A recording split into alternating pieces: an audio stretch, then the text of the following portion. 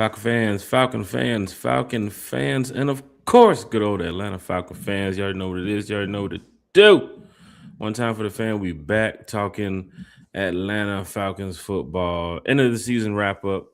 Feeling good, feeling great. Apple Podcast, Spotify Podcast, Amazon Podcast, Facebook, YouTube. You already know, man. We pretty much everywhere. So big shout out to everybody that's in the chat already. Big shout out to everybody that's listening, everybody that's watching. I am joined tonight by the good friends, the crew. Got Miss Carrie in here. One time for the fan. And of course, we have T Will for my ATL Sports. One time for the fan too as well. It's going down in a major way. Kind of sucks, T Will, because I was hoping to make this like a podcast for the playoffs, but we won't be discussing the playoffs tonight. Now, will we? That ship is sailed, buddy. That ship sailed Thanksgiving weekend. So Yeah, it's kind of disappointing. But guess what, man? We are back here talking Falcons football. So I'm glad that we everybody are. who's going to be sitting here watching and listening is going to have a great time enjoying us tonight. Please chime into the chat with what we're going to be talking about. First time here, go ahead and follow us on YouTube too as well. One time for the fan. Also on Facebook, Twitter, and of course, pretty much all social media networks. Miss Carrie, one time for What's the going fan. on? How's everything going with you, Miss Carrie? I mean, I'm doing pretty well, I'm not gonna lie. I feel pretty good despite, the another disappointing Atlanta Falcons season, right? Man, training camp and the off season, we had all this hopes and dreams, and we thought, well, at least I thought, put $100 on us winning the division. I thought this was gonna be the year we finally hosted a home playoff game in the Benz. But anyways, all that to say, there is hope. Not to sound too negative, Falcons fans, there is hope because if you've been living under a rock, have fired both Terry Fontenot and Raheem Morris, and arguably Atlanta Falcons GOAT Matt Ryan is going to be employed by the Falcons probably by the end of this week. So there is hope, at least in my opinion. We're not running it back for a third year for the same old, same old. So yeah. I was just trying to find out how Carrie's day is going. Carrie just went all the way into, what's going on with the Atlanta Falcons' future, and that's what pretty much we're talking about here tonight on One Time for the Fan. That's the good thing about, Miss Carrie, because even during the bad times or the negative times the Falcons are having right now, Miss Carrie always remains positive about the future of this team and of course the organization too as well. T Will, former ATL Sports, One Time for the Fan. Let's go back to last week. You heard what Carrie just said, but let's go back to Sunday, right? Let's go back to the Atlanta Falcons defeating the Aints in the Mercedes-Benz Stadium, the beautiful Benz that they have downtown Atlanta. T Will 17-19, Falcons come away with a win. Of course, you heard what Carrie said too as well. There was some news that broke shortly after the game. But we don't have a head coach no more. That's on the Atlanta Falcons. Raheem Morris is no longer with us. Of course, we don't have a general manager anymore, too, as well. Terry Fontenot also being fired by the Atlanta Falcons. T. Will, you can go back to the game. You can go back to the price of the food. You can go back to the Freddie Falcons swinging from end zone to end zone, creating another highlight for the fans. But T. Will, just your thoughts on just Sunday as a fan going into the game and what you was expecting. Um, and of course, what happened after the game too as well. Well, I certainly wasn't expecting what happened after the game. What happened during the game? Hey, Falcons won, and it went pretty much how I thought it would be. I thought it'd be a defensive game. I thought we'd struggle on offense a little bit. Saints have a good defensive line. They got a good defense. They figured it out. Pretty much went the way I thought it would go. Unfortunate that we assisted the Panthers in facilitating a playoff spot for them. But hey, man, as they say, them's the breaks. But I definitely did not expect Raheem and Terry to be relieved from their duties on that day. I don't think any of us did. And wow, man, I'm Some thought it would be uh, one or the other, but not both of them, right, T. Will? well, I felt like that there was a strong possibility because Arthur really hadn't done that to anybody else that he would give Raheem the next year. So I'm kind of relieved that he didn't. It was the right move. I'm just shocked that he did it. I did not expect that. But hey, we are in a prime position now. As everyone knows, John Harbaugh is available. I am for it. I am here for it. Bring him here. Let's go. If Tomlin's available, hey man, you could bring him here. Like we've got a few good choices out there. So the timing is good because we were the first one out there. So hopefully it will assist us in getting a team in here that can get us back on track, so to speak. But Jack Carey, give me your thoughts on Sunday and specifically the aftermath of the game. Sunday was electric, even though the Falcons wasn't going to the playoffs. I mean, we kind of figured that, a win would take the Carolina Panthers into the playoffs, win the division. And a loss would, of course, send the Buccaneers into the playoffs, win the division. But I got to tell you, man, I was down there, and you can just feel the energy of fans that showed up to the Benz on time. Big shout out to the fans that showed up on time. That's pretty Shout good out. when you can get to your seats on time and get there for kickoff. But I like when they put the rivalry game at the end of the season, right? I mean, I think we have Carolina in the past before too as well. I think we played the Buccaneers years and years ago in the past. But I have to say, the Atlanta Falcons playing the New Orleans Saints to wrap up the season, even if it's in New Orleans or if it's down here at the Benz, it's still a game that fans will show up and show out because why, T. Will? It's the rivals. We hate them, they hate us. And you can kind of feel that atmosphere even in the Benz. And of course, the trash talk there when it goes down to, well, you suck. No, you suck. Well, we both suck because we're both not going to the playoffs. You can kind of feel that energy from chopping it up with some of the fans from New Orleans. And of course, the fan base here in Atlanta. Disappointment on all levels because I'm sure both fan bases wanted to make sure that their team could have a shot at making the playoffs. But of course, it wasn't looking like that this year. And like Kerry said, there's hope, right, for the future. And going into that game, I just figured, hey, I'm just here for the entertainment. Yes, we want to go beat up on the Saints. We wanted to win this game. Kind of sucks that, two teams are sitting there waiting to see who we win or lose so they can get their shot at going to the playoffs. But at the end of the day, we did beat the Saints 19-17. The building was electric. Fans were on their feet pretty much majority of the time in the stadium. And coming away with a win against your rivals, sweeping the Saints. T. Will, sweeping the Saints.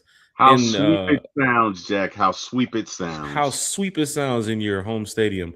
It feels good because of the fact that Falcon fans deserve that sweep, right? I mean, we split the series with the Bucs 1-1. Carolina got swept by them too as well. Disappointing. But then to know that T. Will, out of all the games you played this year, beating the Jets, beating the Dolphins, even splitting the series with Carolina could have opened up possibilities of making the playoffs. And it's just disappointing because we can go to the Colts loss. We can go to the 49ers loss. We can go to some of those games, but just beating the 1-6 Dolphins on my birthday would have meant something.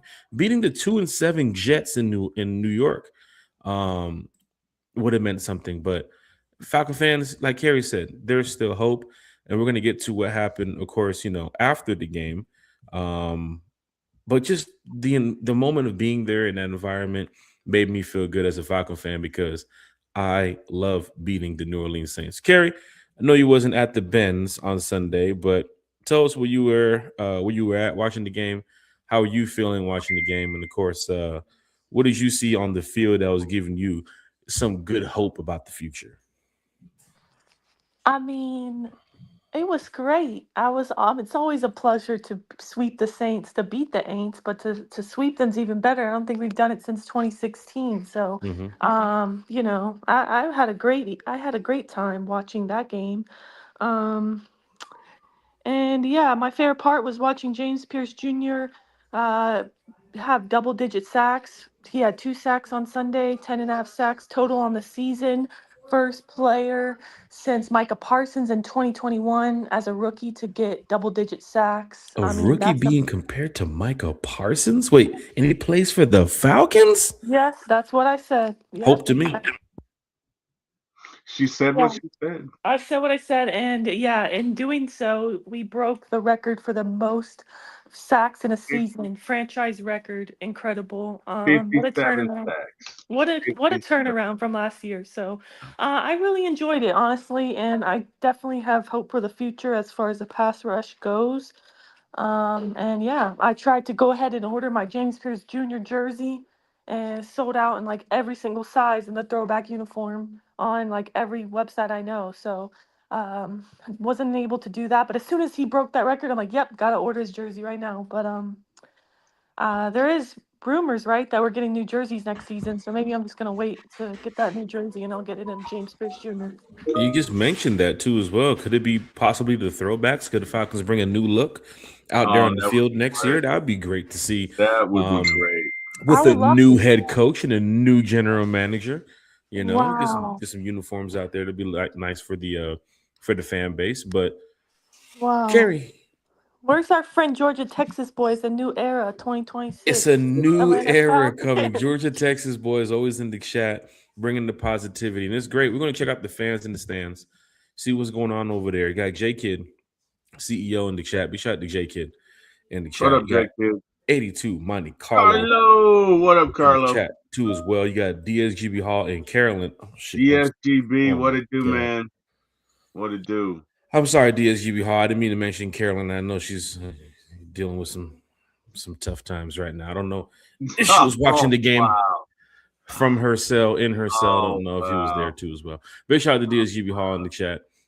Jeremiah Weems is also in the chat too as well. Falcon fans, what's up, Jack and Terry and Kerry? We need a new head coach, general manager to ATL. Times are changing here in Atlanta. I can tell you that right now. A lot of teams, Kerry, after Sunday were firing their head coach and letting go of these people. There's a lot of quick moves that was made. Usually people wait till Monday, Tuesday, but moves were made shortly after the game. Even for the Atlanta Falcons, I don't even think the fourth quarter was over, and Raheem and Terry's bags was already packed, getting ready to get up out of here. So it's kind of crazy to see that the last stretch of the season wasn't enough for Arthur Blank to say, hey, we're going to keep Raheem here for a third year, Kerry, like you mentioned. I mean, the traditional way that the Falcons usually do it is having the coach here for like that 3 years. But I Wow. think so many fans were just fed up with just year after year of just disappointment, year after year of just broken promises made to the fan base.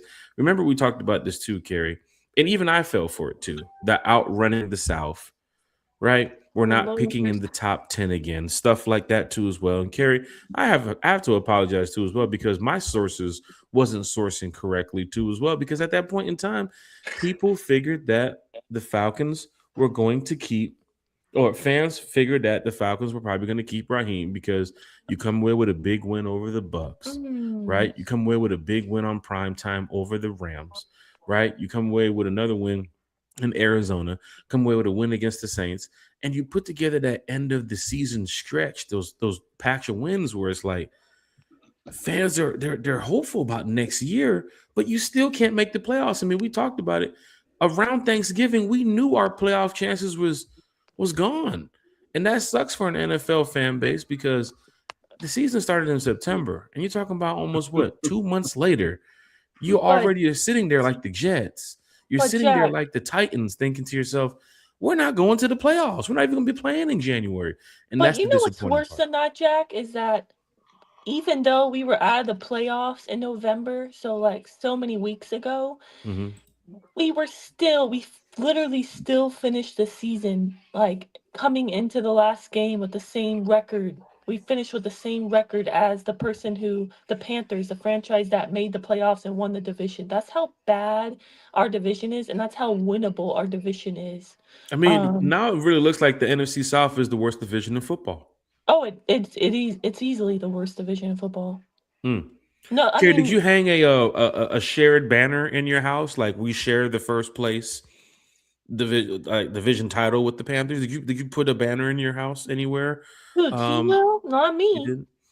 Just took the Christmas tree down and just threw You it out in already the know curb. how I felt, Jack. I wanted it to somehow happen to where we could beat the Saints, obviously, because I always want to beat the Saints. But I truly, if I had to pick, I would have much rather the Bucks win the division again because they've already been winning it, right? And Right, now the Panthers, there's a new reigning champ of the division. I would much rather us be the new champ. And if it's not right, going to be us, I'd rather the guy that's been doing it for 4 years in a row.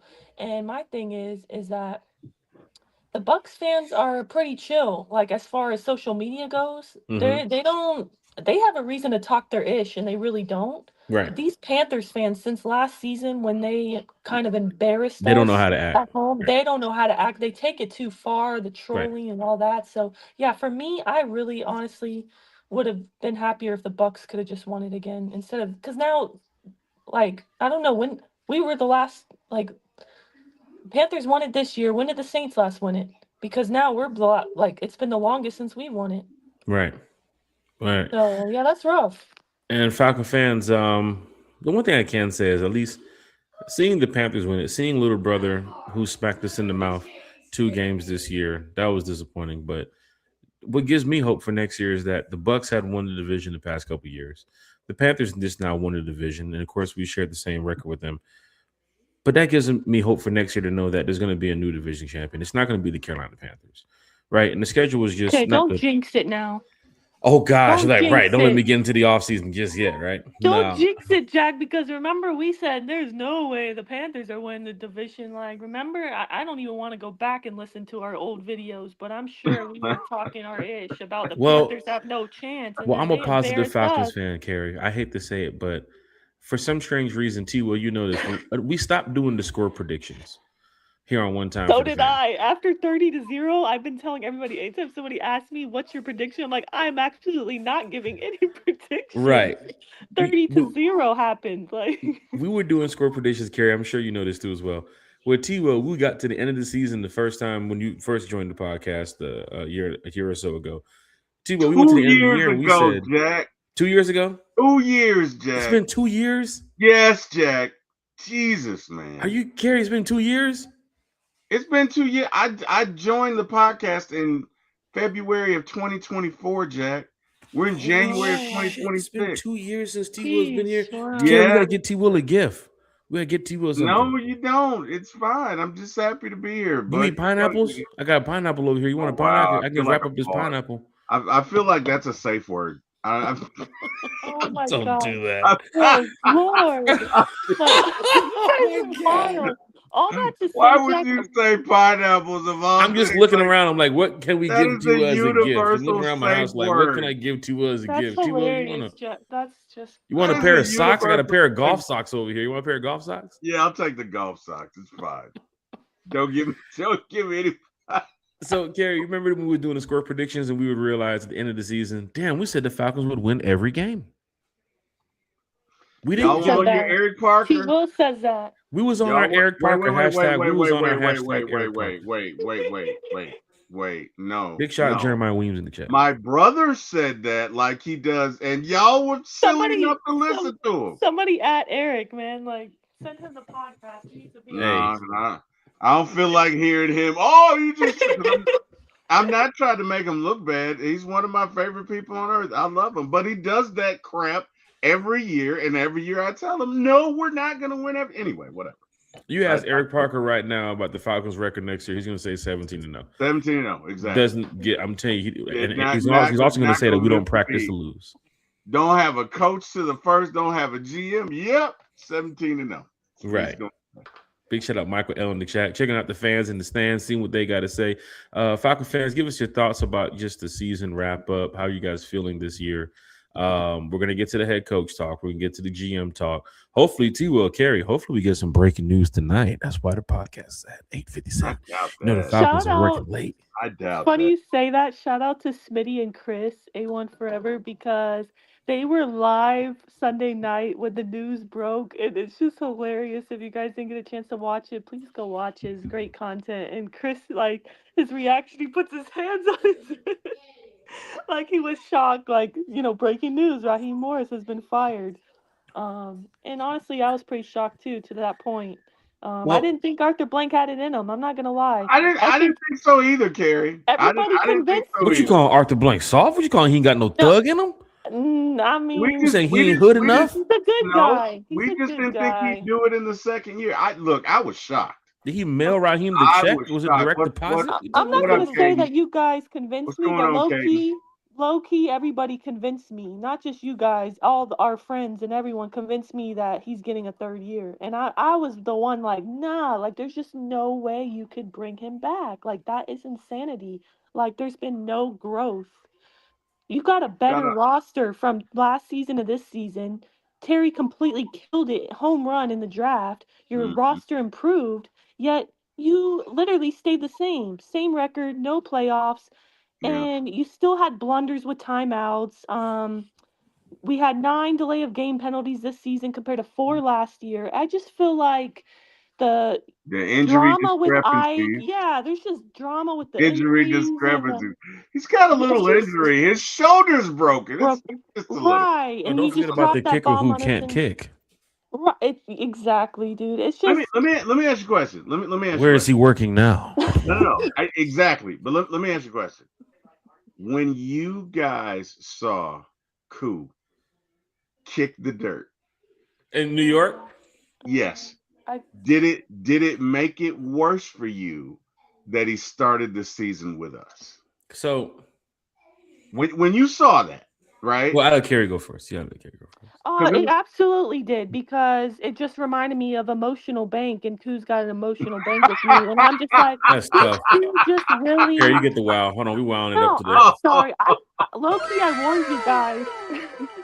I put my name as 21 Carry, so I warned you guys like you did. we got to get our standards up, and I'm so happy that Arthur Blank and the Atlanta Falcons in general, just didn't go with the norm. With the whole third year, how everybody convinced me like, oh no, and I started coming to terms with it. Yeah, Raheem's likely they're leaning towards keeping him, and I'm just like, okay, like I was kind of in the acceptance stage, right?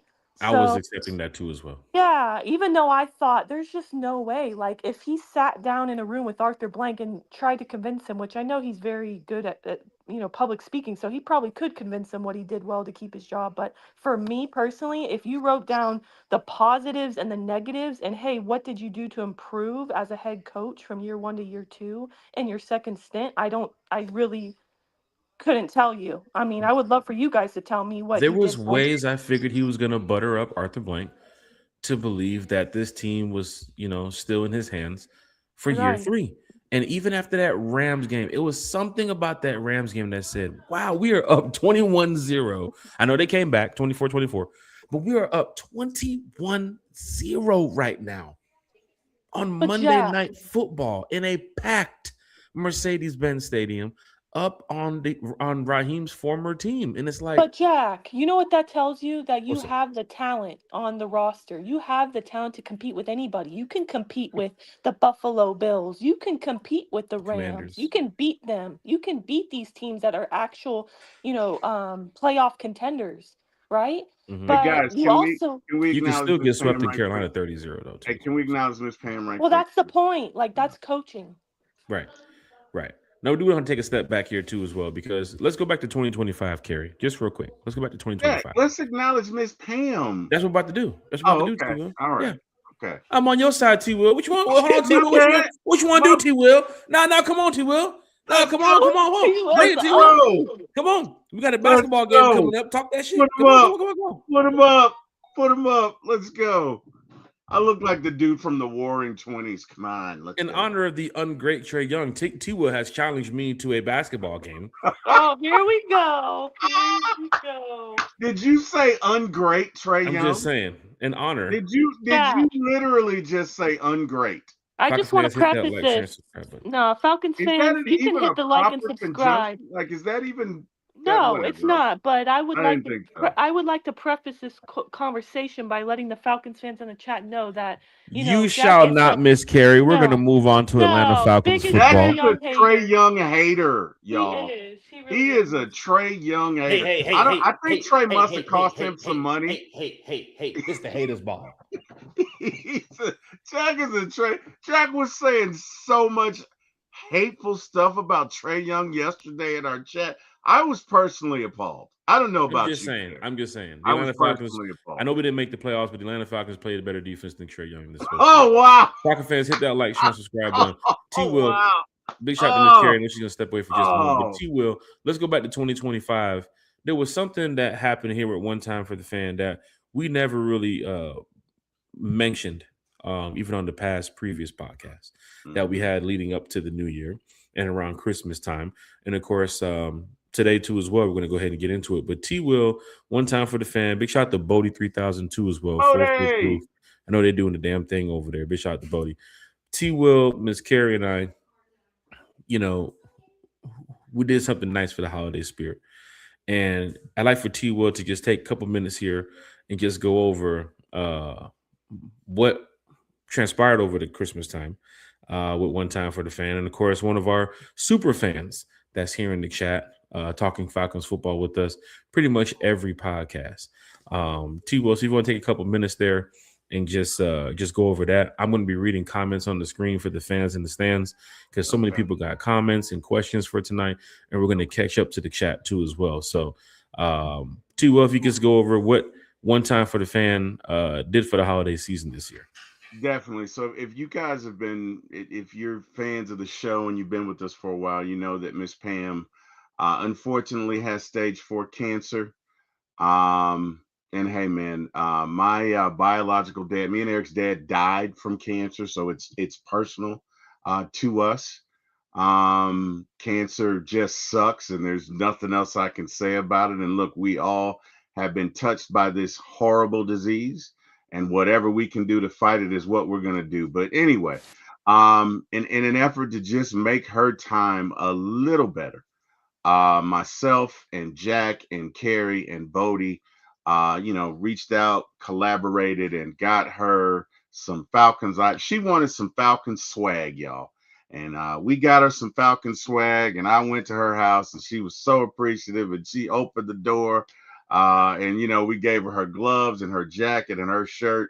And she was so appreciative. She thanked me at least 2 or 3 times. But guys, in a serious moment here, if you can, say a prayer for Miss Pam, because again, cancer is nothing to play with, and she's going through it. She's fighting every day. She's a warrior. Miss Pam, we just want you to know we love you. First and foremost, we love you. We want you to be here as long as you can. We are praying for you every day. Hey man, I just want you to make it. I want you to be here as long as you can. And I hope you enjoy the items. If we could do more, we would. And hey, man, last but not least, fuck cancer. That's all I gotta say. So there you go. I know some people that don't appreciate us cursing sometimes. I've talked to some people that's like, "Oh, you guys got to keep it down because some kids in the car." But even Atlanta United had it on a banner in their stadium. They allowed it.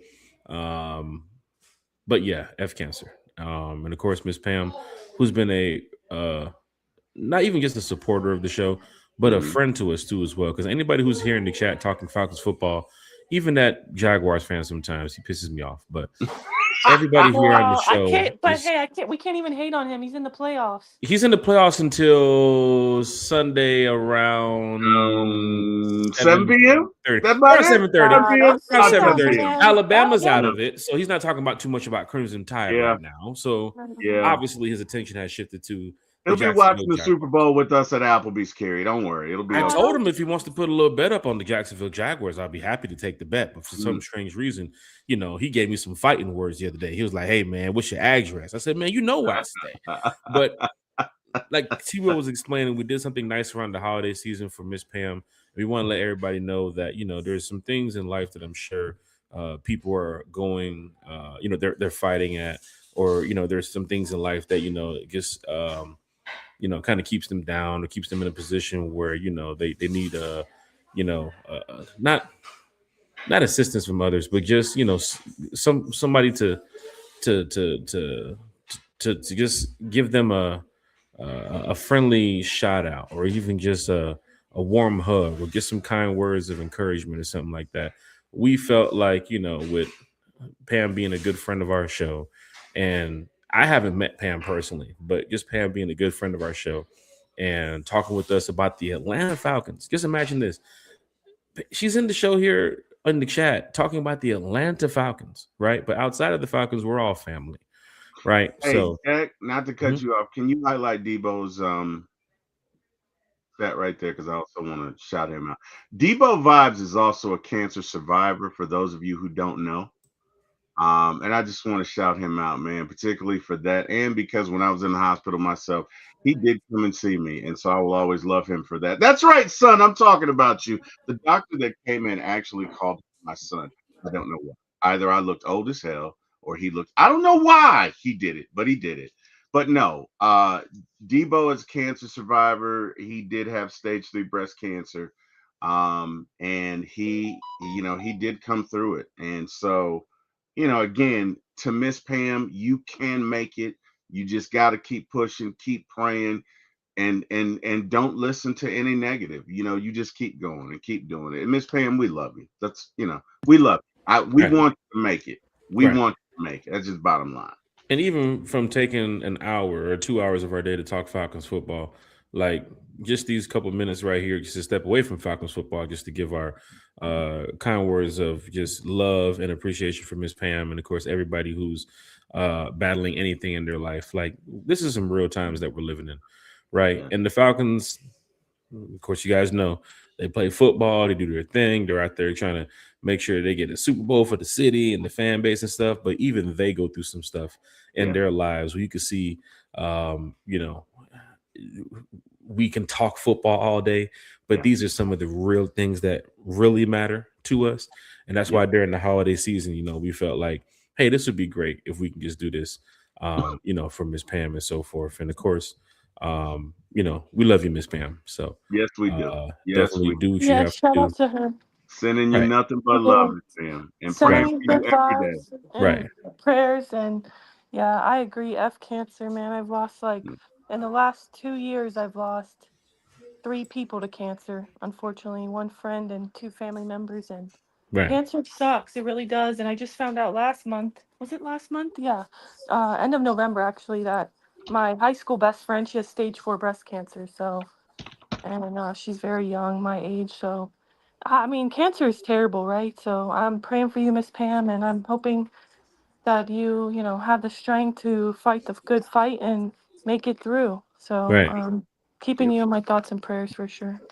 Right. And not only to Miss Pam, but of course, anybody in here who's battling anything, and of course, your Amen. family, your Amen. friends, your close friends, your neighbors, cat, dog, whatever it is. One time for the fan is from the fan for the fan.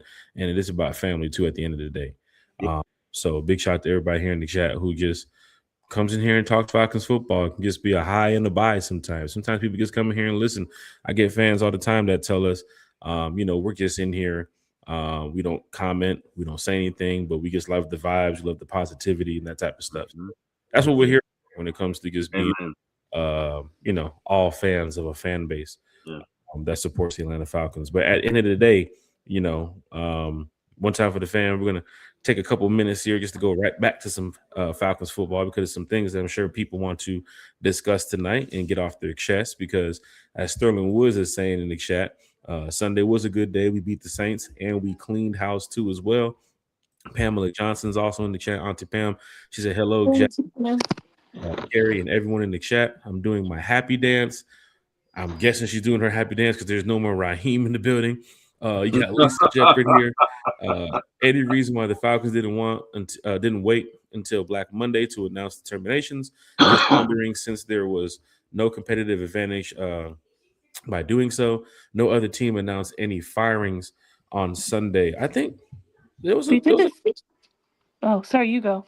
wasn't there a couple teams? Wait, there was no other team that announced. I mean, there was some No, everybody else announced on Monday, Jack. on Monday, but I Falcons kind of were the figured first that there one. was going to be some coaches getting out of here. I think we kind of figured that the Arizona Cardinals. Okay, so I was watching the videos of course, the general manager of the Arizona Cardinals come down to the field and talk to the head coach, which people figured that was going to be in the dirt too as well. And you also have Kevin Stefanski too as well. He got the boot.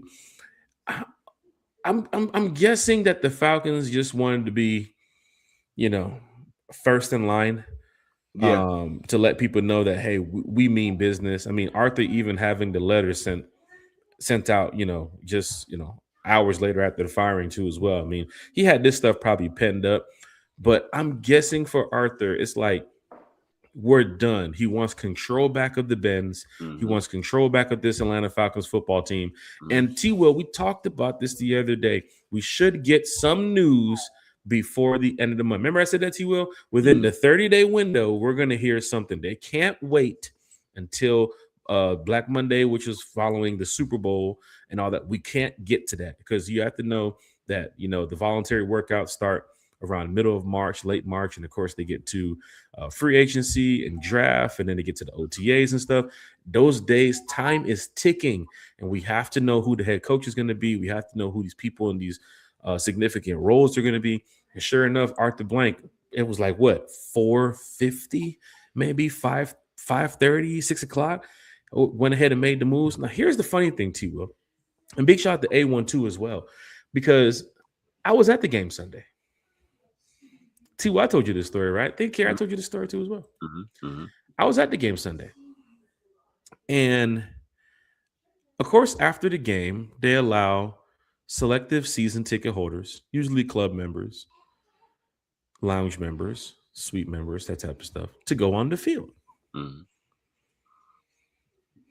Sure enough, I was on the field after the game, which I'm sure if those that follow me on One Time for the Fan, IG, or even know my Instagram page, or even know my Facebook page too as well, you can clearly see that, I was out there enjoying the game. And I was able to walk on the field after the game and talk to some of the players and talk to some of the Falcon staff as well. But one person I got a chance to talk to, Terry, was your brother from another mother, Terry Fontenot. Mm-hmm.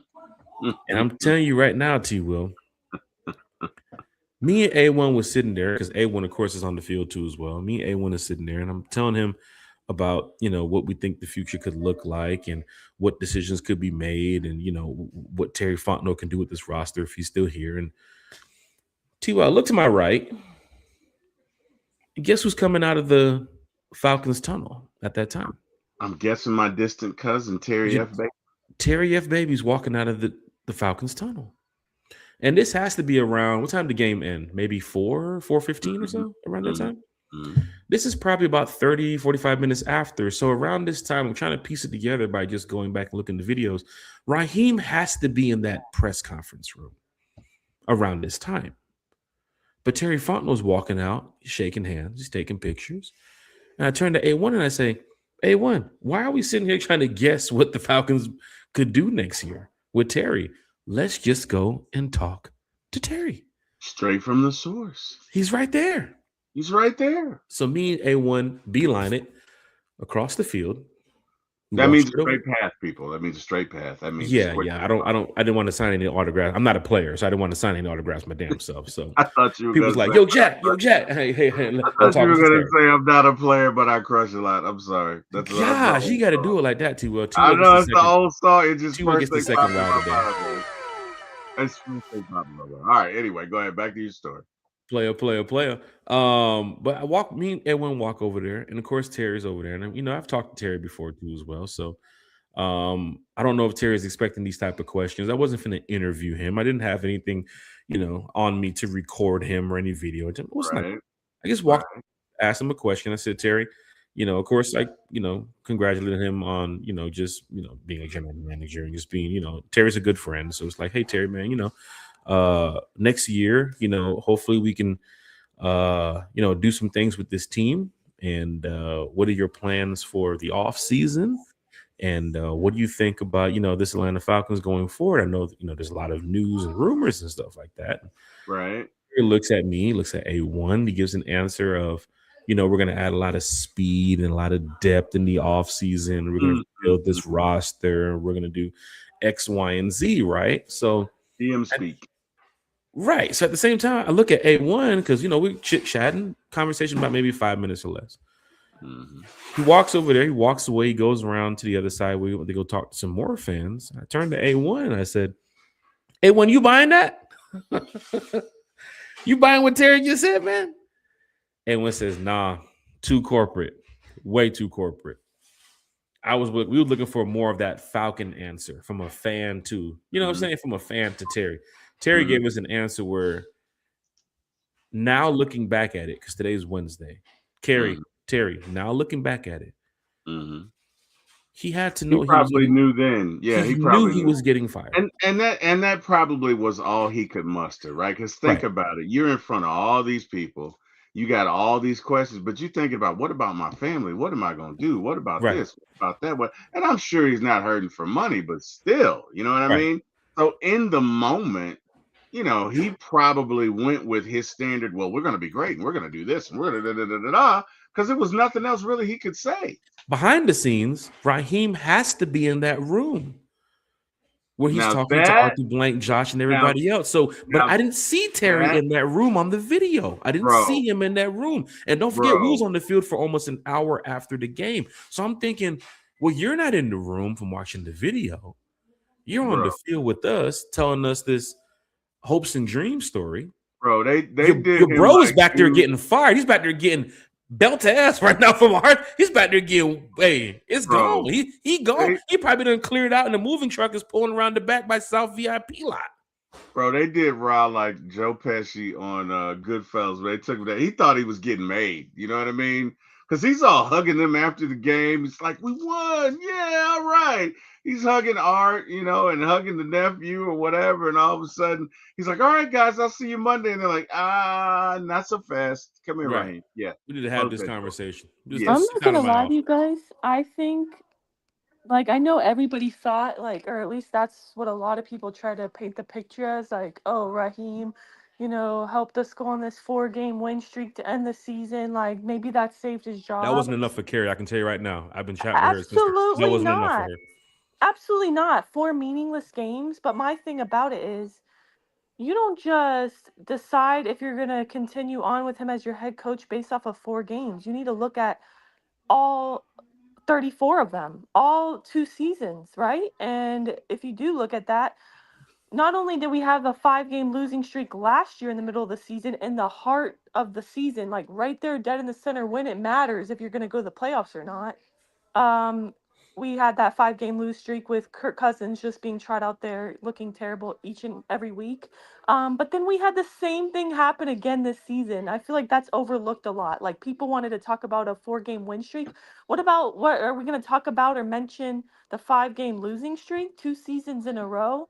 So for me, absolutely not. And that's why I said there's no growth there. You're doing the same thing, different year. It's like Grady Jarrett once said, same shit, different year. So and big shout out to Grady Jarrett, who's playing in the playoffs this weekend too. Yeah, shout out to him. Hopefully he completely stomps the Green Bay Packers so that Matt LaFleur can be the Falcons' next head coach. I'm just saying. So here's the cool thing now, Falcon fans. Okay, let's get away from the season now, right? Falcons beat the Saints, they beat the Rams, they beat the Cardinals. Raheem's fired. Okay, now let's get down to the nitty gritty, right?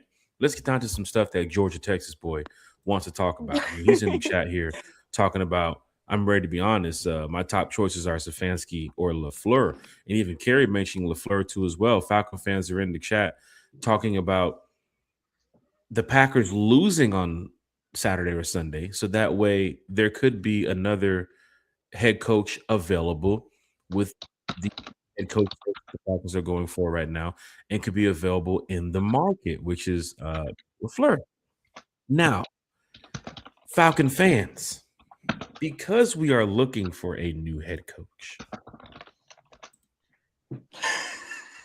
Carrie's so ready to talk about this. She's so happy Raheem's gone. Because we are looking. T-Will's keyboard. T-Will's gone. He's going to work now, huh? Crazy. Okay. No, but I do want to add one more thing. I'm still here. Why would you put that out on the show? Carrie outed you. A private chat. Carrie outed you. Carrie gets the third wild today. Jesus, man. Wait, what private chat? I didn't even read the private chat. I'm talking about your keyboard going off, like the chain, like da da da da da da da. Loud. Mute your mic. I'm a loud Terry typer. said trigger fingers turn to Twitter fingers. Over there, No, I'm not chatting Drake over there. fans, he will. Remember the other day I'm we a was in the loud chat, Kerry? We were typer. talking about the Falcons. All you hear in the background is breaker 19 64. 64, you're over there, communication 64. Oh, Like, why are Terry, you what the hell are talking you about? doing? You Just are mute really, it. you are And then Terry talking goes back, he's now. enjoying it. Breaker Oh. 64. This is Big Bird. Big Bird, this is 64. Like, Terry, just mute it. We're having a conversation about the Falcons here. Terry was enjoying Sometimes that shit. He's like, I'm our gonna let them friend, listen he to my shows his group chat. age. I'm not gonna lie, we love Terry, but sometimes he shows his age. Oh Like he my just doesn't mute. He doesn't. Right.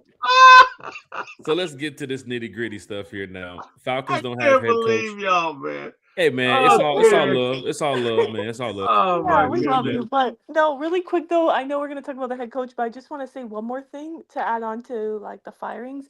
Yeah. You know how, because we didn't mention this, the Falcons brought in Sportsology to evaluate the health of the organization and the football team. They brought them in almost 2 months ago. So I think that it was already decided upon. You know, you kind of alluded to it with Arthur Blank's letter was probably already written up. Yeah, I think it was basically like even if he won these 4 games, it wasn't gonna matter because these people are like, like you Well, got to look at rumor the whole has it picture. somebody in the front office wasn't feeling Raheem as Agreed. being the Yeah. head coach next Oh, I year. didn't hear Agreed. about that. Okay. Agreed. Yeah, I mean, it could have been me, but I'm just saying. I mean, Oh, then again, it wow. could have been anybody who's close to Arthur Blank. Could have been Rich McKay. Could have been his son Josh. Could have been Sportsology. Could have been that group. Arthur Blank doesn't have like this Jerry Jones circle. So a lot of times when people's like, "Oh, Arthur Blank said this and that," Terry, you know my position for the past couple of years of where I've worked and so on. Right. He doesn't have a big entourage like that. Arthur No, Blank's private security. Okay. Right. He has his private security. Wait, come on now, Kerry. Don't put me, don't do me like that now. I'm kidding. Hey, how you doing, Mr. Blank? I just want to say, shout out. Hey, what's up, Chip? Oh, You know, wow. Oh, wow. but I just want to say, Oh, hey Jenny, wow. hey, how you doing, Jenny? But I just want to say, like, for the group that he has, I'm no longer with that group anymore. But for the people that's around him, it's not like there's a bunch of reporters in his face or there's a bunch of people that can get inside information. So a lot of times, if somebody's saying that he said something, it's kind of like, who said that? Like, who said it? Because he doesn't have a big group that's out here chipping and chirping and talking aside. Certain. He doesn't have a burner account, right? Let's just he's not pulling the Kevin Durant right now. He You doesn't have sure a burner about account. that? No, I'm kidding. Right. He's You out never here. know. He's out. Hey, that would be funny as hell. But then again, he does have kids and so forth, and I'm sure they probably pay attention to social media because even some of the names that you're hearing that's connected to the head coaching search, I mean, we called it too as well when some of these, the Matt Ryan thing, and of course, please, get Matt Ryan somewhere at this organization, take him away from CBS Sports, and we even debated it here on the podcast before that. Matt's making a ton of money over there at CBS Sports. Why would he leave to go take a position inside the front office? But of course, what other team would be better for Matt Ryan to go help lead to a Super Bowl other than the Atlanta Falcons? It wouldn't be the damn Colts. Otherwise than us, I would probably say Boston College because that's his alma mater, right? But behind the scenes, there is something brewing at Flowery Branch. There is something going on where Arthur Blank is tired of this shit. And he wants a Super Bowl for this city. He wants a Super Bowl for this fan base. He wants to have consecutive winning seasons.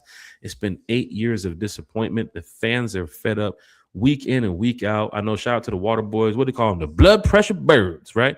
We're tired of those moments, right? We need to get back to those Matt Ryan years when you knew in the fourth quarter if you're down 3 or if you knew if you were in the fourth quarter up 3 or 4 that you were going to win this game, right? And I want to see that Falcon team come back, right? And I think people that's going to be put in the right position in the front office is going to make this happen.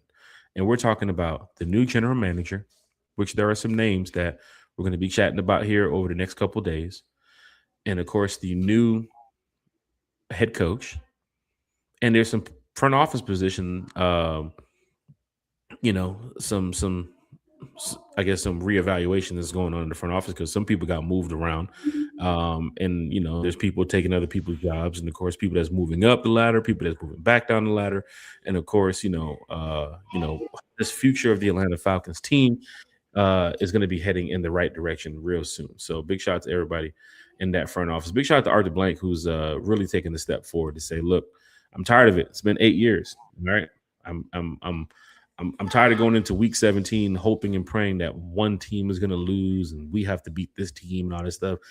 I want to be consecutive like some of these teams that know they already are going to. Wait, is that 2 carries now? What the hell is going on? Oh, no. Wait. I think this carry's gone. Get this carry gone. Get the other carry back. Bam. I want to go into week 17 and know that we're going to be going to the playoffs. I want to go into week 13 and week 14 knowing that we're going to the playoffs. And, I remember those years with Matt Ryan, but we have to get it back. And hopefully it's going to be happening soon with a new head coach and a new general manager. I'm sorry. I just love the people in the chat. We got J Kid in the chat saying Obrick's son has a burner account. Now, Zach Robinson's son has a burner account. I think we all figured that out from recent. Was that Ulbrich or Zach? Was that Ulbrich? That was Ulbrich, wasn't it? Oh yeah, that was Ulbrich. Oh, my bad, Zach Robinson. Yeah, Ulbrich's son. That's right. That's funny. Oh, Trey! That's breaking news. Hey, Trey, young hater. He just got traded. Breaking news. Who? Your favorite player to hate? No, for real. No, for real. Trey Young. No, for real. Tell me it's true. Breaking news from Shams. That's the most legit source you can have. The Atlanta Hawks are trading 4-time NBA All-Star Trey Young to the Washington Wizards for CJ McCollum and Corey Kispert. Sources tell ESPN. No, I'm dead ass. Like, be dead ass. Be for real.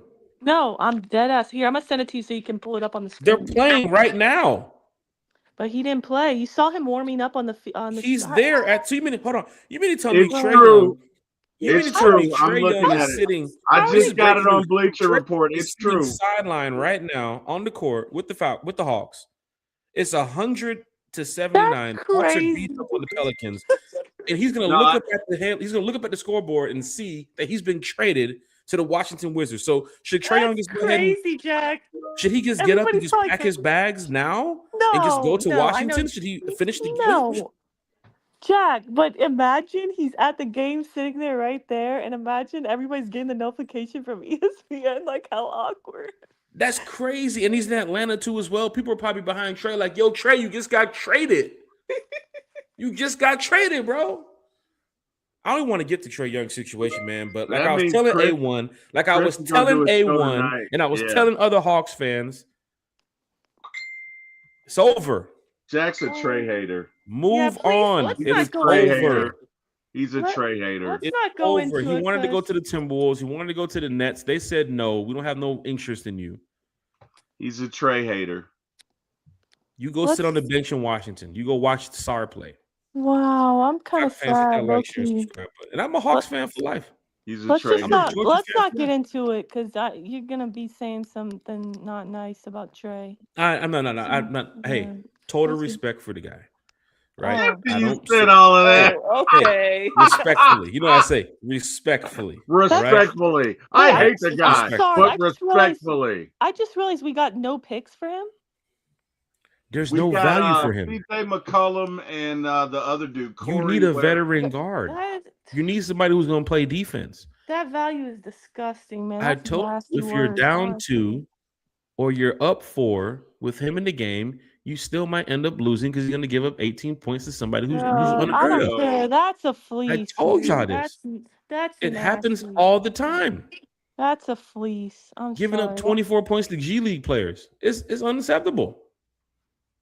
No, Falcon fans, hit that like, share, and subscribe button. But the Hawks are winning 100-79. I'm sure somebody in State Farm Arena is telling Trey, yo, Trey, you just got traded to the Washington Wizards. You can catch the 10-15 right now. You're right there downtown. You can make it to Hartsfield in time. J Kid is in the chat. Sterling Woods is in the chat. 82 Monte Carlo's in the chat. So many Falcon fans is in here talking Falcons football. The head coaching search, the general manager search. I mean, T-Will, we was looking for some stuff about,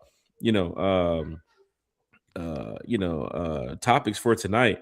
The chat does everything for us. Yeah, they do. That's the cool thing about being on this podcast and just doing this.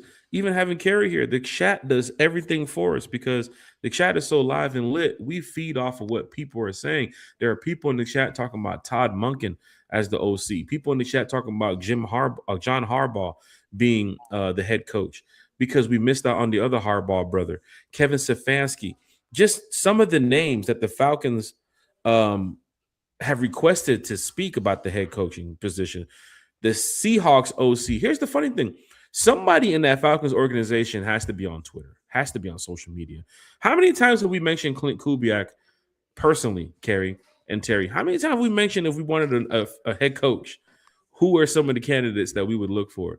We've talked about Clint Kubiak before. We've mentioned that. But sure enough, here comes Falcon fans across social media calling on Clint Kubiak. Now, the one thing I keep hearing, and Carrie, Terry, please chime in on this. Chat, please chime in on this. I'm going to get to the comments. We're going to catch up in just a minute. Please chime in on this.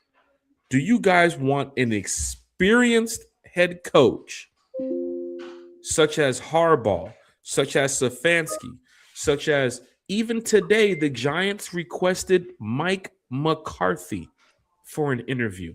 It's possible that he could be back in the works too as well. I need to hear it from the chat. I need to hear it from Carrie and Terry. Do you guys want an experienced head coach who has a winning track record? I understand Harbaugh hasn't been to the playoffs, didn't make the playoffs this year. I I'm understand he so was fired in sorry, Baltimore. Jack. I'm so distracted. Trey Young just got traded. Like that is an Yeah, end of an era. I know I it's knew it was not gonna supposed to happen. be. I I know it's traded him. Falcons I traded football, him on but 2K. Every year I have 2K. I keep trading him oh every time I play. wow. I'm not trying to change the subject, but I'm kind of actually I knew it was gonna happen, but it's like wow, it's kind of shocking. And But also, to would trade you? him while he's at the game, though, Yeah, that's kind of. Couldn't they wait till like the game's over or they tomorrow? Like Raheemed that's kind him. of savage. That's You savage. said they Raheemed him. Oh wow, That's worse Raheem than is a Raheem. verb. That's worse Oh, Jack, you are I gotta give showing out myself a wow tonight. for that one too as well. Hold on, You let me are give myself a showing wow for out that one. tonight, buddy. You are showing out tonight. You have no shame. You should see me Wow. with 2K. I'm over there. Oh damn! Look at this Hawks roster. But okay, I have to ask you, Jack, would you take Anthony Davis? Hell no. And the reason why I just said that, don't laugh at me, is because Shams is saying moving Trey Young provides Atlanta Hawks with financial flexibility to pursue a large salary over the next several months. With excuse me, I can't speak. Dallas Mavericks star Anthony Davis is the prime in-season trade target for them. He There can't was a stay post today healthy. somewhere about which team fits Anthony Davis the best.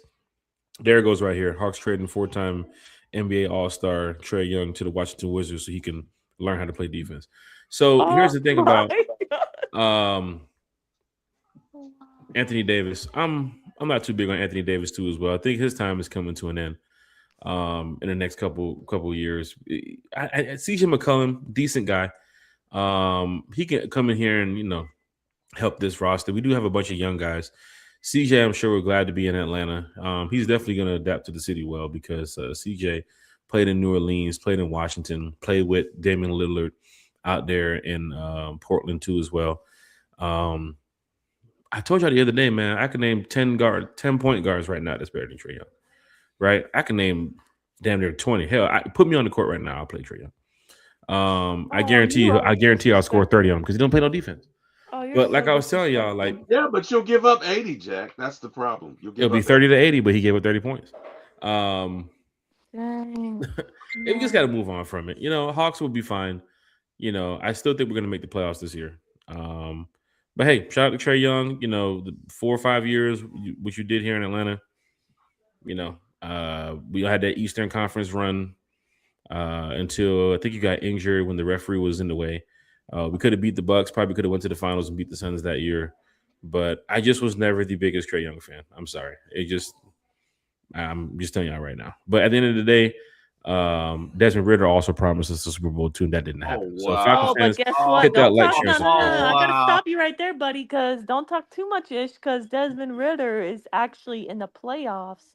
He is playing in the postseason with the Green Bay Packers. So, Wow. we're eliminated. Yeah, they elevated him from their practice squad. Wow. And So don't we can't talk forget, too much ish. we also need a quarterback next year if there's going to be like a bridge gap All right, I quarterback. gotta go. I And gotta maybe go. Malik Willis could possibly be. Carrie's gonna she had to step away anyway, so Carrie was had to take care of some things. But big shout out to Miss Carrie.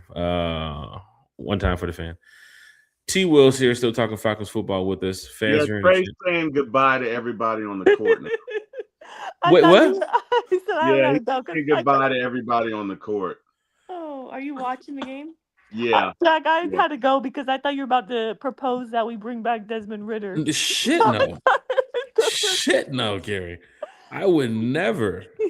Then again, my DoorDash order is getting late here too as well. So Oh, I um just wow, no picks. I get that his trade value was bad, but like that sucks. I No, told not a y'all single we wasn't pick. gonna get nothing for him. Oh, Like no team when he requested to go to the Nets and the Timberwolves and they hit us back like, nah, we're good. Wait, y'all don't want him? He's a 4-time All-Star. They said, nah, we good. We're straight. We're fine without him. Like I'm telling y'all, like I don't want to get to it, man. People gonna be like, man, you just really going in on trade. Nah, it's not like that. But yeah, let's get to this head coaching thing, right? Because this is important. I don't want to spend too much time. We got an hour. We're already an hour into the podcast. We'll spend wow. about the next 10, 15 minutes, then we'll just wrap up the show, right? Because I want to get on this 2K tonight. I got to trade Trae Young off my other team. Oh, Oh my wow. goodness. This You're on guy. Trey Young. Oh, he's a Trey Young hater. I might trade him back to my team and then trade him off again. But the Falcons plan to speak with Seahawks OC Clint Kubiak, Broncos defensive coordinator Vance Joseph, Browns head coach former head coach Kevin Stefanski, Dolphins defensive coordinator Anthony Weaver.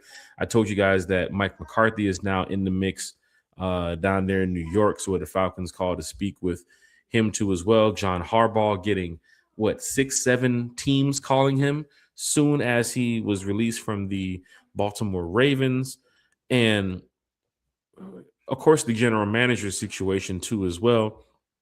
That is a position that is open here in Atlanta. I'm sure the Falcons want to make some type of move in the front office before they go sign a head coach. That would be totally wrong for the Falcons to sign a head coach without having a general manager. Of course, even getting these other positions filled too as well. But Terry, let's go over this head coaching position.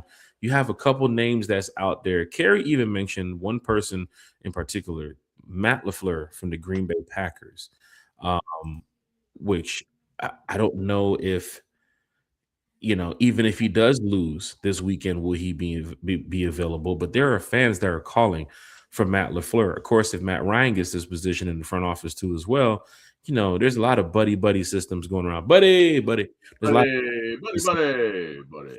where Matt Ryan knows a lot of these people too as well, worked with some of these people, played with some of these people too as well. Some of them was on the coaching staff years ago when Matt was here. We still don't know Matt's position of where he's going to be in the front office if he does get the job. I think he does get the job. I mean, they are interviewing other people for these roles, but Matt Ryan, you definitely need his football IQ somewhere around the Atlanta Falcons organization, especially with having so many losing seasons. But Terry, your thoughts on this head coaching situation? We'll save the general manager talk for Friday. We're back Friday morning, breakfast with one time for the fan. Let's get to the head coaching situation quickly with your thoughts about who do you guys want? Who seems the most flashy head coach right now to come and change this culture, change this team? And don't forget, we haven't talked about general manager, but who is your top 3 lead candidates, or even 5, if you want to go over it? Hell, you can just say 1. Who would you want right now to lead this Falcons team? And there could be more names available. If Mike Tomlin lose, could he be available too as well? If LaFleur, could he be available? Even, there's a couple other coaches too. But who would you guys want? Carrie, we'll go to you first. I mean, for me, I would like Clint Kubiak.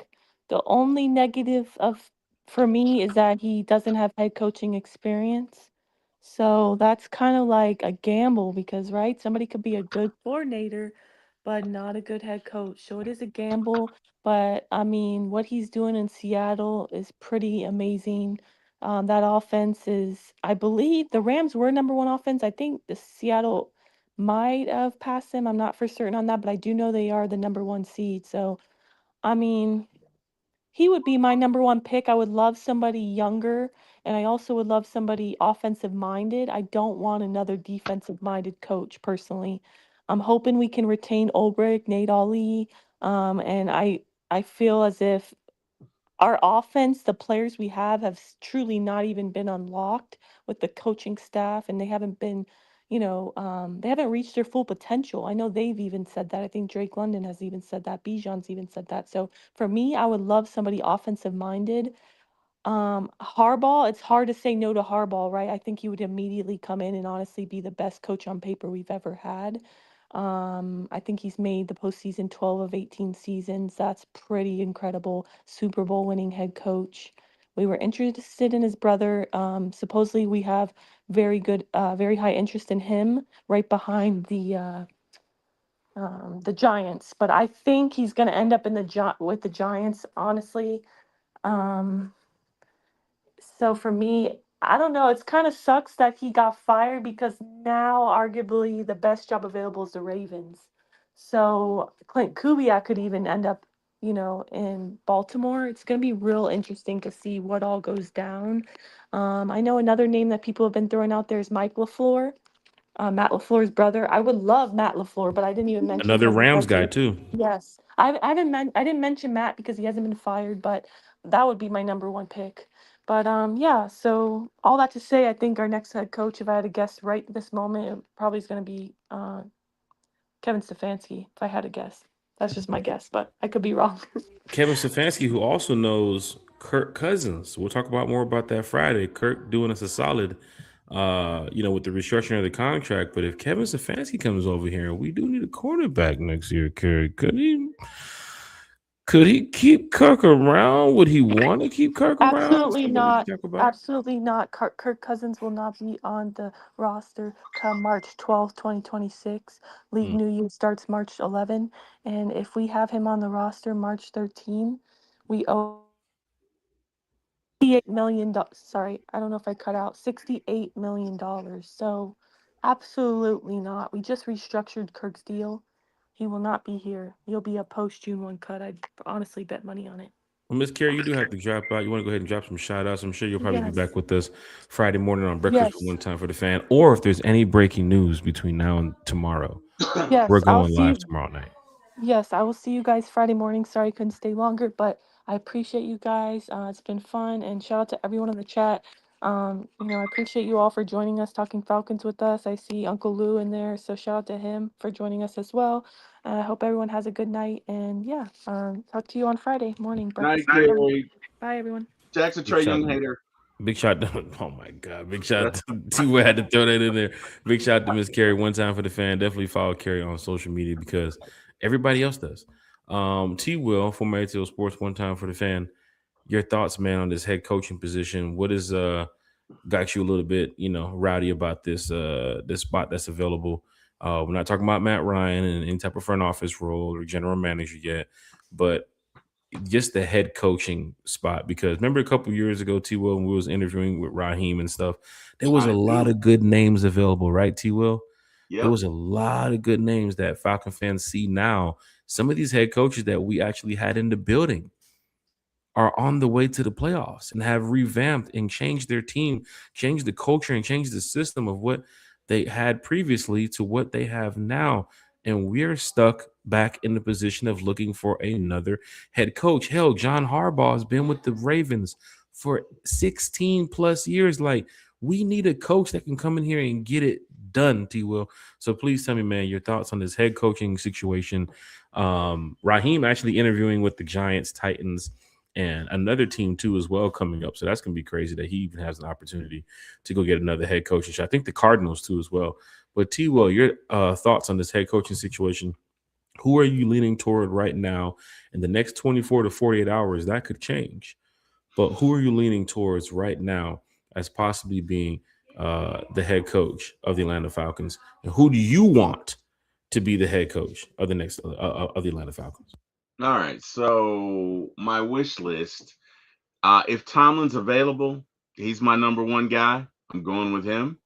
But again, if he's not available, then you got Harbaugh. Then LaFleur.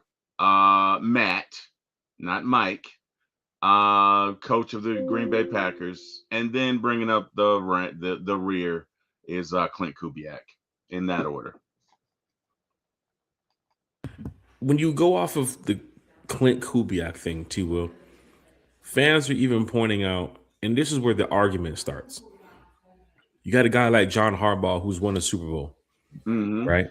You got a guy like John Harbaugh who's coached Ray Lewis, Ed Mm-hmm. Reed, right? Mm-hmm. Some big The names. Even ball hawking Ed Reed. I mean, we got to put it out there. Even some of the names that he's had Sports. defensively and offensively on the side of the ball.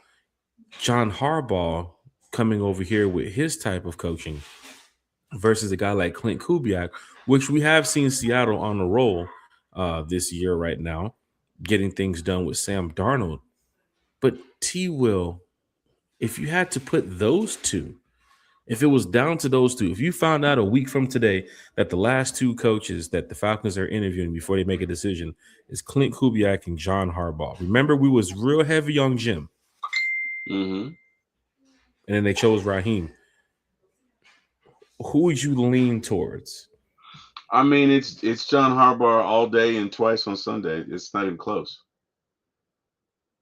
It's not even close, because like you say, he does have a head coaching experience. He has won a Super Bowl.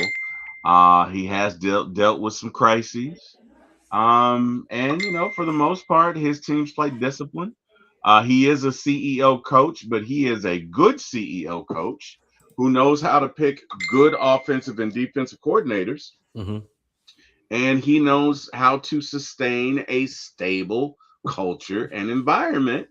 Let's say he's the antithesis of Raheem Morris. So, again, all things Mm-hmm. being equal, I'd love to have Mike Tomlin. I just don't know that that's going to happen. But if we can't get Tomlin, then hey man, I will take Harbaugh all day. I like Matt LaFleur, but yeah, again, right now, my top candidate is Harbaugh. That's available. If Tomlin Breaking comes news. available, that's different, right?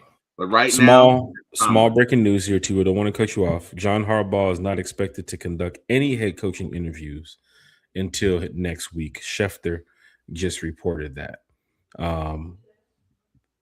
which is yeah, good, right? yeah, it's probably got to take a week to get his affairs in order. You know what I mean? And probably Because the just Seahawks are letting Clint Kubiak go out there during the bye week and go out there and get the interviews in. Remember what happened a couple years ago with Dan Quinn? That we already knew that Dan Quinn was going to be our head coach as they was heading into that playoff game. We yeah. knew that. They kept announcing it all over the TV and the radio. There goes Dan Quinn. Every time they show him on the screen, there goes Dan Quinn, and the next head coach of the Atlanta Falcons And the is Coach Falcons, Ray.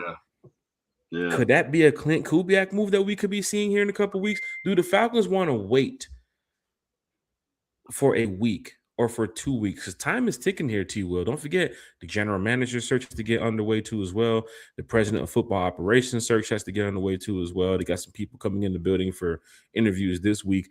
T. Will, do you want the Falcons to rush this decision so that way the fan base could be happy, or would you rather them sit there, wait it out until the end of January going into Super Bowl? Could you wait, T. Will, could you wait until Super Bowl that week after or the day after Super Bowl to find out who your next GM and head coach is? Or is it just dire need that you need to know this week to make your offseason feel much better?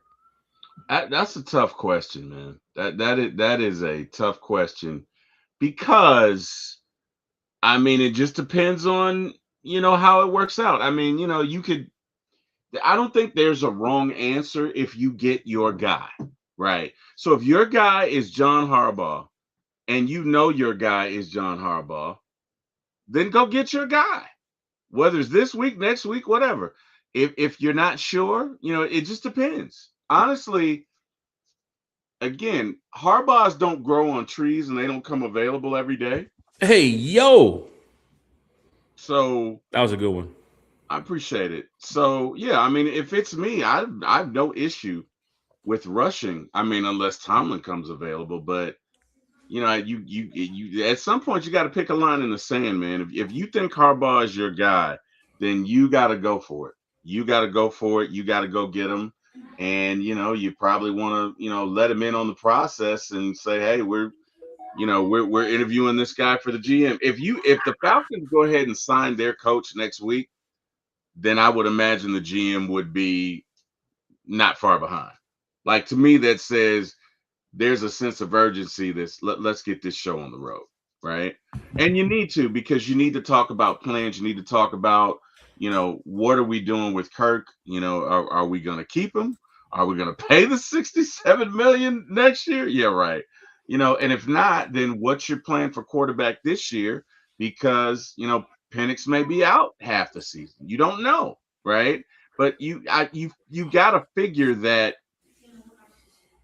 whatever they want to do, they want to get the ball rolling. I think that's why they struck first. I think that's why they put it out there first, because they're being intentional. That word is so overused in today's society, but I think they're being intentional, and I think they're trying to go about this as quickly and as expeditiously as possible, so that, shout out to T.I., so that they can, really get the ball rolling on it. I think T.I. the rapper, not the comedian, but yeah, go ahead. Oh, wow. Oh, the hate just doesn't stop. It's not hate. It's not hate. It's not hate. Shout out to Clifford Harris, man. Rapper, comedian, dad, actor, whoever.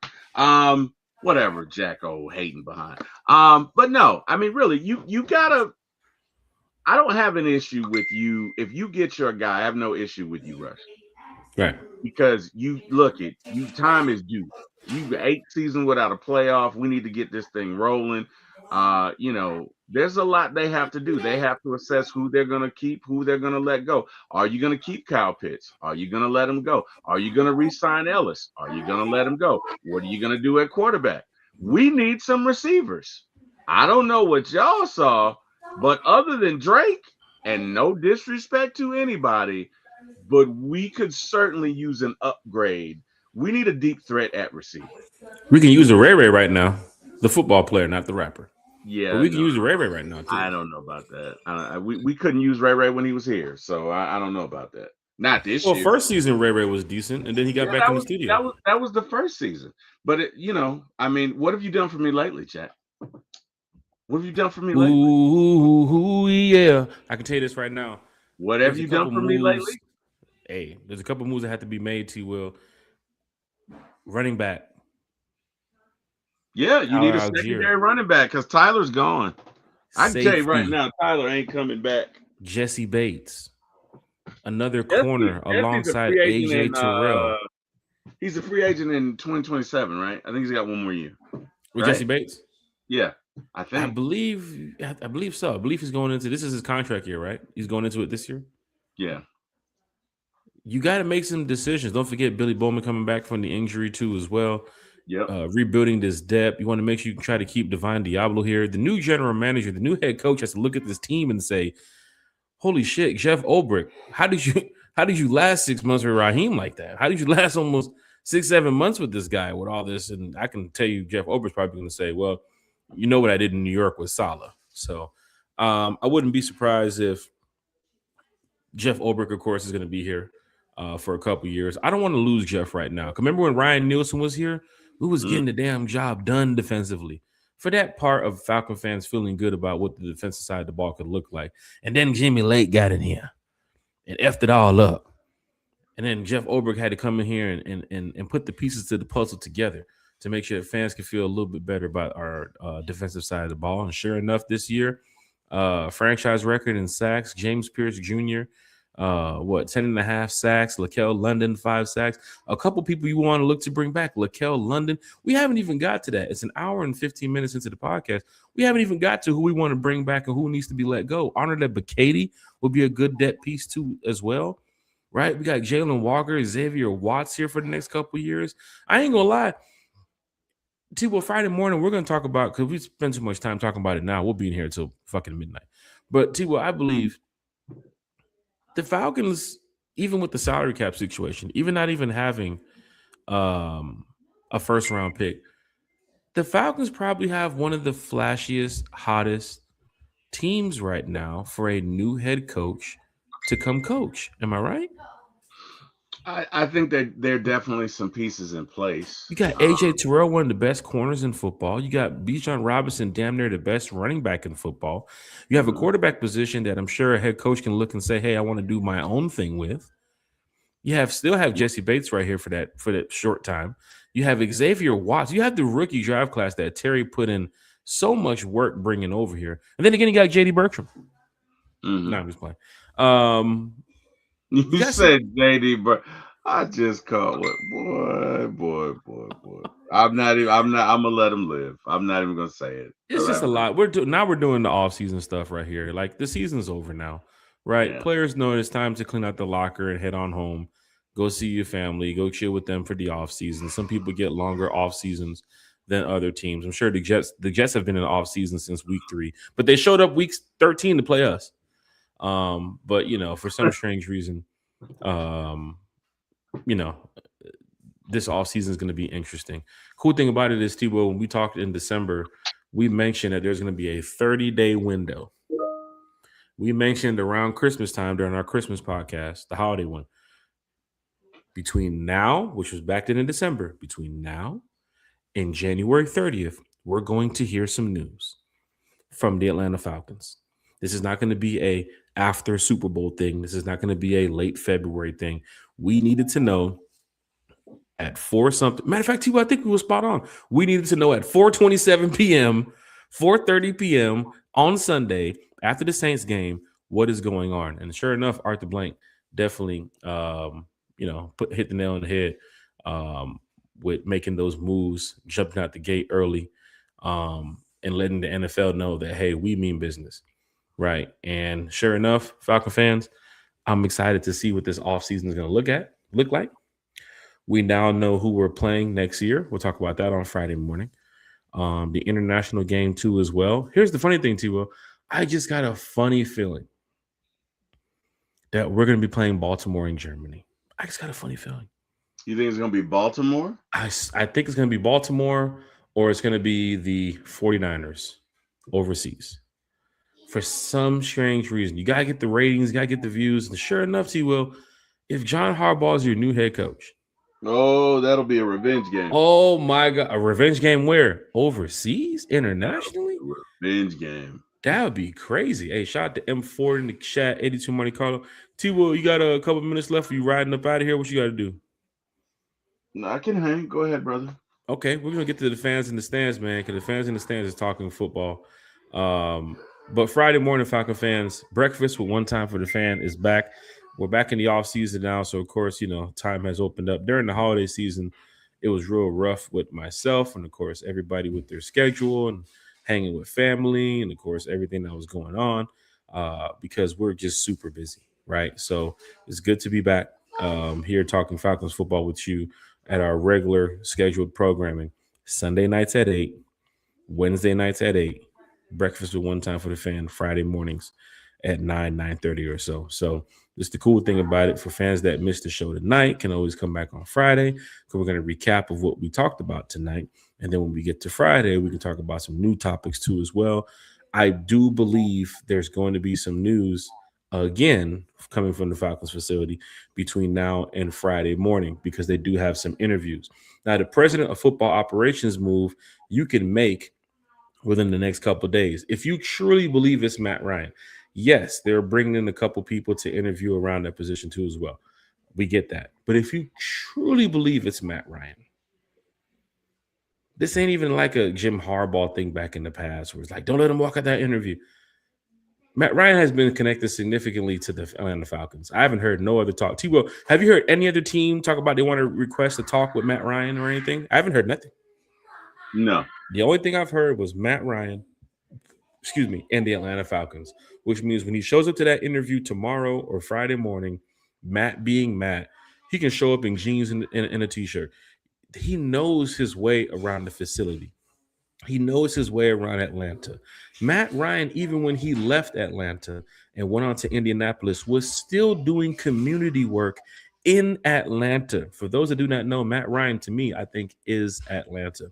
Even today, watching the interview when Matt Ryan came back and started talking to some of those young guys a couple years ago when he mentioned about you have to go out there and earn it to be an Atlanta Falcon. It just gave me the chills because I'm like, this guy could possibly be in the front office in a position where he can help this fan base, you know, get what we want, and that is it's a Super Bowl. That is success, consecutive success that I think most NFL fan bases see often from their teams. But then here in Atlanta, 8 years of a drought. Arthur Blank is definitely not taking no punches this year, man. He's definitely going to be the one, you know, coming out here swinging. And I do believe that Arthur has the right plan to go in there and get this situated and get some things rebuilt here in Atlanta. And sometimes that stuff starts from within, right? It's not about just the head coach. It's not about just the general manager. You got to put some positions in place and bring some people in that can come in here and get the job done. Sure enough, Arthur Blank seems to be doing that. So that is right. big shot to Arthur Blank. He's motivated. He is motivated. So something's motivating him right now. I tell you, it ain't that yacht sitting over there in Miami. I can tell you that right now. I mean, that yacht's gonna stay washed up and clean and gassed up and ready to go whenever he's ready to go. Maybe he'll sell it. Maybe he'll sell it to Carrie. And maybe Carrie will buy it. If she got $4.3 billion now, he's playing. Caden's in the chat. We shot to Caden too as well. What up, Caden? It is a great time to be a Falcons fan. I hope we get Harbaugh. The Harbaugh love is crazy in the chat right now, T-Will. Like you said, there's not too many Harbaughs on the tree right now. Like there's Jim and John, right? And if you saw how heavy we was on the brother a couple years ago.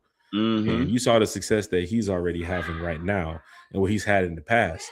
It's opportunity that we can go out there and get a guy like John Harbaugh to make it happen. Man, oh man, Atlanta's going to light up if we get one of the Harbaugh brothers here. Anybody but Bill Belichick. Anybody but Bill. I'm just glad Bill Belichick's not connected to anything here in Atlanta. Amen.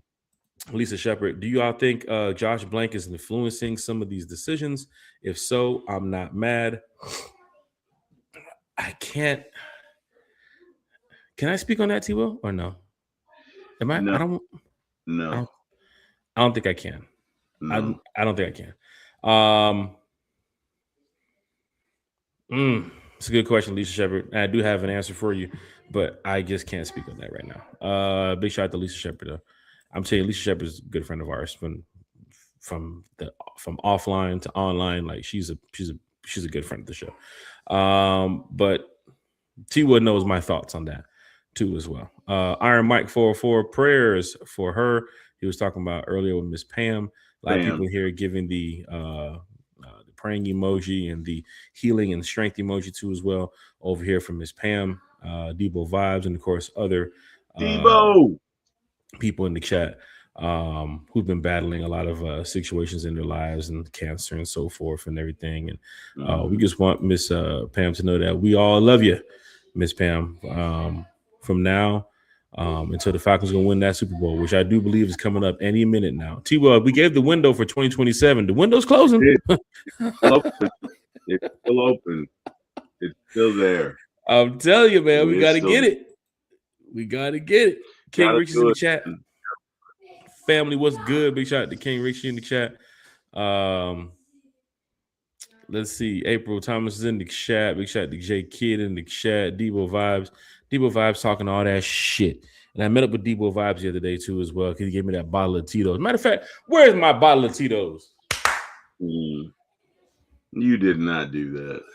You know the thing about Debo, a lot of people don't know. Debo is extremely vocabulous. Foodies. He is a vociferous reader because and the thing about it is you wouldn't like hearing him talk. I don't know that would be the first thing that came to mind, but doing shows with him every now and then he dropped like a 13-letter word and I'd be like, wow, okay, because I'm typically the most vocabulous one in the crew and just very smart, just very smart guy. Very smart guy. He doesn't say it much. He's not flashy with it. But every now and then he will drop a word and you'd be like, damn, okay. I ain't gonna lie, he's a smart guy. I talked to Debo Vibes, but He wasn't smart that day. Challenged me and putting no bet up against his fantasy football Oh team. wow. Playing Oh against my team. He knew that I was out there getting them numbers. wow. I was getting big boy numbers in that fantasy football This league. guy. And now he realizes that he had to go out of his way to deliver a bottle of Tito's to good old Jack Spade, which I'm still sipping on to this day. So Wow. big shout out to my boy Debo Vibes, man. Debo. Good friend of the show too as well. And here's the cool thing about it, Falcon fans. We have some special guests that's going to be joining us this offseason because y'all been probably watching the saying, where the special guests at, man? Where the Falcon fan talks? Y'all always have Falcon fan talks. Y'all always bring on Miles Garrett and some of these people to come talk with us and Uncle Steve and Big Low and all this stuff. We just been having so much of a good time with, amongst each other here in the chat. And of course, me, T-Will, and Carrie. Carrie said you got swept by her, though. Carrie said what? She said you got swept by her. Carrie's in the chat? Yeah. Jesus Christ. I thought you had something to do. And you know who else beat you? You know Yo, who else beat you? Yo. I'm telling you right now. You know who else beat you? This is my first time playing this fantasy football league. I'm not a big fantasy football guy, but I can tell you right now, next year, I'm whooping ass. It was Bodie talking all that shit at first. And I was on Bodie head at first. I was like, Bodie, how the hell you talking trash and you set this league up, my dog? Like, I'm finna come in here and whoop y'all behinds. And sure enough, I tell you who you didn't whoop. Hey, it was T-Will. I can say this right now. I would probably have a better seeding in the playoffs if I didn't lose to 2-win T-Will. T-Will only beat 2 teams this season. He won during the bye week. Apparently, you get a win for the bye week. And he beat me. And you were one of them.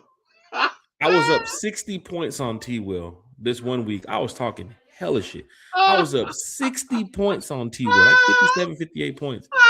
And T-Will had 2 people left to go. Sure enough, guess who it is? David Montgomery and Jameer Gibbs. The same week that these 2 jokers went crazy. What game was that when the Lions went crazy? They running backs. They went crazy. They went off. I couldn't believe it. I was like, no way in hell I woke up the next morning and T-Will beat me by like 2 or 3 points. And people was in the chat. It was in the fantasy football league chat roasting me, laughing at me like, bro, you just lost to 1-win T-Will. I felt like the Falcons when we lost to the damn Dolphins. Yep. Felt bad. You still lost though, bro. You still lost. So, hey, man, Caden Jalen said, what's up, my guys? How are we doing tonight? I'm feeling good. Falcons off season is underway. T-Will, I'm sure you're feeling all right about the Falcons off season. You know, it's going to be a long off season. It's going to be interesting, man. It's going to be very interesting to see what they do. Although I got to say, man, this week has been crazy. So the Falcons fired Raheem and Terry. And just a footnote, I don't know that you necessarily had to fire Terry. I understand why you did it. I just don't think he deserved it. I don't think, and I know you can't have 5 non-winning seasons, so I get it, but a lot of it, the first 2 years, he's cleaning up salary cap. So you really didn't have a chance to win those first 2 years. Which I think he did a decent job with the salary cap, playing under a situation where he had to sign a lot of 1-year deal guys the first year. Right. But you know what probably hurt him, T-Will? $100 million. Raheem hurt him. Right. You gave $100 million to a quarterback. Well, even with that, then you went and drafted another quarterback right behind it. But if we make the playoffs these last 2 years, I think it's fine. I think it's water under the bridge. But the fact that not only did you not make the playoffs last year, you didn't make it this year. It's just, I think his fate was sealed. But it's unfortunate because I do think that there are better days ahead for Terry Fontenot. Raheem, I'm sure Raheem will get another job, but I'm not sure about his leadership. I think Terry Fontenot was a decent general manager. I just don't think he got any respect because he was a rookie at it. You know what I mean? You know how when you first come in the door and like you're the low man on the totem pole, like they, in my humble opinion, they kind of. Which is why on Friday we need to talk about having an inexperienced head coach and then an inexperienced general manager. You can't have both. Right. You can't have a first-year head coach come in here and a first-year general manager come here and then first-year president of football operations come in here. It's not a good look. Yeah, we can build together, but it's not. I need some veterans in here, bro. You got to be smart about it. Got to be smart about it. Raheem Yeah, tried it with definitely. the offensive coordinator in the DC role, and that didn't work. I don't want it to work for the head coaching situation and the general manager. Now, if you go get a first-year head coach and then we'll get a general manager that's been around the league a couple years, I totally understand that. If you go get a veteran head coach and then go get a first-year general manager, if they work well together, then I totally understand it. But I just can't get rookies across the board. I'm not a big fan of that. And Friday we'll talk a little bit more about it. Anthony White is in the chat. They have to hurry up and hire this president of football operations so they can hire whoever coach they want. Don't have time to wait. I'm telling you, man, you can't get down to February. Time is ticking on this thing. So I need to know that the Falcons, if you were that quick to make the decision to get rid of Raheem and Terry, you need to be a little bit, moving against the gun here against going to get some people in the building. I would say before Super Bowl. You don't have to wait until after Super Bowl, to get these key figures in the building. Anthony White said they couldn't beat the Jets and got swept by Carolina. Case closed. He needed to be fired. T-Will, if you had to make a decision on keeping one or the other, Raheem or Terry, who would you keep? Terry. My namesake. Yeah, I mean, because just Raheem's decisions really cost us. If you'd have gone with experienced coordinators, we'd probably make the playoff both seasons, or at least this one. And to me, there was just no excuse for that. There's no good reason to start with two inexperienced coordinators, and it cost us. There were a myriad of bad decisions that Raheem executed, but the worst of them was starting with Jimmy Lake Lanier, where careers go to die, and Zach Robinson. It's bad decision, and it came back to hurt us. We also had Craig in the chat too as well, cracking jokes talking about my pressure washing business. I don't have a pressure washing business. Oh wow! But Craig came here. You must be doing well. Yeah, we miss Craig, man. We miss you, Craig. He just got his phone turned back on, so apparently now he can watch the podcast. Oh wow! You didn't have to do that, Jack. That's I told him about those minutes in that database. That is not how we treat our guests, sir. That is quite rude. Shame on you. I'm on fire tonight. Everybody catching strays. T.I. called a stray. Trey Young called a stray. But then it went past him and scored a basket. Trey Young caught an onslaught, sir. Those were not strays. Those bullets were meant for him, sir. No, sir. You ambushed him. You did him like they did Joe Pesci in Casino and Goodfellas. Like, you just unloaded on the man. And shame on you. No. They ain't true to Atlanta no more. He can go ahead and hang out over there with them boys doing that go-go dance, whatever they do out there in Washington. Hold on one second, man. I'm getting a phone call. Hello? Oh, hey, Big Low. How you doing? Oh, yeah. He said, Jack, you need to get that hate up out your heart. Oh, my gosh.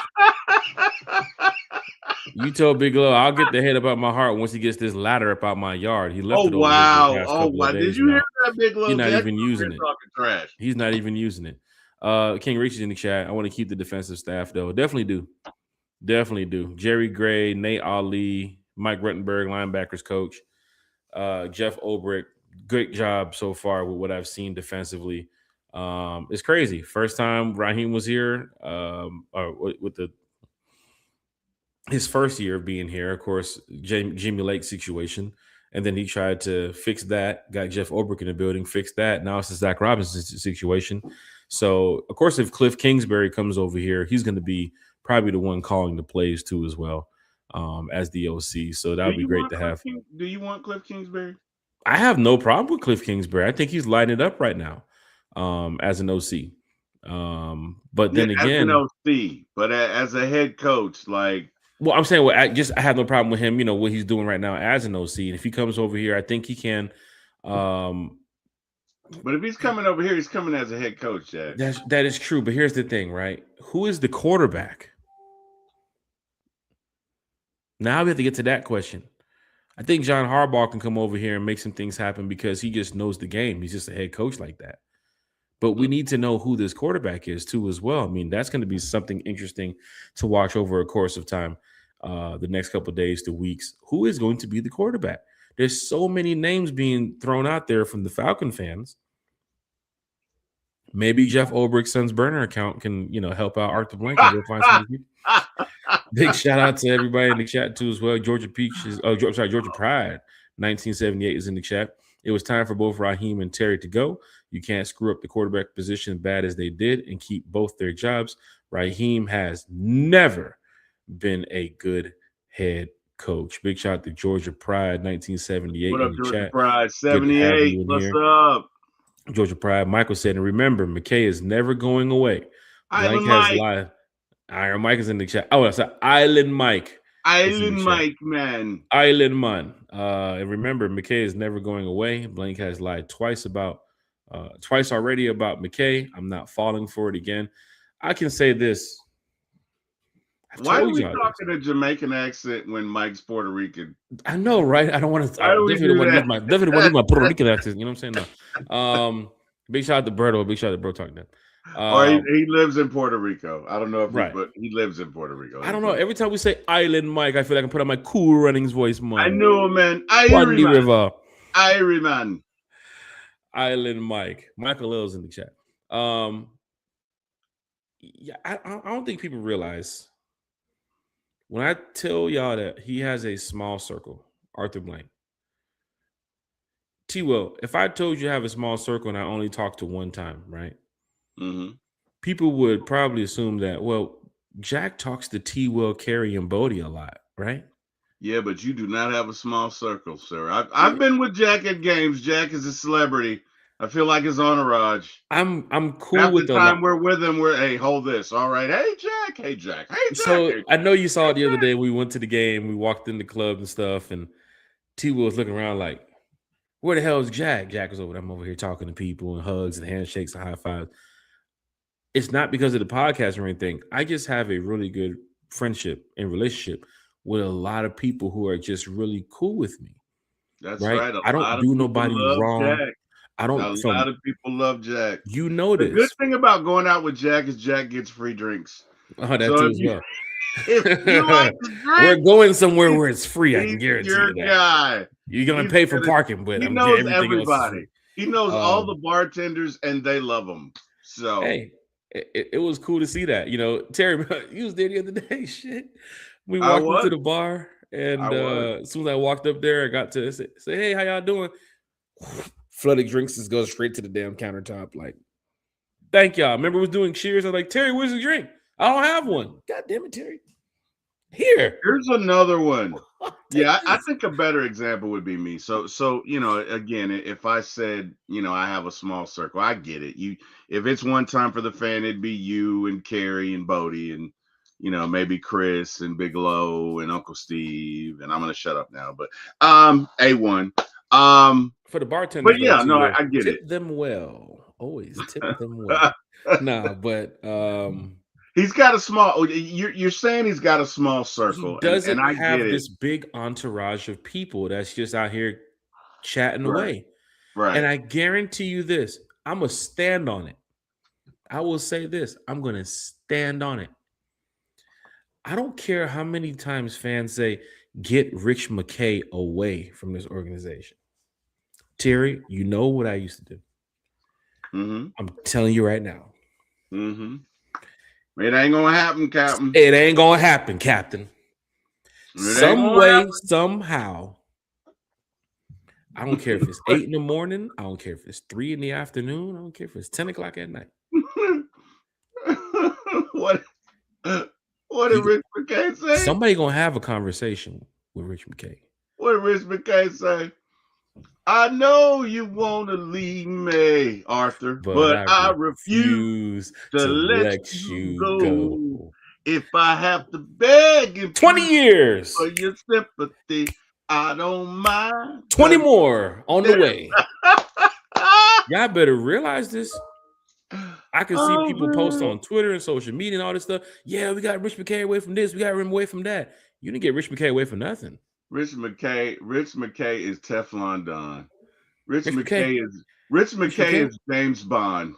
Rich McKay ain't going nowhere. Rich Rich McKay is Chuck Norris. That's who Rich McKay. You can't conquer Chuck Norris. You can't. Rich ain't going nowhere. The Grim Reaper came to see Chuck Norris, and Chuck Norris beat the Grim Reaper's ass. People are like, he's gonna be he's away from the football side. He's gonna be on the stadium side. Do you know who owns the stadium? They didn't say the Houston Texans. They didn't say he's going to Century Bank Field. They didn't say he's going to Cool Ray Field with the Rays. He's at Mercedes Benz. Do you know who walks into Mercedes Benz? Arthur Blank. You think it's going to be all about stadium operations with a friend of 20 plus years? Can you see Arthur Blank? You really think that? Can you see Arthur Blank wearing a chinchilla? I can see him wearing a chinchilla. He's probably going to wear one in Green Bay next year because he likes to go down to the sideline. And of course, they're going to give us an outdoor game too as well. They love the NFL committee, love the scheduling committee. They love giving indoor teams outside games in the wintertime. And I probably think that next year, Minnesota's an indoor team. Yes, it's cold outside of the U.S. Bank, but I'm probably looking at the schedule thinking they're going to most likely give us that Packer game outdoors in the winter, trying to test us to say, oh, you guys are an indoor team. It's 75 degrees in Atlanta in December. Come up here into the frozen tundra. Frozen tundra. I can tell you right now, Mike. Green Bay Packers. Mike knows already. You ain't got to fall for it again. But Rich McKay ain't going nowhere. Telling you right now. And as much as I talk to T. Will in the one time for the fan chat and Kerry, he's not going anywhere. That's pretty much the same amount of time that he probably spends talking to Arthur Blank too as well. He is. I'm telling y'all right now. That's his best buddy. Buddy. Rich McKay is Ultron. You can never truly kill him. He's always. I'm telling you. It's yeah, I don't think y'all understand this. There are no strings on me. Right. Arthur regained some respect from me for the way he went and made the hard decisions to fire both of them. Now let's see if this new front office structure works. They can't get these hires wrong again. Georgia Pride is in here on fire tonight. Go ahead and give Georgia Pride this fire.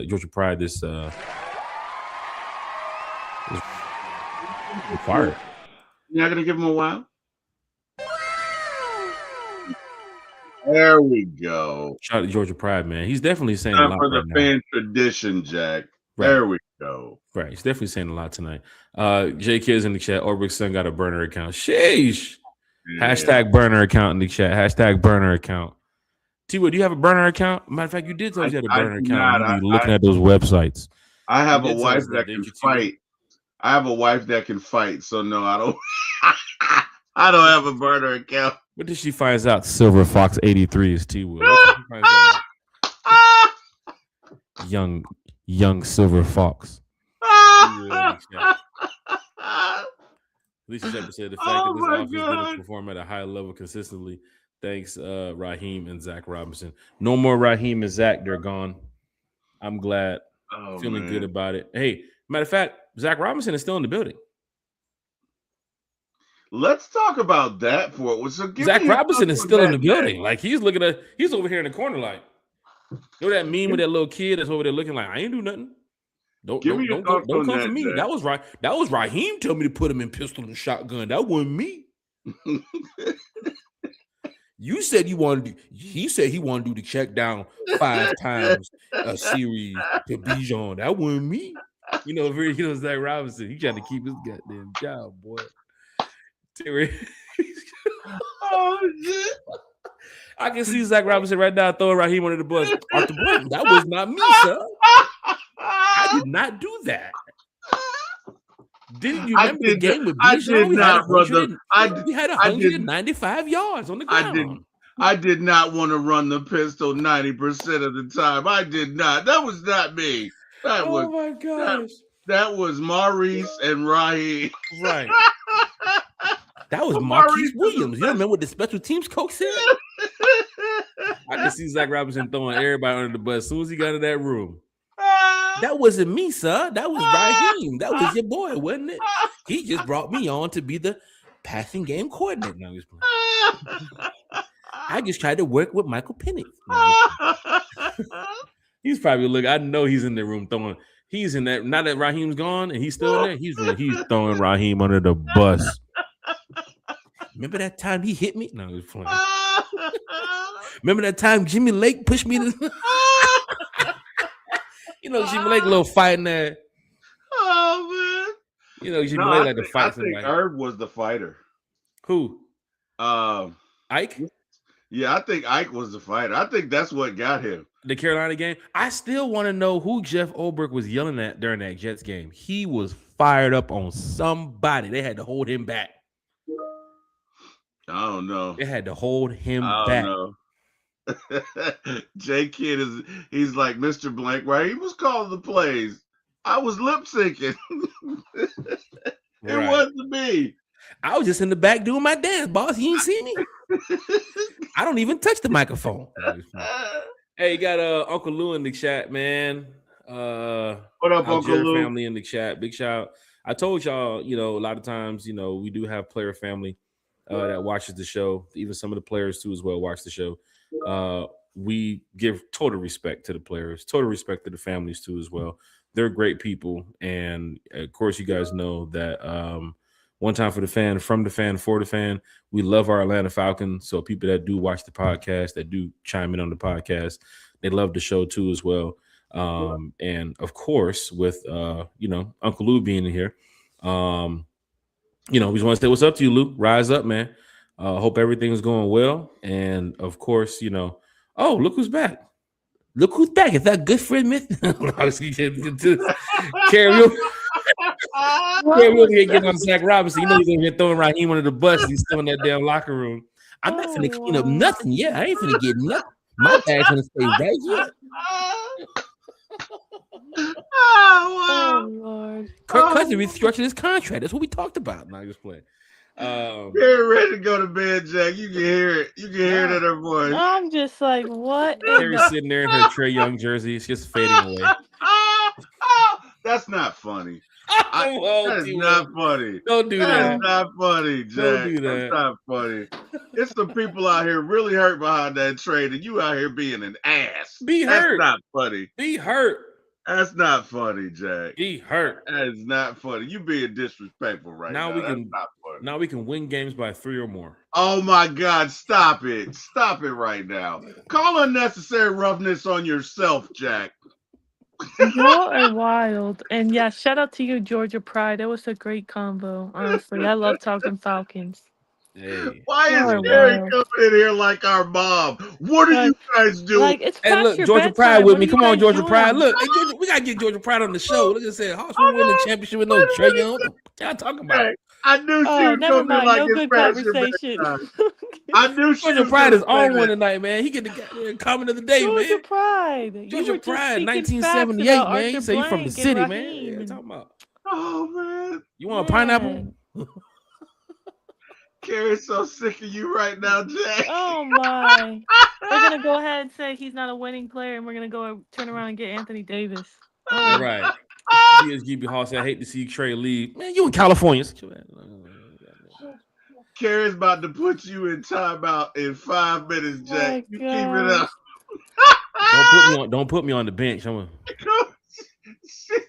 coming and give you up come 10 to your points. room right now, Jack. I'm coming and give up 10 points in 5 minutes. No, I'm just playing. I was trying to see what's the current topic at hand. What's up, Gary? What are you guys talking about actually right now? We don't Besides your Puerto Rican accent, that's actually Jamaican. I don't get that. It's funny because every time you say that, because I got family from the island, so every time like Island Mike, Island Mike is in the chat, man. Island Mike is here. It's like wrong island, sir. Wrong island. Oh man. Oh boy. Berto's looking at me like, get this guy out of here. Don't even do no Puerto Rican accent. Man, Jack, she's gonna call you by your whole name. If she knows your middle name, she's gonna call you by your whole name. I'm sure Carrie can find that out. I mean, she's Jack Bartholomew Spade. You get in your room right now, sir. I know, right now. I can do some FBI digging. I did not know. I knew that Matt Ryan played at Boston College with Ryan Poles, the current Bears GM, which is why most likely our next GM will be Ian Cunningham, who is the assistant GM in Chicago right now. So that's that connection. But I did not know that they were so close that Matt Ryan was actually a groomsman in Ryan Poles' wedding. Right. I've recently found that out, like digging and found a video of their wedding. Right. And I he was just in want it. to Sure know enough, where he the was in it. bachelor party was. Where was the bachelor party? And were there wings? Lemon pepper wings. They're I'll probably just not leave that with right Matt Ryan. there. It wasn't no. This is talking about Boston College. There was clam chowder. Definitely was a bunch of that. The Was no wedding lemon could have pepper been in wings. Atlanta. You don't know. It could have been in Atlanta. His Nah, wedding was not in Atlanta. it was Where not was in it, Atlanta. detective? Somewhere up north. Where was Somewhere it? near Why'd Niagara you say Falls. north with an F? Somewhere north. Somewhere You near said Niagara up north. Falls. You said up north. Louis said Well- experience, so they will bring in experienced staff. I mean, I'm totally with that. I mean, I would love to see. I ain't gonna lie, man. My candidate right now is definitely John Harbaugh. But Yeah, I like I Harbaugh. just think he doesn't want us, to be honest. well, then again, But why there's wouldn't other he? jobs that he can go out and get. But if he wants to bring Todd Monken along too as well, that has to be. I think Harbaugh would like it here. I don't think we're his number one pick, to be honest. Right. I think So the you don't- Giants is his number one pick. Somebody the mentioned Giants he's like GM another didn't version even, of. Wait, hold on. Huh? The Giants GM didn't even know when the trade deadline was. Are Doesn't you matter. serious? I'm Somebody serious. said that John Harbaugh is like whatever team he's going to is going to be more like a Bill Belichick. He's like a CEO type. He wants full control. And that's over one what he's getting into. drawback. I don't really. Kubiak's want coming in a as a head CEO coach. You know what I'm saying? Versus he worked with Harbaugh. he worked with the GM in Baltimore. He did. No, but he's more CEO coach, and I don't really. But he's a good But he's want GM. young another too. He's like Raheem. 62 years old. So can we get John Harbaugh for 10 years? That's the Hey, problem with the problem with it I'm, right I'm now. 55. Stop being an ageist. Stop it right now. Come on, No, man. but Stop he it. is older. He has a good Stop. point. That's why people are. I need high a on coach Frank that's going to be here Kubiak. for long term, bro. I'm tired of He these can be 2-3 here. year So coaches what and they're if out he of can here, work bro. until he's 70? Bro, He Mike can Tomlin do is that. with the Steelers for That's look at not all that these years. Look long. at the success with them. Look at the Ravens with John Harbaugh, even those 15, 16 years. I'm tired of these 1-2 year coaches in Atlanta and they're gone, bro. Harbaugh can be here for 10 years, man. That's why they didn't want to bring in Bill Belichick. It would have been like 5 months and he would have been over there hanging No, with they his didn't girlfriend want on to the bring side. in Bill Belichick because Bill Belichick ran the Patriots in the ground once Brady left. And nobody wanted to play for him. No, that's not the reason why. That- Because our owner 100% wanted Bill Belichick. It was Terry Fontenot who didn't want his chain snatched and his job taken. No, That's I don't think that exactly was what it. yeah, that's So exactly. why did Kraft call Blank and tell him not to hire him then? I mean, he didn't just do it out of the blue. Where did you hear that as a rumor? Or you read that on is Facebook? you can Google NBC that. Sports South X. You You know can T-Will got Google them that. dark He found web it on links. TikTok or That something. is a fact, Jack and No. Carrie. That is a fact. You can Google that. That happened. Yes, ma'am, it did. That was from TikTok. That was not. Oh, stop it! Stop That it was right from now. TikTok. Carrie. That is widely known That is not. was Hey, Siri, who can you our fact owner's check pick something for me? That was fun. is Bill Belichick. But Stop they didn't it. want him because he wanted to. You know how Bill Belichick is. He's more hands-on as far as he wants to be the GM and the head No, coach. I agree with you, but what I'm saying is Bill Belichick, to the point when he left New England, nobody wanted to work for him. Half the people on his staff were his family. Nobody What does that wanted to have to work do for with him. us wanting him? We wanted Because him. you got to have good coordinators. You remember he was on the yacht and everything. Our owner wined and dined him. That doesn't mean it was a good decision. Our owner hired Raheem No, I'm not Morris. saying it was a good decision. I didn't want Bill Belichick. I'm just saying. Ooh, they going our at it. owner I'm finna wanted step him. away. Look, they going at it. I'm finna step away. I'm just telling you, our owner wanted Y'all him. don't even know me and Carrie been going at it in the chat about Trey Young the past couple of days. So I'm ready to see T-Will and Carrie go at it. Y'all go ahead. Ding, ding, ding. Go ahead. I don't want it with Carrie. I've been there, done that. That day Carolina beat us 30. No, I don't want it with Carrie. I had a headache. Oh man, I we Carrie left gets that going. day. You gotta be so careful when mad Carrie at you, gets going. though. She starts That's the maddest you've ever made me. she She starts was getting so after you. bad. Carrie like Completely embarrassed Carrie like against the slicks roast Carolina people, Panthers. and then she'd be like respectfully, like, oh, really? Yeah, respectfully, T. Will. I don't want to hear that. Guys, we After got you put me down. embarrassed by the Carolina It was Panthers, so right? bad. It's like It was when so it's bad. like like sometimes it's just like read the room. Like sometimes it's better saying nothing than the nothing at all is to say better than saying the wrong thing. It's like T. Will really sat here and said, "Well, Carrie, we were not going to win every game. We just got embarrassed 30-0, and that's your response." It wasn't that we lost the game; we got completely embarrassed. And then our head coach was over there dapping up and laughing, kikiing on the sideline with the Panthers players after. He didn't look like he could give one F about getting embarrassed. Like he was just smiling and laughing away. Like, Somebody said T-Will he tells smiled me, 30 times a game that day. He got so oh, bad. Let's see. He got so bad. Caden J. Willis said, is there a link so we can hop on the show? Not for tonight, but if you want to be a guest on the show, we definitely love to bring you by, Caden, and talk some Falcons football with you, because we're going to be doing a lot of special guest segments coming up. The Falcon Fan Talk is going to be coming back. You know, we've been probably a couple weeks to maybe a month or two without having some Falcons Fan Talk. Miles Garrett, our great friend Miles Garrett, who covers the Atlanta Falcons for Fox 5, who's been on the show. Miles been on the show like, I don't know, 20 times already. Like, he's the champ. Miles is the GOAT. Miles Garrett is the GOAT. So he's gonna be on the he's gonna be back on the podcast here over these next couple of weeks on the off season. He is super swamped with work right now, with things going in. Of course, you know, Miles is he's an Emmy nominated producer for Fox 5. So this guy's gonna go in there and get the job done when it comes to talking Falcons football. And he does it on a respectful level. We don't ask Miles questions that he can't answer, not only just because of his job, but just out of just true respect of who Miles is. But Miles gives us information that we need to hear on the podcast. Fans chime in and ask questions, and he takes the time. Every time we talk to Miles, tell him, Kerry, it's like, oh, you'll only be here for like 20 minutes. And like 2 hours later, we're just still here laughing and joking and talking and shit. So, Miles is a good guy, but we're going to have a great time talking some Falcons football this off season. And it's just going to be just a nice time. People in the chat talking about Trey Young and so on. Even Uncle Lou. Carrie, look at Uncle Lou. Oh, you know what? Hey, Uncle hold up, Jack. Jack, I got a phone call. Hello? Hey, Trey, how you doing, man? How's it going? You all right? Yeah. Oh, I know Jack's been talking shit about you. I know. Yes, he has. Yeah. Trey said, Jack, why are you talking about him when that 80 on the run story was bullshit? Why are you talking about him? Oh, so wait, now he wants to play defense? He wants to call you? Me? Now he wants to play defense? I'm sorry, Trey. I'm sorry, Trey.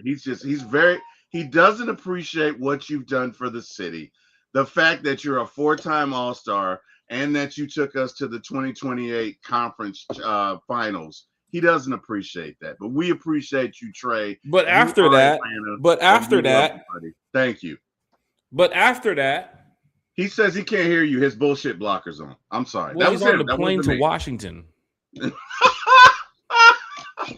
Probably an economy too. Oh wow, that is not. You know what? Matter of fact, no, he's not even on that. Don't forget, he's on his private plane. You know what? Doesn't want to fly with the team. You're Call a penalty on yourself. Doesn't want to fly with the team. He's on his private. Call a penalty on yourself right now, sir. All right, I'll do it. Hey, ref, player hating on Jack Spade. For keeping it player hater. Matter of fact, they're gonna go to the booth. Hold on, we're gonna wait for the official review. They're gonna go to the booth. Oh, they're reviewing it. Well, Kerry and I are the officials. The officials. Kerry, after further review. No. We're the officials, Jack. You don't get to do that, Kerry. The call has been upheld. Jack Spade. Was he hating? Kerry was wrong for keeping it real with players who don't play defense. Oh, he's the biggest Trey Young hater I ever met. He's a hater. We're gonna uphold the call, Jack. We can be up 2. That's a 15-yard penalty. We can be up 2 with 3 left to go, or we could be down 4. Bro, with 5 I'm left pretty to go. sure We Trey still Young losing made the by Hawks 10. relevant And the again. point guard that he guarding giving up 50 points, and he going back to the G League. Jack, next week when your mic doesn't work, just remember all this shit you talked about Trey Young. Okay? A1, where you at? Somebody tag A1. Somebody get A1 in here. You filthy animal. A1 is upset. I told him. I saw his comment earlier. A1 is upset. And justified, like A1 is upset. And I get Look, it. we got Uncle Lou in here. We got the Algier family What up, here. Uncle Lou? We got the Malone. We got the Malone family in here too. What up, Mama Malone? Shout out Mama Malone What in up, the chat. Uncle Lou? Hey, tell Debo Hey, guys. rehab, get better. Tell him we love him now. Big shout out to Debo. Big shout out to Debo. Definitely. It's going down in a major way, man. Like, and Mama Lou, we're sorry about all this Trey Young hate coming from Jack. We're sorry. oh, is Trey Young family in here too? Trey family. Is Ray in He here? might be. They Is might Ray in be. here? He might be. I sent him the link to this show. Might be coming. We'll see if he shows up. His dad might know how to play defense. He'll come in here with that jean jacket on. What you were talking about, Usher? I mean, my son Trey. Come here, breakdancing. Oh wow! Yeah, I'm good. Oh boy, A1 said trash trade. I told you. Oh my goodness!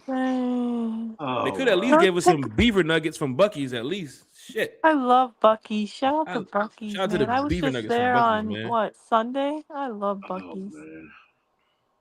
Jay said, "Who do y'all I think love gonna be Trey with Arthur Young, Blank when damn he it. speaks tomorrow? You know who gonna be with Arthur Blank when he speaks tomorrow? Greg Beatles. Rich McKay. No, he's not. He is not gonna be there. Rich McKay. Want to bet? He is Stefan not gonna Diggs. be there. Play the goddamn trumpet. Rich McKay. What y'all? I told y'all. Jack, he's not gonna be there. Like Rich on the McKay camera. is Oh, Thanos. Carrie. Don't next have to the him? meeting at the stadium because guess who's over that? Rich McKay. Oh, you want the keys to get in? Rich McKay. You need to direct your hate towards Rich McKay, not Trey Young. I have no. I'm just saying. Don't do that. Hey. Oh boy, that straightened you up real quick, didn't it? Not even going there. That straightened you up real quick. 8 years. Oh, wow. So, 8 years. So I just want to say hi to Miss Lisa in the chat. She wants to know when Arthur Blank's press conference is, and it's tomorrow. It's scheduled for 11:20 a.m. So everybody, make sure you check it out. I guarantee who's going to be around. I guarantee who's going to be less than 6 feet away. Rich McKay. I don't know. I kind of want to bet you on it, but I don't know. Rich McKay. Might be an L for me, but yeah. I don't think he's gonna be sitting there like at the table like interviewing. No, he doesn't have Greg to do Beatles that no might more. be. They have rooms for that. You don't have to sit there in that chair. So they can pan the camera out and say, "What is he doing here? He's not supposed to be here. Get him out of here. Call security." Can't do that. That's Rich McKay. Somebody said when Matt Ryan gets hired, they need to fire Rich McKay. That ain't gonna happen. That ain't gonna happen. I don't want to do it. I put somebody on game the other day. They was like, "Jack, how you be knowing some of this stuff?" I'm like, well, let me tell you why. Why it's not gonna happen, Jack? Hey man, 8 years. Falcon fans, look at my boy Optimo here, man. What Optimo said, "What's up, brother?" Hey, big shout out to Optimo. What's up, my brother? Optimo said, "I'm gonna hate to lose Tyler." Nah, I think the Falcons will work that out. I don't. I'm gonna be honest with you. Going, man. Yeah. I knew. I would love for the Falcons to work that out. I would love for the Falcons to work that out. I would love to, but would you like if you could go somewhere and start and be the man? Wouldn't you take there's no way Tyler stays here. I respectfully disagree with you, Trey Hager. I'm a big Tyler Algier fan, Uncle Lou fan, but Tyler Algier deserves to be he deserves to have an opportunity to be a starting running back again, like he did his rookie year, where he proved he can be a premier back, 1,000-yard back, and I think he will get that opportunity at somewhere like Arizona Cardinals. Jack, you see Lowe's message in the content creator chat? Lowe? Yeah. But all that to say, there's just respectfully, it's bad business to pay 2 running backs. That's a luxury. To be quite honest with you, the Atlanta Falcons don't have that luxury. Like, we aren't just one piece away. We have some holes on this team. Um, there's a few positions we do need to fill, and unfortunately, RB2 or RB, 1B is not. It's really unlikely. I would love for Tyler to stay. I'm a big Tyler Algier fan, but he deserves to get paid and he And deserves yeah, to and start smart. somewhere. Yeah, And so yeah. for me, and he did have a quote. I don't have it in front of me, but he did have a quote at the end of the season after the final game, and they asked him if he was gonna be back, and he did. To summarize, he said, he does love it there in Atlanta, and he would like to stay, but he ended the quote with, you know, basically Bijan came in and got drafted, and it's kind of Right. like, I don't know, remember the exact quote, but essentially Yeah. saying I would like to start, but then Bijan came in, and of course, like, that changed things. So, and I know him and Bijan are really close, but yeah, I think he deserves to have a starting role. He really he. I mean, this man has never fumbled in his NFL career in 4 years. That's pretty incredible. I I agree. And the one thing about it too as well, the two-headed monster thing doesn't really work for long in the NFL, right? Tyler is a solid running back, right? And even the first year when Arthur Smith then brought him in, and he was over there attacking on yards and getting to 1,000 and so forth, and people was like, "Yo, Tyler is the truth out here." Then we went ahead and got Bijan. Of course, you know how the city is like erupting for Bijan too as well. Tyler does deserve that big payday, and of course with the Falcons salary cap issues and situation they're dealing with right now, I do hope that there's some way somehow there's some magic that they work out so they can keep Tyler. Then again, we don't know the future, so then again the Falcons might end up finding some way to keep Tyler, but if not, I want him to go somewhere where he's happy, where he feels good, where his family's taken care of, and he gets that mega contract that he needs, and he goes out there and shows off like he did here in Atlanta, because every time we kept saying it, give the ball to Tyler. Give We the kept ball saying to Tyler. kept saying it. Like he's a solid back. But the two-headed monster, I saw it with Ezekiel Elliott and Tony Pollard. I saw it with some of the other running backs across the NFL, and even for Gibbs and Montgomery right now in Detroit. This sometimes it just doesn't work out all the way. And sometimes it's not like anybody's enemies or anything. No, we're not saying that, but there's contracts and stuff that come into play, and people got to get paid, and they're young, and all this other type of stuff, and the amount of snaps that the person's getting, and the OC and the head coach and all that type of stuff. But I just hope that if he's not going to be here in Atlanta, that he goes somewhere where he gets a major payday. He gets the amount of snaps that he wants, gets the amount of carries that he wants, breaks all the records that he needs to break, and he has a successful, healthy career in the NFL. Because I've talked to Tyler. I remember the first time I talked to Tyler in the Cincinnati, when we lost to the Bengals, and he scored. I think he scored his first touchdown that game. Oh, that was a rough game. That was a rough game when we was down like 28 Jeez, something or that was 21 something. Then bad. we came back and made it 21-17. And then we stopped them in the second half on the fourth down. And then I think we blew it through an interception or something like that. But I talked to Tyler after the game, and this is real. This is the football player, right? And of course, I've talked to players all the time. So he comes over, he signed autographs, and we're back there by the area. Shout out to the Wilkinson family too as well. But we're back there behind the area with the post game and stuff. And the family, of course, everybody's over there talking and chilling. He's coming over there signing autographs. And I say, "Hey, Tyler," I said, "Hey, man, big day for you today. I think, you scored your first touchdown. How did it feel?" Tyler gave me this cold look, man, like, "I don't care about that damn touchdown. We lost." And it was just like, you know what, Jack? Don't ever ask Tyler Algier that goddamn question again. Because I was just like, I feel you, bro. Like, some people be super excited. Like I've seen Lorenzo Carter after games where we lost and he's still excited and he's feeling good and he's signing autographs. And I'm sure players go through that all the time. But Tyler was just he was real. He was dead ass serious. Like, I scored. I get it. But bro, we lost that game. And that goes for some of these players here in Atlanta that hasn't got to the postseason. Even Kyle Pitts dealing with multiple quarterbacks and different coaches, and 6 of Jesse them. Bates.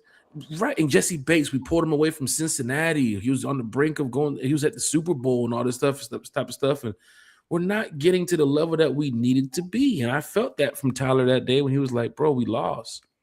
That touchdown is just a touchdown to me, bro. We lost. I'm gonna score 100 more touchdowns in my career, but we lost this game. And I just felt that it was like, bro, there's another game next week. I didn't say that back to him. I was like, there's another game next week. There's games after that.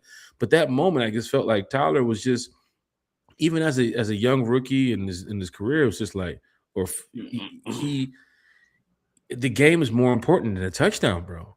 You know what I'm saying? Some people, they get their first interception, they happy as hell, moving around, first touchdown, happy as hell. Tyler was dead serious. We lost. You know what I'm saying? And Tyler's super cool too at training camp when we're yelling, Tyler, come over, take a picture. Tyler.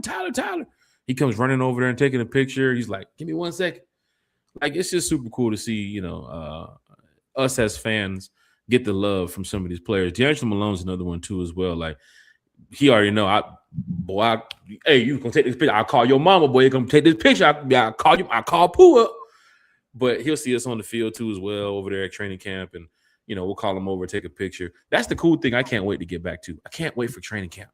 Right? Can't wait to get back to open to the public training camp with the players and the new coaches and the new general manager and Matt Ryan. You know how long Matt Ryan been here in Atlanta as a player? And then he's getting ready to come back probably as somewhere in the front office. I've never met Matt Ryan. Never. I've never met. I met Julio, met Roddy, met all of them. I've never met Matt Ryan. I can't wait to meet Matt Ryan. We took a picture with them. You were in the picture, at least. But did you Photoshop me in the picture? Because I wasn't in the goddamn picture. You were? Oh, you were on the hill with Larry. Oh, that's right. When he walked over. Oh, that's right. I couldn't get down the picture. Get down the hill fast enough. Oh, I felt so bad. I barely made it in the picture. I was trying to really push into the crowd to get in that picture, but I made it. I felt so bad. But what if he's coming in here to talk about Trae Young? I'm telling you right now, I'm gonna get on him. I'm gonna get on him. I bet you won't. I bet you won't. We're getting ready to wrap up this show now. I bet you won't say nothing. My 2K boys is calling, and I got to put these kids to bed. I bet you won't say nothing. But we do have a special guest coming up either Friday morning or Sunday night. Friday morning at 9 a.m. or Sunday night at 8 p.m. We got Big Low Country Sports is going to be joining us. Everybody know Big Low. Big Low. Big Low is going to be joining us. But right now, we have this guy named Chris Tipmore. A1 forever. For those Chris, good, yeah. Chris, he been talking trash about Trae all, you're just the person all during the show. For. You are just the person we've been looking yes, for. Yes, we got the number one Trae Young hater. Yes, he's been talking trash about Trae all night, Chris. What do you have to say, Chris? That's wild, because I thought this was a Falcon show, but whatever. Right. Same. But I mean, well, you know, at least give us a bag of Funyuns. Well, the thing, to be honest with you, man, that's a trash. That's a trash trade right now. Trash. I would have just kept the guy for what you got him for. You got 34-year-old CJ McCollum, and who's an aspiring contract, and then you got Corey Crispitz, who I don't know, man. I think sometimes I think in the off season he makes donuts, and Jack may know him though. I don't know. You know, like it just but all jokes aside, honestly, right now the trade looks bad, and honestly, it was mismanagement by the organization because hold on, you was cutting out, Chris. The trade looks bad, or the trade looks bad because they're a little bit close. Wow.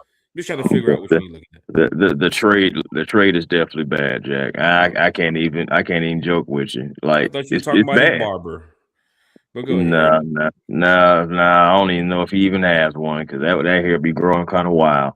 But either way it goes, like I say, at the end of the day, man, Trae did the best that he could here in Atlanta. I ain't gonna lie, the organization didn't always do the best by him, but at the same time, it's the Jalen Johnson era. All I'm saying is the moves that the Atlanta Hawks are going to make moving forward, talking about Anthony Davis and all this other stuff like that. Anthony Davis makes more money than Trae Young anyway this year, and then he's going to be making more money than Trae Young moving forward because this guy Davis either. Nope. Hey, but no. You see, the other thing about it is you can't have one thing and not the other. So you're getting rid of Anthony Davis. I mean, you're getting rid of Trae Young. somebody who is younger. I get it, smaller and stuff like that, but you're going to some pivoting to a guy who's 33, whose nickname is Street Clothes. At least Trey's nickname wasn't Street Clothes. It Okay, used to be the Brow, but now it is Street Clothes. You're right about that. and so that's what I'm saying. I'm like, that's what you want to pivot to, and to make this move right here. If you do make this move, to make it and be the 10th seed, that's wild. And you're trying to tell me that you want to pay this man that contract for real? Like, this man is about to be eligible for the max of $62 million per year. That's what you want to pay AD? You talked about making a move. I'm hoping that this next guest is joining us right now can make a move and get this ladder up out my yard, because it's been sitting there for the past couple of days. Lord have mercy. And HOA is coming around tomorrow morning. What up, Lo? Got Big Low Country Sports. Now, I did make the announcement, Big Low, because we are going to wrap up the show here shortly, but Big Low is going to be back either Friday morning or Sunday night, not only to get the ladder, but to come talk Falcons football with us, because there's a lot of stuff going on within the community, a lot of stuff going on in the Falcons universe, and people want to hear from Big Low. A1 Forever, we got to set up a time for you too as well this offseason to get you in here and not only talk about Trey Young's barber, but to talk about what he's going to be doing in Washington. I want to talk about what the Hawks are going to be doing moving forward, because Jack, my thing is the Hawks better make sure that they pivot into the right directions. That's all I'm saying. Because my thing is, in the last 5 years, you don't had about 3-4 salary dumps. And I ain't gonna lie to you, regardless, you haven't been going anywhere. So it's like, now you don't got rid of the biggest face in Atlanta since Dominique Wilkins. And since Desmond Ridder. Hey man, Kiki, I'm gonna let you handle that one, because I know that's your guy. But I'm telling you, man, like, biggest star here since Dominique Wilkins, and moving forward, Jalen Johnson has just got to turn into that guy. I mean, like Jalen. He's the future in Atlanta. We're gonna see, bro. They're gonna build a statue for that young man. They're gonna build a statue. Matter of fact, Tony Wrestler and them should just go ahead and build a statue for Jalen right now, right there next to Dominique. I'm just wondering who's going to be his number 2 now. That's all I'm trying to figure out. I don't even know if the rumors are true about Zachary Ricochet getting traded before the deadline, because people are talking about doing that'll that be dumb too. That's crazy. I hope it's not like a full blow up because of Quinn Snyder not getting this stuff together. But that's the guy who's really the seats who should be the hottest. Like, right. Coaches got to coach, and I honestly believe Quinn Snyder's way of doing things possibly may be out of date, but I know he hasn't had his true Rudy Gobert-ish type center or whatever. So it's like, you try to give him some grace with that, but coaches got to coach. I mean, that's why we're in this situation with the Falcons. So we'll see, man. Like, it's like, it's bittersweet because you don't really fully know the direction of the organization. All this should have been handled before now. You probably could have got a bigger return. I think that's what I'm really most upset about. Like, I feel like this could have happened before now. I feel like it's mismanagement of a star player, regardless of how you feel about him. He's still a 4-time All-Star, and it's still guided the Atlanta Hawks further as like we've been. We get to the Eastern Conference Finals, once before, but we don't win no games. At least this guy got us a game or two. It's like, it just didn't work out. So I'm just hoping that now that this era is over, let's move forward, and hopefully the Atlanta Hawks can start, getting to the playoffs. That's what I really care about. It's not even about the players. The players come and go all the time. I'm worried about the direction of the Atlanta Hawks, because it just seems like mismanagement. And I'm really trying to see, you talking about pivoting to AD. I don't think that's the best. I'd rather go into the offseason with a bunch of cap space and just trying to figure out who can we snatch up. Can we trade some of this? That's what I'm saying. Like, getting AD we still not gonna go to the finals or anything. Getting AD on this Hawks team, does that mean we're getting out of the first round? I don't think so, but I could be wrong. I don't know. We'll see. Either way it goes, we'll see what the Hawks do. I'll probably just go into the offseason with all the cap space. Forget it. Hey, you just got to move forward. Right now, I'm looking at the Delta Turnback, and the plane's moving forward too as well. Should be in Washington in no time. Big Low Country Sports. Glad you're here talking Falcons football with us, and of course, the little Hawks. Hell, we was talking Atlanta sports too as well. How's everything going for you, Big Low? Man, look, everything's going good. Hey, first, I do want to let y'all know, because it's transfer portal season right now, so I don't know if I'll be able to come on Friday or Sunday. So I'll confirm that with y'all in the next couple of days. But I did want to let you know that everything's going really good, Jack. First of all, refer to me as champion, and whenever you talk about me in the fantasy league, call me by my name. What's my name, Jack? Ooh! Ooh! Oh my gosh! What's my name? Name's Dustin. Nah, you know what the name is, bro.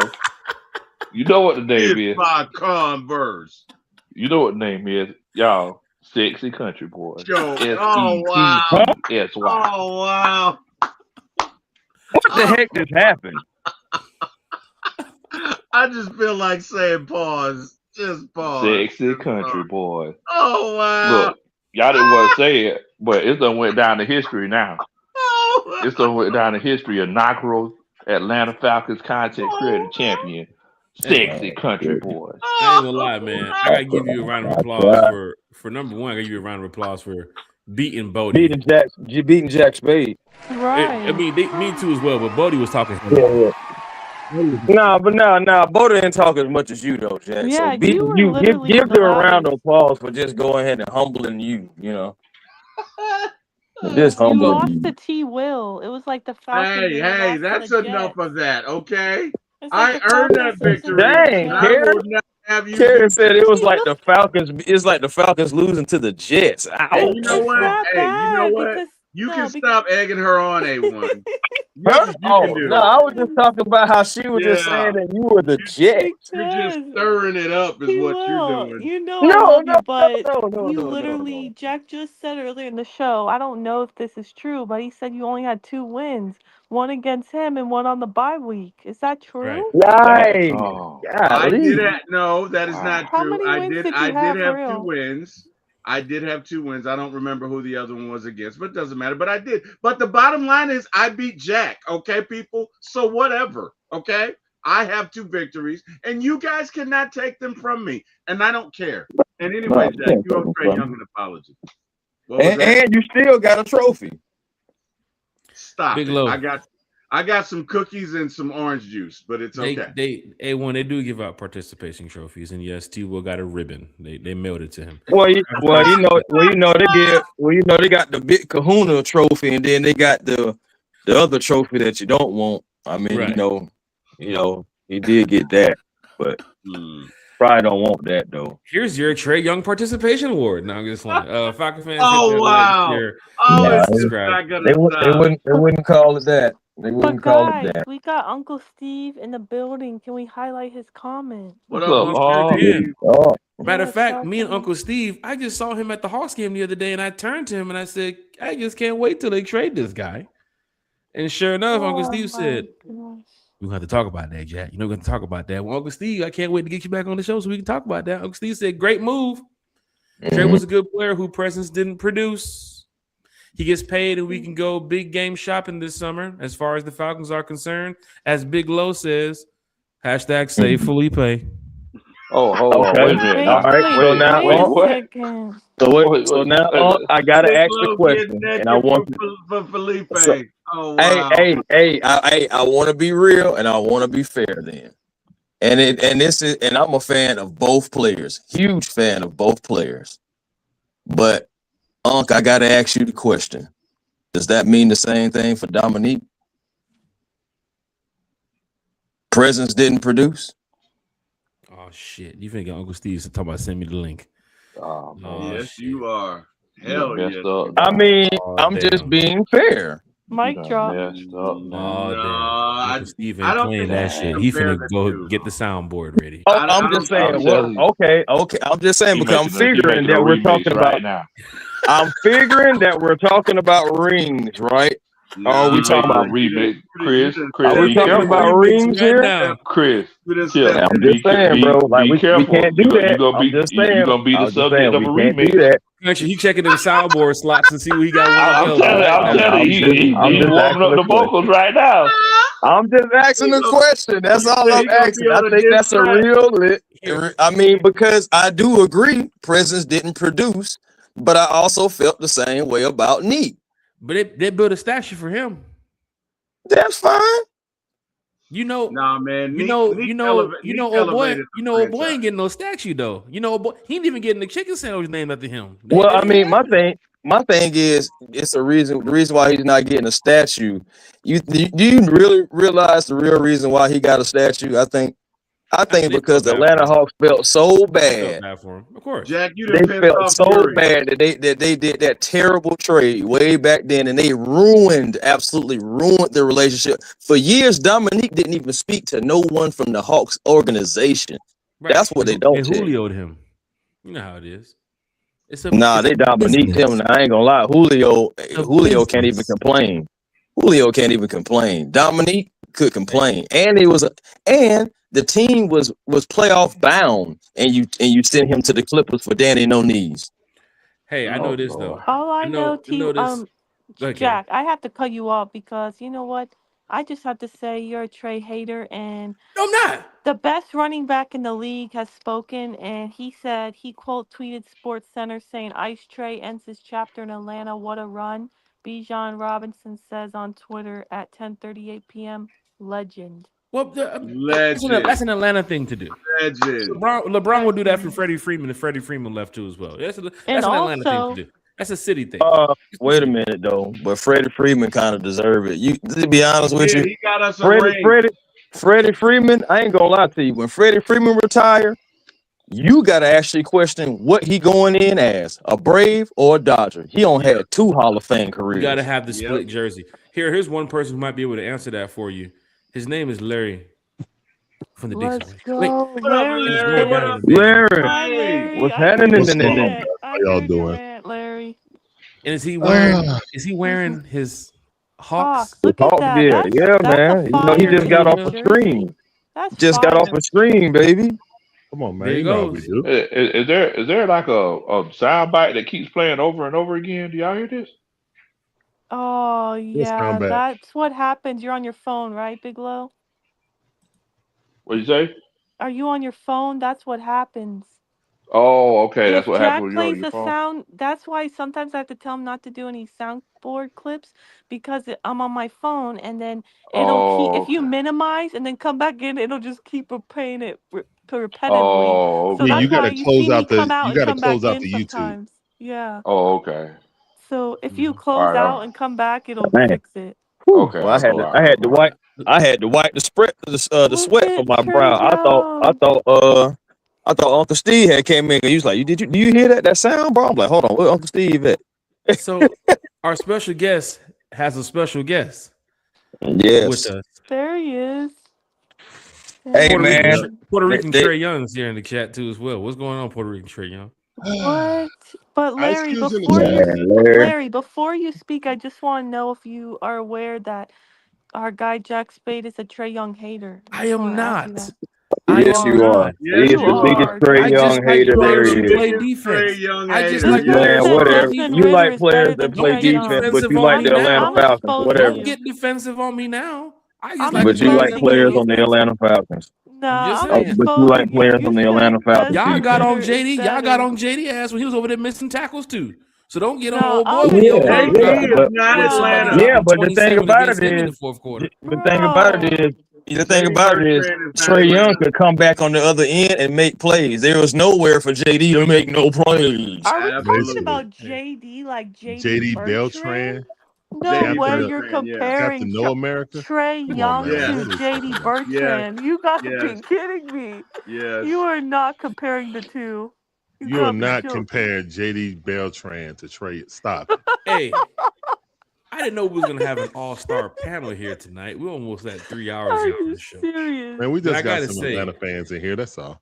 The Hawks situation with the breaking news. Falcons with a bunch of breaking news over the past couple hours. Larry, Country too as well. How are you dealing with? Larry's go to you. How are you dealing with all this news in Atlanta? Because it seems like, from the Hawks to the Falcons, like a change is coming. People want to they're trying to get better in different areas. Like, how do you feel about this? Is it? Which one you want me to tackle? You want me to tackle the Hawks stuff because I got on my Hawks, Jack, or you want to tackle the Falcons first? Let's go into the Hawks mode because I know you just probably got finished watching the game and so forth. And the Yeah, Hawks, in celebration of Trey making it to his flight on time at Hartsfield, they won for him tonight. I thought he flew out of Dallas. Trey Young was there the entire time, even though when they announced it, he started dapping up Gucci Roll. They didn't even show the last 25 seconds. They showed Trey Young walking out of the building, dapping up everybody on the lower level, club level, bar level, when he was walking out and walking to the locker room. The players' lounge. I just look at it as, organization wanted to go differently. I feel like the organization failed Trey Young. The best player he ever played with was Jalen Johnson, but he barely played with him. I feel like the second best player he probably played with was Dejounte Murray, but that never fit. That was the worst defensive backcourt in NBA history. Also, we gave up our future. We're still paying for that. We're trading 3 first-round picks for him. Unprotected, a swap, and then the swap is coming up next year. And then after that year, it's unprotected. So to trade your star player away for nothing. Well, for CJ McCollum. I repeat. We got for nothing. Say it louder, Larry. I repeat. To trade Trey Young for nothing. I got worse than that on my 2K trade. When I got rid of him on 2K, I got worse than that. So at least for CJ McCollum, look, you got Stephon Urkel like this. Stephon Urkel. Yeah, we got Stephon Urkel. Now I understand. I understand that the Hawks didn't want to pay him. I understand when people say, "Hey, in 8 years, we had one magical run and that was it. We can't get out of the play-in now. It's time for a change." I understand everybody is saying that. Don't get me wrong. What I'm upset about mostly is you couldn't get 1 first-round pick for Trey Young. For a player that's a 4-time All-Star. Why is that though, Larry? Is it because of his play on the court? I mean, I even heard this morning. I posted in the chat what Steak Shapiro was saying about him. About he's not a community guy. He flies the private plane, and maybe he doesn't want to do the certain. He is a community guy. He does a lot of stuff in the Atlanta community. That's false. That's a bold-faced lie. Yeah, he does a lot of stuff in Atlanta. Him and Amigos give the strippers a whole bunch of money. They put a lot of kids. They put a lot of people through college. He did do a song with Quavo. He did do a song with Quavo and 2 Chainz. So I mean, no, guys, he was just doing a Thanksgiving, a food drive. He just did a food drive here in Atlanta in Thanksgiving. So that's. But player relations put that stuff out for these guys. But what is he a Matt Ryan type of guy? Matt Ryan left Atlanta and still did Matt things Ryan's for Atlanta. Go. Come on. I'm about to say nobody is Matt Ryan though. I feel I will go this far. Matt Ryan. This is the same city that booed him on a playoff run. Exactly, and that's another reason why I said nobody will ever be Matt Ryan. Trey Young ain't coming back as the president. People hated Matt Ryan, and he still loved them.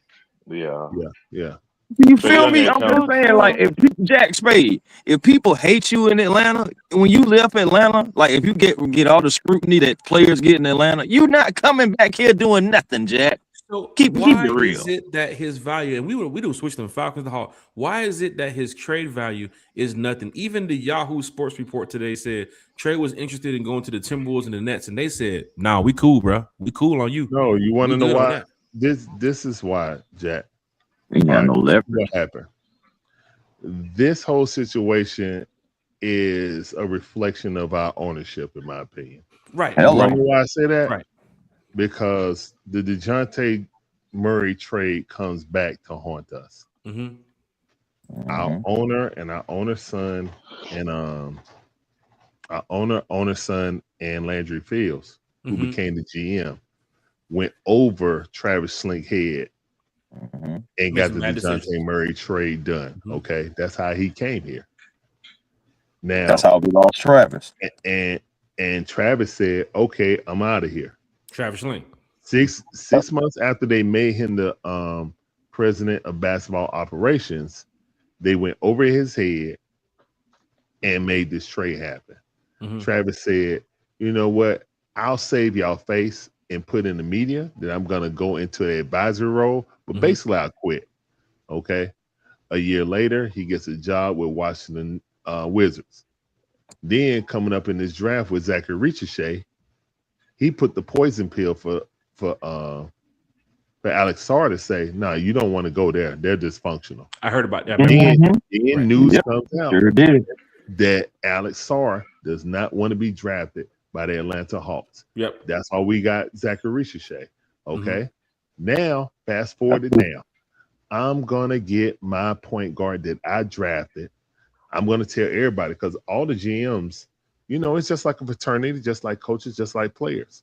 When he got done dirty like that, everybody knew he was going to get another job. But they did. And in my opinion, it's a code. It's like, man, I really want Trae Young.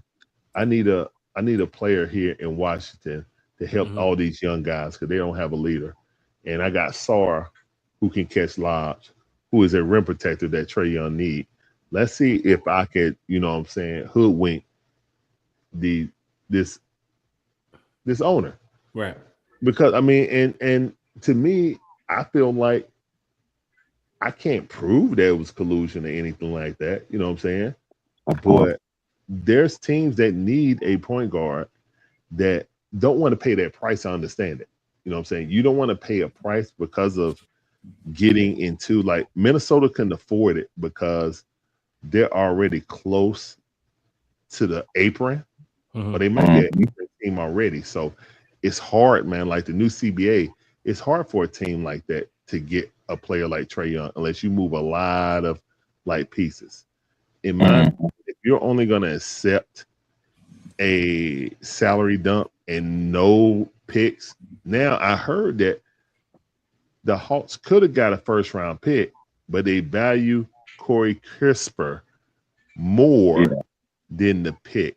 That's idiotic because if you're trying a soft rebuild, at least you got Jalen Johnson. I understand that. But all you did was make him Trae Young now, because now, do you really have a legitimate number two? Right. Okay. So now you're going to put that pressure on Jalen Johnson. And KP's battling injury too as well. So it's like, where are you going to get with that? And your number two is about to come off the bench. KP physically has a condition that he can't play but so much. Right. So it's not he's injury prone. He is sickly. You know what I'm saying? That's different. That's the expiring contract. I would not go get AD because I'm not getting Latvian street clothes for American street clothes. I'm not doing it. You know what I'm saying? So what I'm looking at is CJ McCollum comes off the books at the end of the season. KP comes off the books, and Luke Kennard comes off the books. I will find out. This is what I'm going to do. I should have did it last year. Zachary Ricochet, now you're going to get your fill. You will not play less than 30 minutes ever again. I have to see what you are. I also have to just say, continue with Dyson Daniels and say, hey, bro, you're going to have to figure it out, because if not, I'm going to draft Darren Peterson to take your spot. Okay. So are you expecting a move by the trade deadline for this team to see that trade gone now? You expecting something to happen? If we do something dumb, then yes. But the smart thing to do is run with what you have and treat this season like what you should have last season. We had all these injuries when Jalen Johnson was down. We traded DeAndre Hunter. We got Karis LeVert, who was on an expiring contract. If you was not thinking about retaining him, you wasted Zachary Ricochet's rookie season by not playing him 30 minutes a game. You could have ramped them up. Everybody said, oh, they're going to ramp them up. They never did. They started the season 20 minutes a game, and it's starting to decline. It started at 25. Now it's down to 23. So trading Trae was the only way to force Quinn, in my opinion, to play Zachary Ricochet more, to find out what this kid can actually do. Because we don't know up until this point, because he's been like Gizmo, like a Mogwai. When it goes to 6 minutes left in the game, he he disappears. Like Coach said, Right. get on the bench. You know what I'm saying? So now, No matter played what's 34 going minutes. on. He played 34 minutes tonight, led the team in scoring, didn't end the game, but still played 34 minutes and led the team with scoring with 25 points. So if Zachary Ricochet now it's going to get pushed out there and forced, like, dude, we're going to come to you a lot more because there's no waiting for Trae Young. And I think Quinn coaches on a part like, I'm going to coach this guy to what role he's going to do in his team, and I'm not going to expand it because I don't want him getting comfortable with one role. And then when Trae Young comes back, I'm going to slide him back and he's just going to be sitting there. You know what I'm saying? So that's how Quinn coaches. You got to get rid of pieces to get him out of his comfort zone for him to actually use players. So for me personally, I want Quinn fired before we get this whatever pick we get from the Pelicans, because it's slotted to be a top 3 pick. You know, it's a lottery, so it can go all the way to 7. 8-31 right now. So yeah, but I can't have Coach Quinn if I get AJ DeBonza and he's sitting behind Big Krejci. That's foolishness. Yeah. So he would do something like that because he loves veterans. So that's true. But what this is going to show is going to show what Dyson can do, what Zach can do, and that's going to give us the ammo to see what we can do with that pick. Because I feel like Ansi Sala and Tony Wrestler are betting everything on this pick to be the running mate potentially for Jalen Johnson. Because there's 3 guys that I feel like that are franchisable players. And then there's at least 10 guys that are NBA starters in this draft. So it's a very, very talent-rich draft. Yeah. I'll leave it like that. It's I feel like if you were only going to give him up for CJ McCullough and CRISPR and didn't value a first-round pick, then you should have just let Trae Young build up his value over the season. Absolutely. That's it. That's it. If you give them away for nothing, because everybody, you look on X, everybody's saying we got fleeced. Yeah, I'm about to ask you that. It looks literally like Washington drafted. fleeced us. He literally traded for Trae Young twice and got exactly what he wanted. So we'll see what I happens. might say the jokes too as well about Trae, but Trae is a better player than CJ and Casper, so I have to just throw it out there. Yeah, that's what I'm saying. Like, right, you traded him away. It was salary dump. That's why I was. If they're gonna move on, understand it. I'm about the logo on the front, not on the name on the back. You know what I'm saying? Yeah. If they're gonna part, you know what I'm saying? I salute Trae. I appreciate everything he done for the organization. But they moved on. I'm still gonna be doing Hawks watch alongs, not watching the Wizards. No, I will not. So yeah, I just don't like the conversation that they got. And they better not do this just to be able to sign AD. Like putting a lot of money into Anthony Davis, who's always hurt.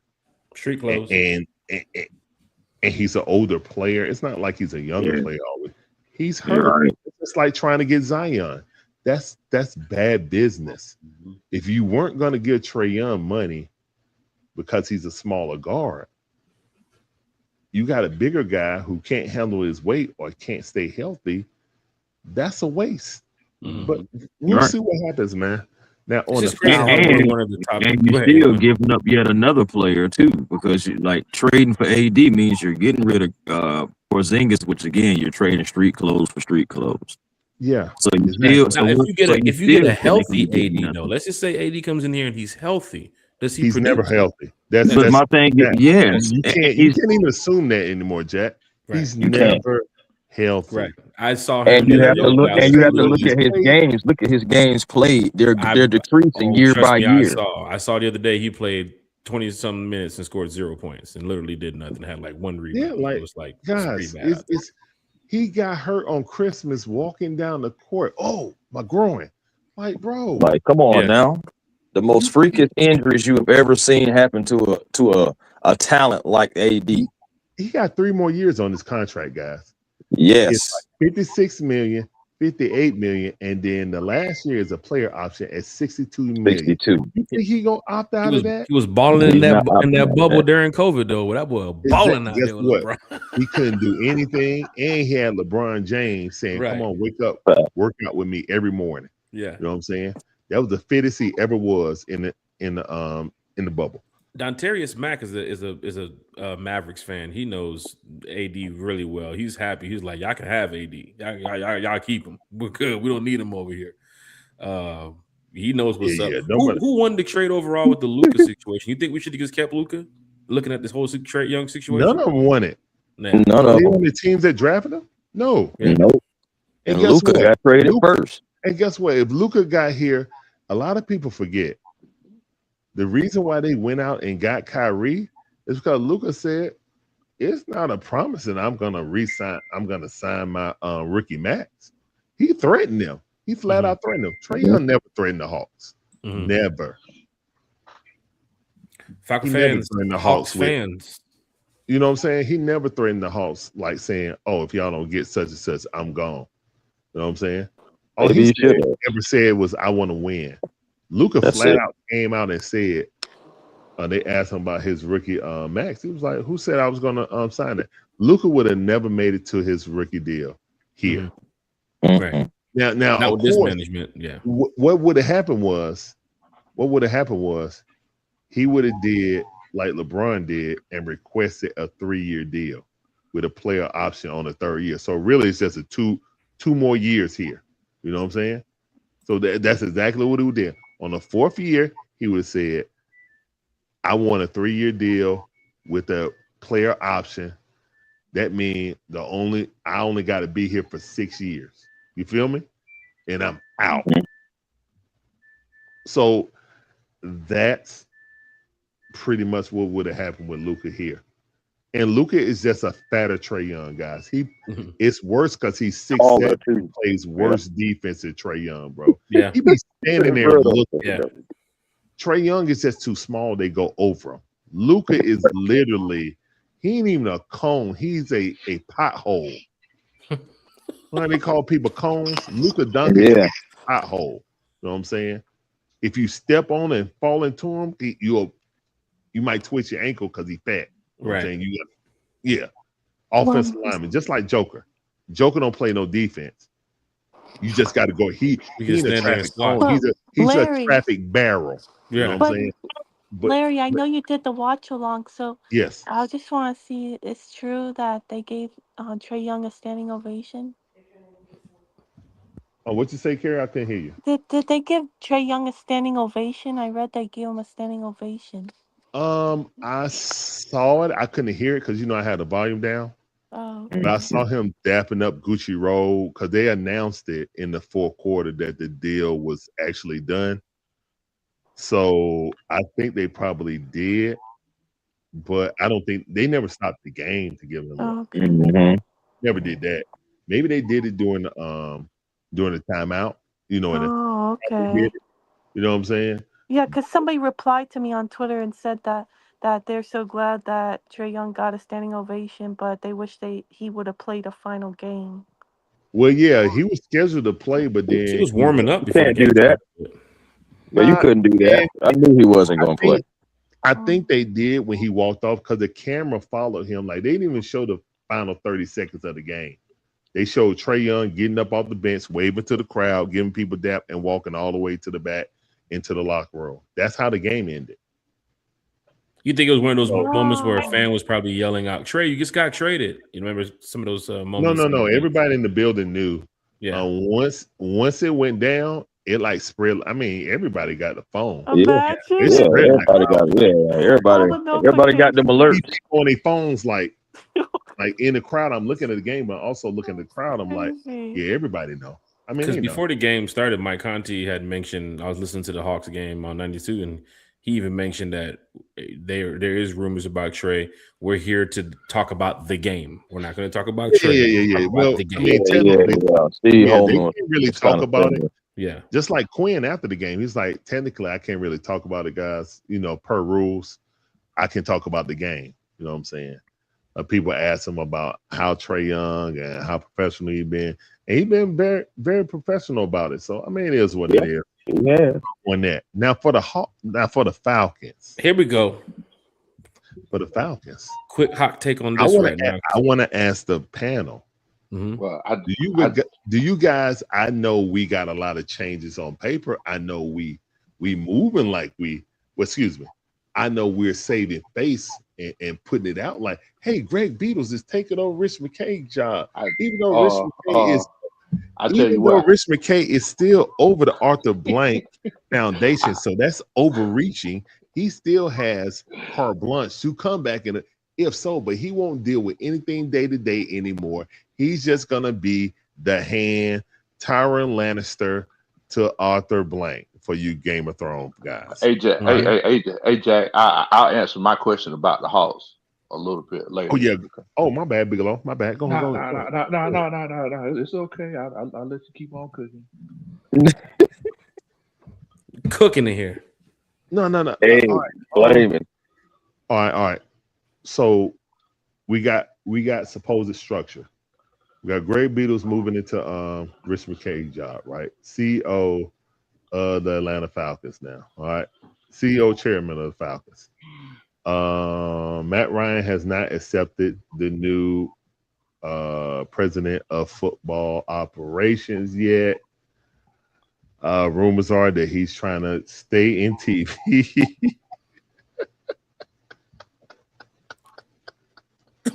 Okay. Larry knows something we don't know.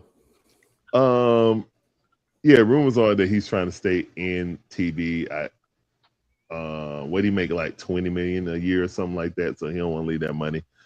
I feel like that's different than Tom Brady. Tom Brady is a minority owner, and Matt Ryan's supposed to be the president of football operations. I feel like that job would entail you being more enthralled into the Falcons business instead of talking to Nate Burleson and JB. Like Tom Brady does. But again, I don't even want to go down that path. Right. What I want to ask you guys is, we set out and said we're going to make this order and then we're going to get a GM. But we're operating like normal. We already got a coach's search before a GM search. It's close. I want to ask the panel. Yeah. Do you feel like anything has changed, or we just put lipstick on a pig and saying, hey, it's different, but it really isn't? I want to hear your guys' honest opinion, because really, I've been listening to a whole bunch of people, you know what I'm saying, but I started getting a headache. This weekend, I had to go to my aunt's funeral, so I really wasn't on social media like that. But now that I'm back home, I'm just like thinking about stuff. I'm just like, oh, we started a head coaching search before we got a GM. Mm-hmm.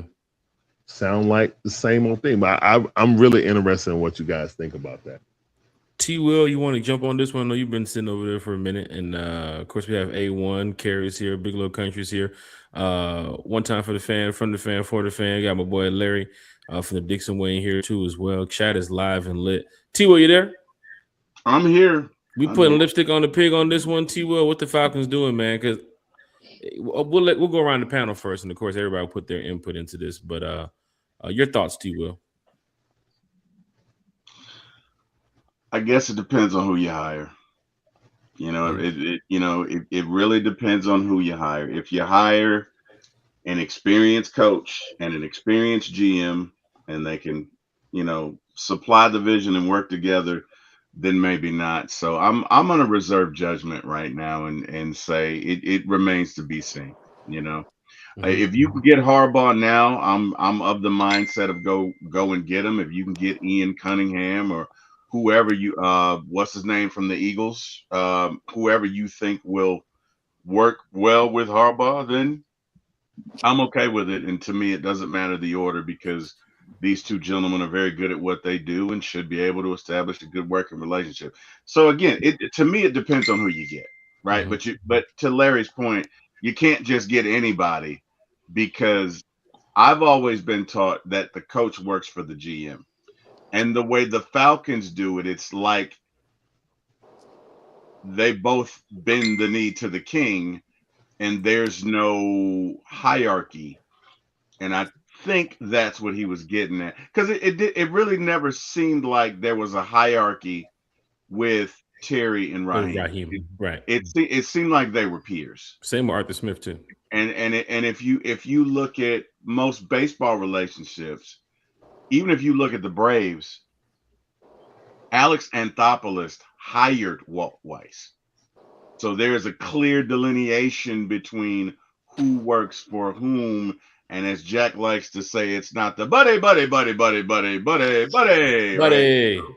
Yeah. So just my thoughts, guys. But I'll listen. Whoever wants to go next. Carrie? So Larry's question, if it's a lipstick on a pig, I mean, Jack will probably tell you yes. He's gonna tell you Rich McKay's still sitting in that room. We got a bet going tomorrow. He's gonna be sitting right next to Arthur Blank. Um, for me personally, I'm a optimist, and I just hope and pray this time it's different. Like, I know the Falcons and I are a toxic relationship. Like, I'm always hoping my man's gonna change, but he just keeps doing me the same way. I'm gonna But slip beside her. I'm just praying this time it's different. That's me. I'm praying he changed. I'm praying. I mean, I'm hoping, Larry. I really am. But for me, I don't know. I do have hope because Arthur Blank in a way shocked everybody by, like, for me, I had been saying for months, like, no, Raheem has to go, Raheem has to go. Like, even though people kept telling me, no, Carrie, he's gonna get a third year, he's gonna get a third year. No, I don't care about a third year. I know that's what we normally do, but no, like, you absolutely cannot keep this man as the Mhm. head coach. There's been no growth from year 1 to 2. And so for me, I mean, I feel like that definitely does show he's changed, I'm hoping. I think bringing in sportsology to come in here and kind of assess the organization and the health of the organization as a whole. I mean, I honestly, I think it was reported that they came in 2 months ago. I think they had already known, like, before this 4 game win streak, that people said, oh, maybe he got his job back. Nah, like, they already knew he was out. That was probably And there for for that me, four-game losing streak too. yeah, exactly. Mhm. So for me, um, I think that was big, bringing them in, and then firing Raheem was big. I feel like we all, expected him to keep Raheem and give him a third year. So I feel like that does show some growth and, hope. But I get what you mean about Rich McKay. Like, he's still there, and that's his buddy, so he's still going to be all up in the mix. But it does give me hope that supposedly Matt Ryan's going to be hired, or he's the favorite to be hired as the president of football operations. There are 4 other interviews for that position, but he is the favorite. I mean, I'm hoping that things will change, and it's more so hope. But these little things I'm noticing between Rafine Raheem and also, you know Rich McKay, technically, even though he might be doing stuff behind the scenes as we predict, and it's most likely, at least from like the position standpoint, he's no longer, right, like, he's not, his position has changed. So I don't know. I have hope that things are different. It's not lipstick on the pig. I think it was the right move to start over. Like, you're not going to keep the GM and fire the head coach, or vice versa. You either keep them both because they just were both, best buddies and saying collaborative effort. So I think it is the right move. You were going to fire Raheem. You got to let Terry go as well, and clean house.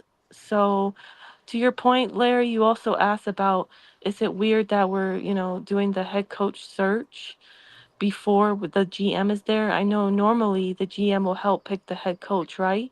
Well, my thing about it is, I think it was Jarvis Davis. He said that, um, today, I believe I read that he said that Matt Ryan has been kind of helping out for about like 2 months now. So he's been up in the mix. And I know the podcast he does, he was not on the latest episode of the podcast either. He's supposed to interview for the job this Thursday or Friday. So for me, I think it's honestly Matt Ryan's job to lose. I mean, they got to Okay. interview all these people, right? But I think he already has a job. He's a shoo-in. And then I honestly think he's already working with Ian Cunningham, who's gonna be the GM. Buddy, Like, buddy. yeah, it's buddy.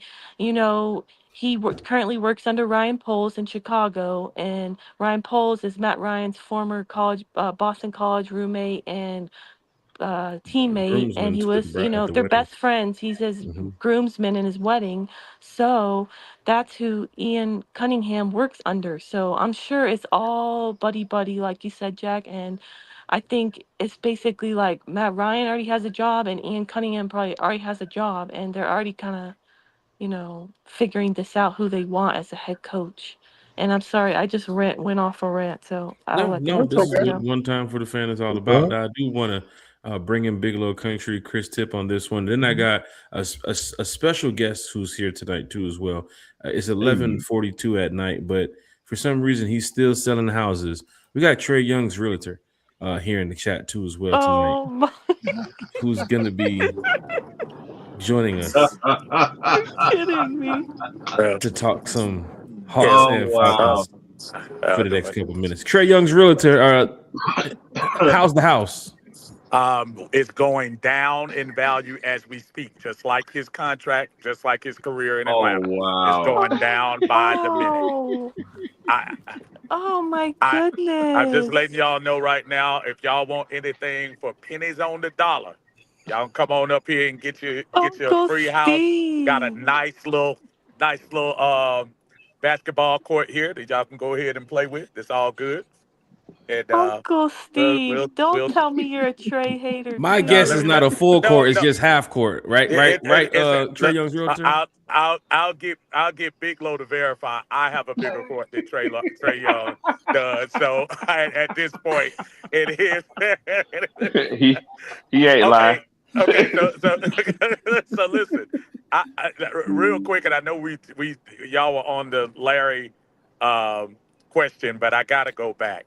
Dude, we gotta stop waxing poetic like this was freaking Dominique Wilkins or some legendary figure in the Atlanta Hawks system. You know what this is? This is Deion Sanders light. Hold on before y'all say Deion Sanders. You know what this is? Deion Sanders was here for Atlanta. He was a great player, but when he was a great player, did that contribute to us winning? No. Sometimes when you're a great player, everybody around you gets great. At one year where he was a great player, and that was it. And then he shipped off to parts unknown, and he was great. That's cool. Trey Young was here. He gave us some very nice, sweet little moments. He gave us a nice 2021. But let's not pretend like this 25-10 was making us any better. We were in the play-in for 3 straight years. Are we pretending like we forgot about that? So all this waxing of nostalgic of what he was, and how great he is, and all of that stuff, man, we need to stop that. Trey Young was above. He was an above average player. He was above average player. He was nice, but let's stop with the eulogies, man. Dude is not that great. And you know why he went to Washington and didn't go for anything? Because he wasn't giving us anything. He wasn't giving us anything as a player this year. And do you need to look on the court and see when he was on the court what was going on? Nothing. When you look on the stats and you see we're doing better without him, I mean, why are we trying to hold on to that? Don't cry. These are the same. I mean, we got to stop all that junk. That's ridiculous. Y'all messed up. Whatever y'all compared that man to Dominique Wilkins. Yeah, I'm surprised. That's what I'm saying. I figured he was gonna come on. I'm just asking who produced the championship, and neither one of them did. You know how many people hit me up and about neither one of them did. And my thing is, I love both of them, and at the end of the day, like, I love the logo more. And I hear everything that you're saying. All I was asking was, at the end of the day, did it produce a championship? And the answer is no for both players. It's no for both players. When somebody mentioned Dominique Wilkins, there is, but how's there a but? Yeah, of course there's a but. He's a Hall of Fame player. Player. How? Trae Young is not on the trajectory to be a I'm Hall not. of I'm Fame not player. even talking about Hall of Fames or anything. I don't care about none of that. I'm He talking actually about the was, city of Steve. Atlanta. He actually In was as a Atlanta, he's playmaker. not a. In Atlanta, he's an above average. I can shoot the ball far like Steph guy. Not But like Okay. Steph.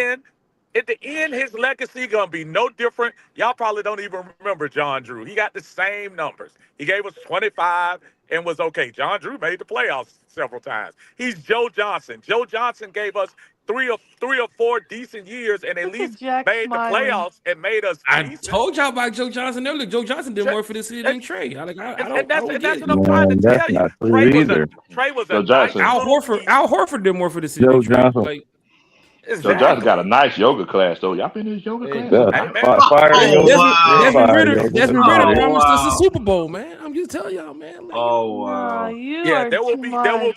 there will be no statues for Trey Young. I've There will be already no discussed on why that yeah. Oh, statue we is know there. that one. We know There that. won't even be any cement with his hands in it. Ooh, In I God. think State people Well, Park. are. I I Oh, don't mean, think he'll have his people you've Not even already in jersey. lost Centennial that rumor yards. could happen Not even anyway. in Centennial yards. They don't even have a cheeseburger named after this man. He'll have his jersey in the Rafters. Yeah, We'll see. maybe, He is How the about that? all-time I don't assist even know leader about for the that one. Hawks. maybe, He is the yeah, all-time assist leader with the Hawks. He will have his yeah. jersey in the Rafters. And that's beautiful. That is awesome. What I, a That, I, that I ain't I okay. don't what think. a I actually don't what think they're going to retire his jersey. To be honest, Yeah, I'm do. just here retire thinking about jersey that. for what? I I mean, think they will. Because he played dice on the logo in New I Dude, York. dude, think they will dude. because he made it. I mean again, like I CJ said, might have it level. I'm a fan of him and everything. But as far as Yeah, yeah. as far as retiring his jersey, honestly, if we do retire his jersey, then that just lets you know even more of my point about Atlanta don't really have star players. Hey, one, you ready for this? Exactly. You ready for this? Lemon No, Pepper Like, Lou. Lemon Pepper Lou has more of a significance in Atlanta than Trey Young. I'm gonna give you Lemon another one. Pepper Lou. Mookie Blaylock has a Ooh. dude. Go back and look. nobody, Go but back. the thing Go back. about it, okay, now we got to talk about that's relevance not. because now us as all Atlanteans, we know who the heck Mookie Blaylock is. Don't nobody know who Mookie Blaylock That is was for a real. Yeah, completely different no one. time though, Tip. That Come was a on, completely No different. one. Hey Come Tip. on, I Tip. Hey You Tip. didn't know, have Hey I Tip. social know, media Go but ask. then, I Tip. Go know, ask Hall I of That's Fame what I'm saying understand, players about was Joe playing. I Johnson and Trey know now. that. We didn't have I social media like already that back know then. that, Yeah. but You we're got He talking people got like his about Joe as Johnson in far the as Hawks like jersey now. big figures. As in the far as big Rafters. figures in Atlanta, He's that's not him. only a big figure because he came in overhyped. We traded away an all NBA player for him. Who's been We traded need to again? remind everybody But about who's that. been traded again? Yeah, Who was What's traded again? Luka is actually worse than Trey Young at defense. He's just Way taller worse. than that. Way Luka say worse what worse. than now? Trey Young.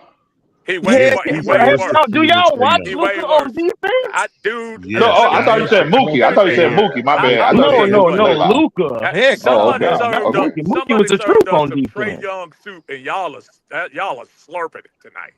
That's Y'all are not it. Man. absolutely That's not it. I'm slurping it. just saying we're going to That's not compare it at players. all. That's not But even it at you just all. brought up Luca.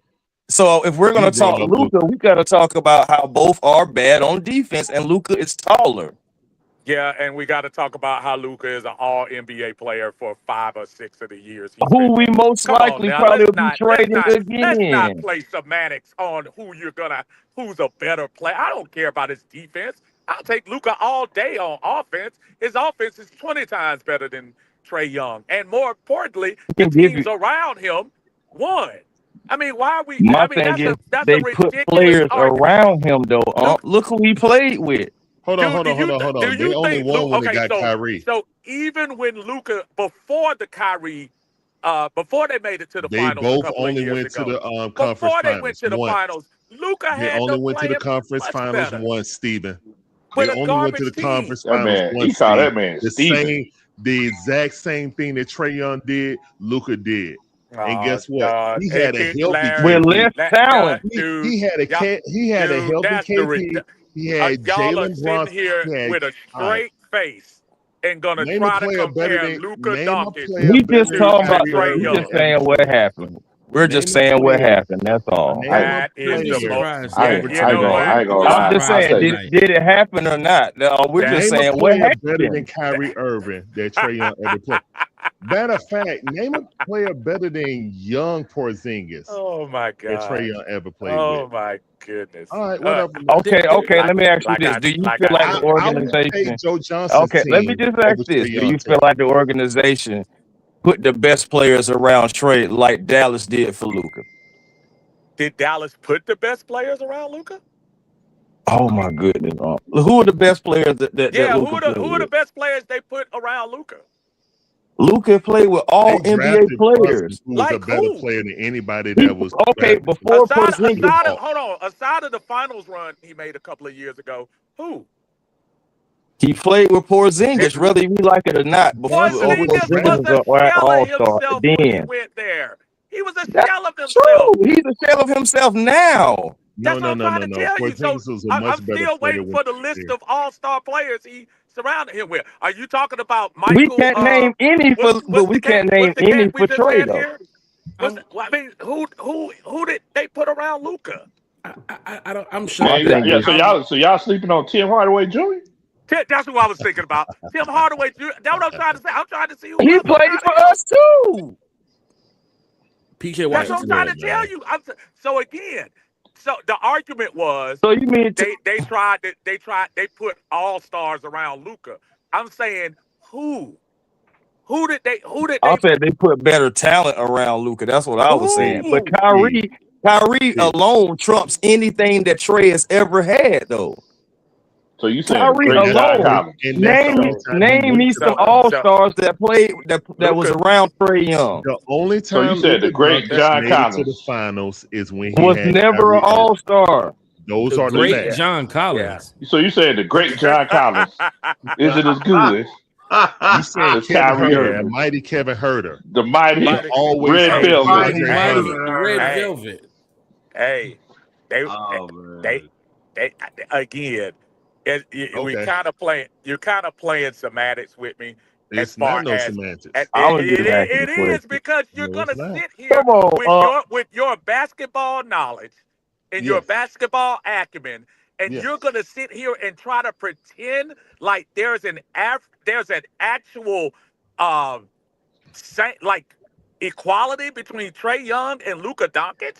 No, what I'm telling you, I'm not saying that. See, that's your perception. What I'm telling you, it's not a perception; it's reality. Go look at the numbers. Let's let Larry have his go. No, I'm listening, but what I'm listening to is somebody taking up for somebody who isn't that great, and somebody who's an All NBA player for 4 or 5 years.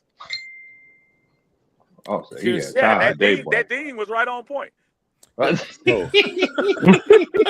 the one thing. I've done the podcast for a long time. As soon as we go to the Hawks, the amount of people, not saying you guys because you guys are the homies, but the amount of people in the chat that was like, hey, I want to talk basketball too. A lot of first-time guests too as well. I didn't know the Hawks were like that.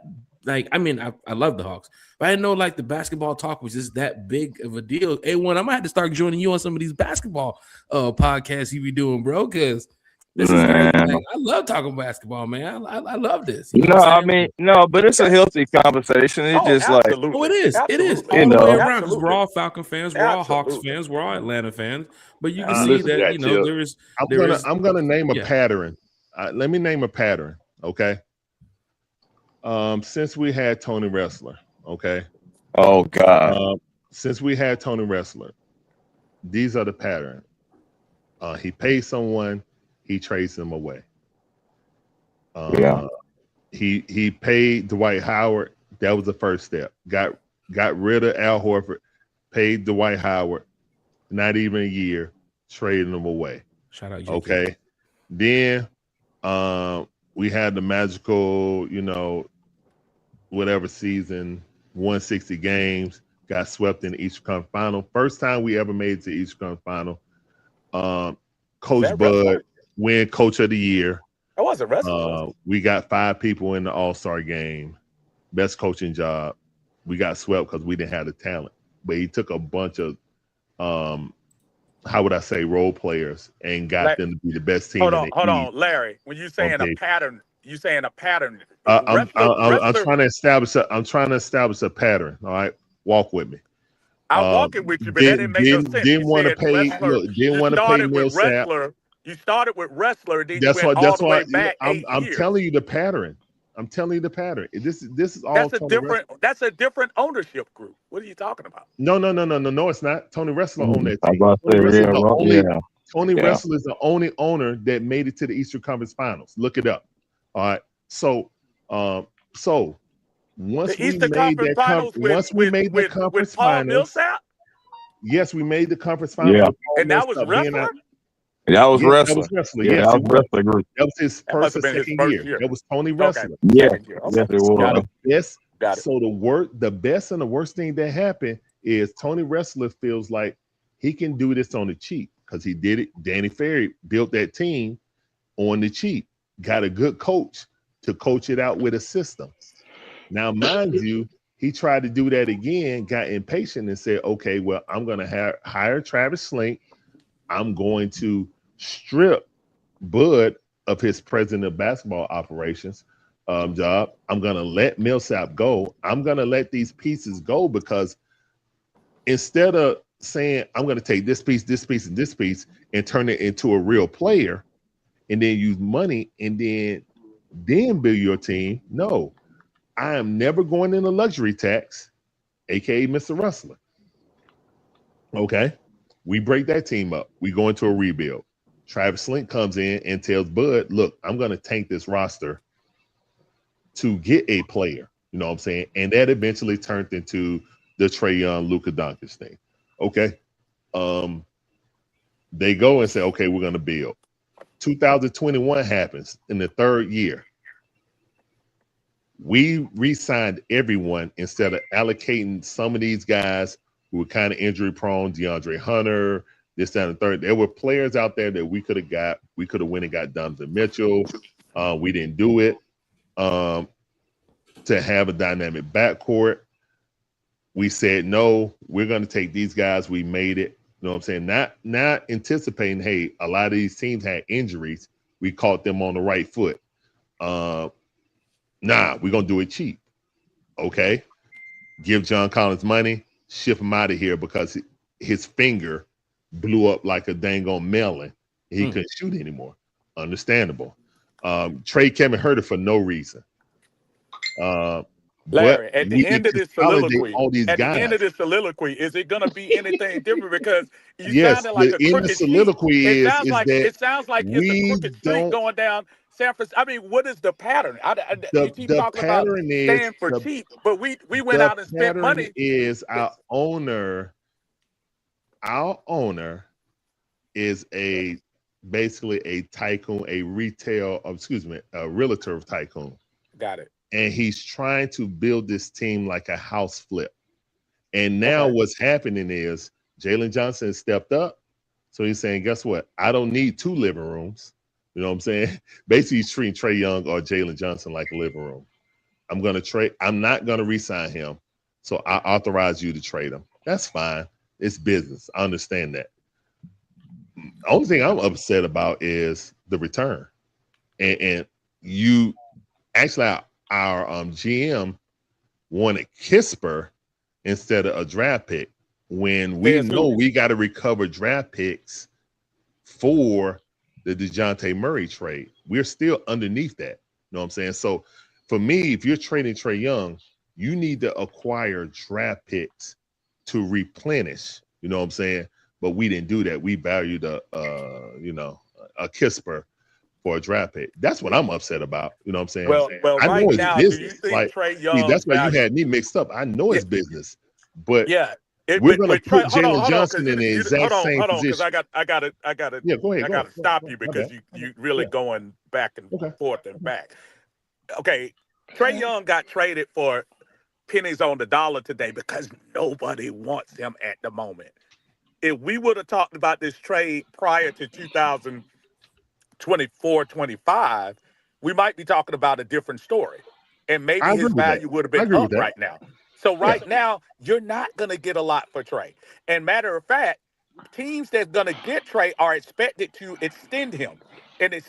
And right now, Washington is one of the few teams that could take on that salary and pay Correct. him the supermax that he's trying to look for. He's not going to Correct. go to a team for a half a year rental and then be hanging out there on the block. I'm sure there's something already in line with Washington.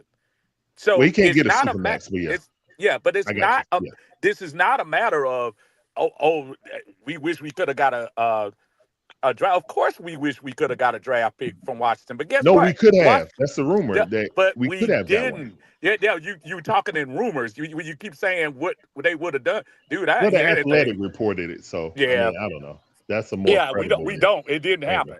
So yeah, when you no, it start didn't happen. talking, But yeah, so when you start talking about what they got for him, they got two players. One of them that's I think the second player is on the contract till 2028-29, and you're talking Yeah, about yeah. Well, CJ, who's getting ready to get off the books. And when yes, you yes, get off the books, and then probably Porzingis getting off the books, you're going to yeah. be able to spend in the summertime. And You Luke for the Kennard first gets off the time. book too. That's right, Luke Kennard as well. Yeah. You'll be able to get off Is the Double O books. off the books or Double O signed for a couple years? Double No, O? he's no, not. Double O He has still one signed. more year on his You deal. got one more. Okay. Yep. Gotta keep him. And so you'll be able to be big spenders. I know in an ideal world you would have been able to get a first round or whatever, but Washington ain't trying to give a first round. They only won 10 games. They ain't trying to give up nothing because they know they're gonna be in the lottery. They looking at one of them Boozer brothers. They looking at my man from BYU. Not even the BYU. other They, Boozer they, brother. they, The other kid, Foster from Duke's, going crazy. He had a nice oh yeah, night oh last night Foster too. was nice yesterday Yeah, against he went crazy. Louisville. Yeah. But so again, I get it where you say maybe we could have got some more. I do get it. I'm not that naive, but at the same time, I guess that I'm just saying let's not act like Trey Young is a top 10 player right now. And you Oh can no, I never almost say he was a argue top Trey. 10 player. No, I No, didn't say no. you did, but I'm saying let's not I didn't pretend say it like either. Just saying. yeah, but we are.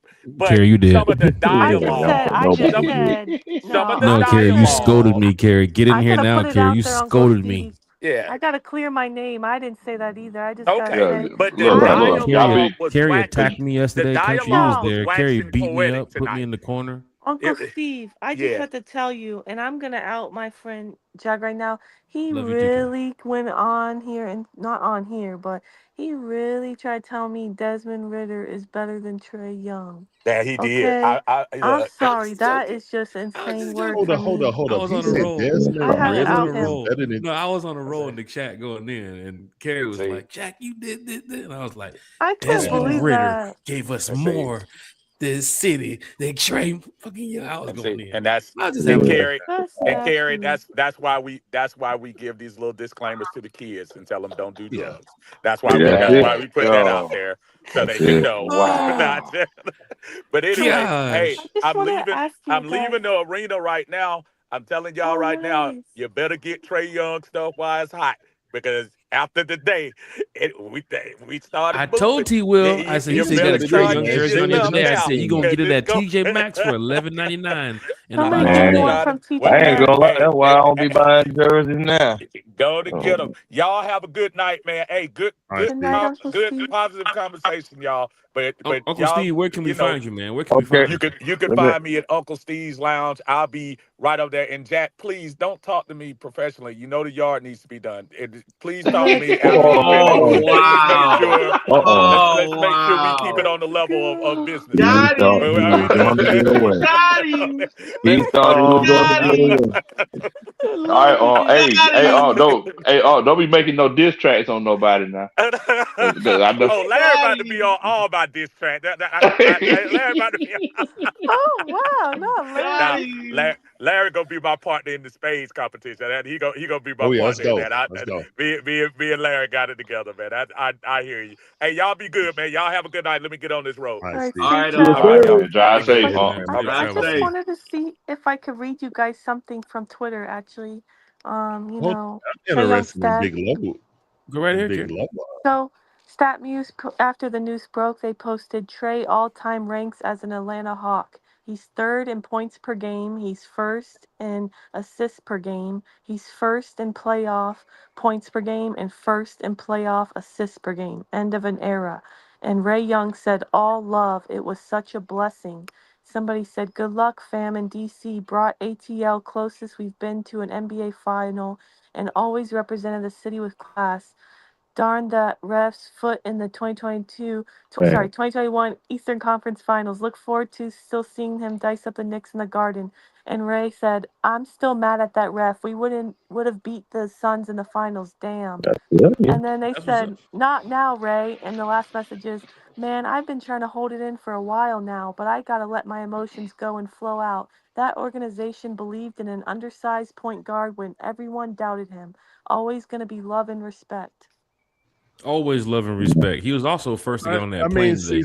He was also first to get on that plane to Washington too. I can tell you that right now. He was first to get on that plane. Only him and the Shout out pilots. to the Youngs, man. Shout out to the Youngs, but I ain't rooting for Trae Young no more. He ain't a Hawk, and that's how I roll, bro. Like Larry said, because I got Trae Young gear. It's like I gotta get rid of that shit now. You got the shoes too. You got the shoes.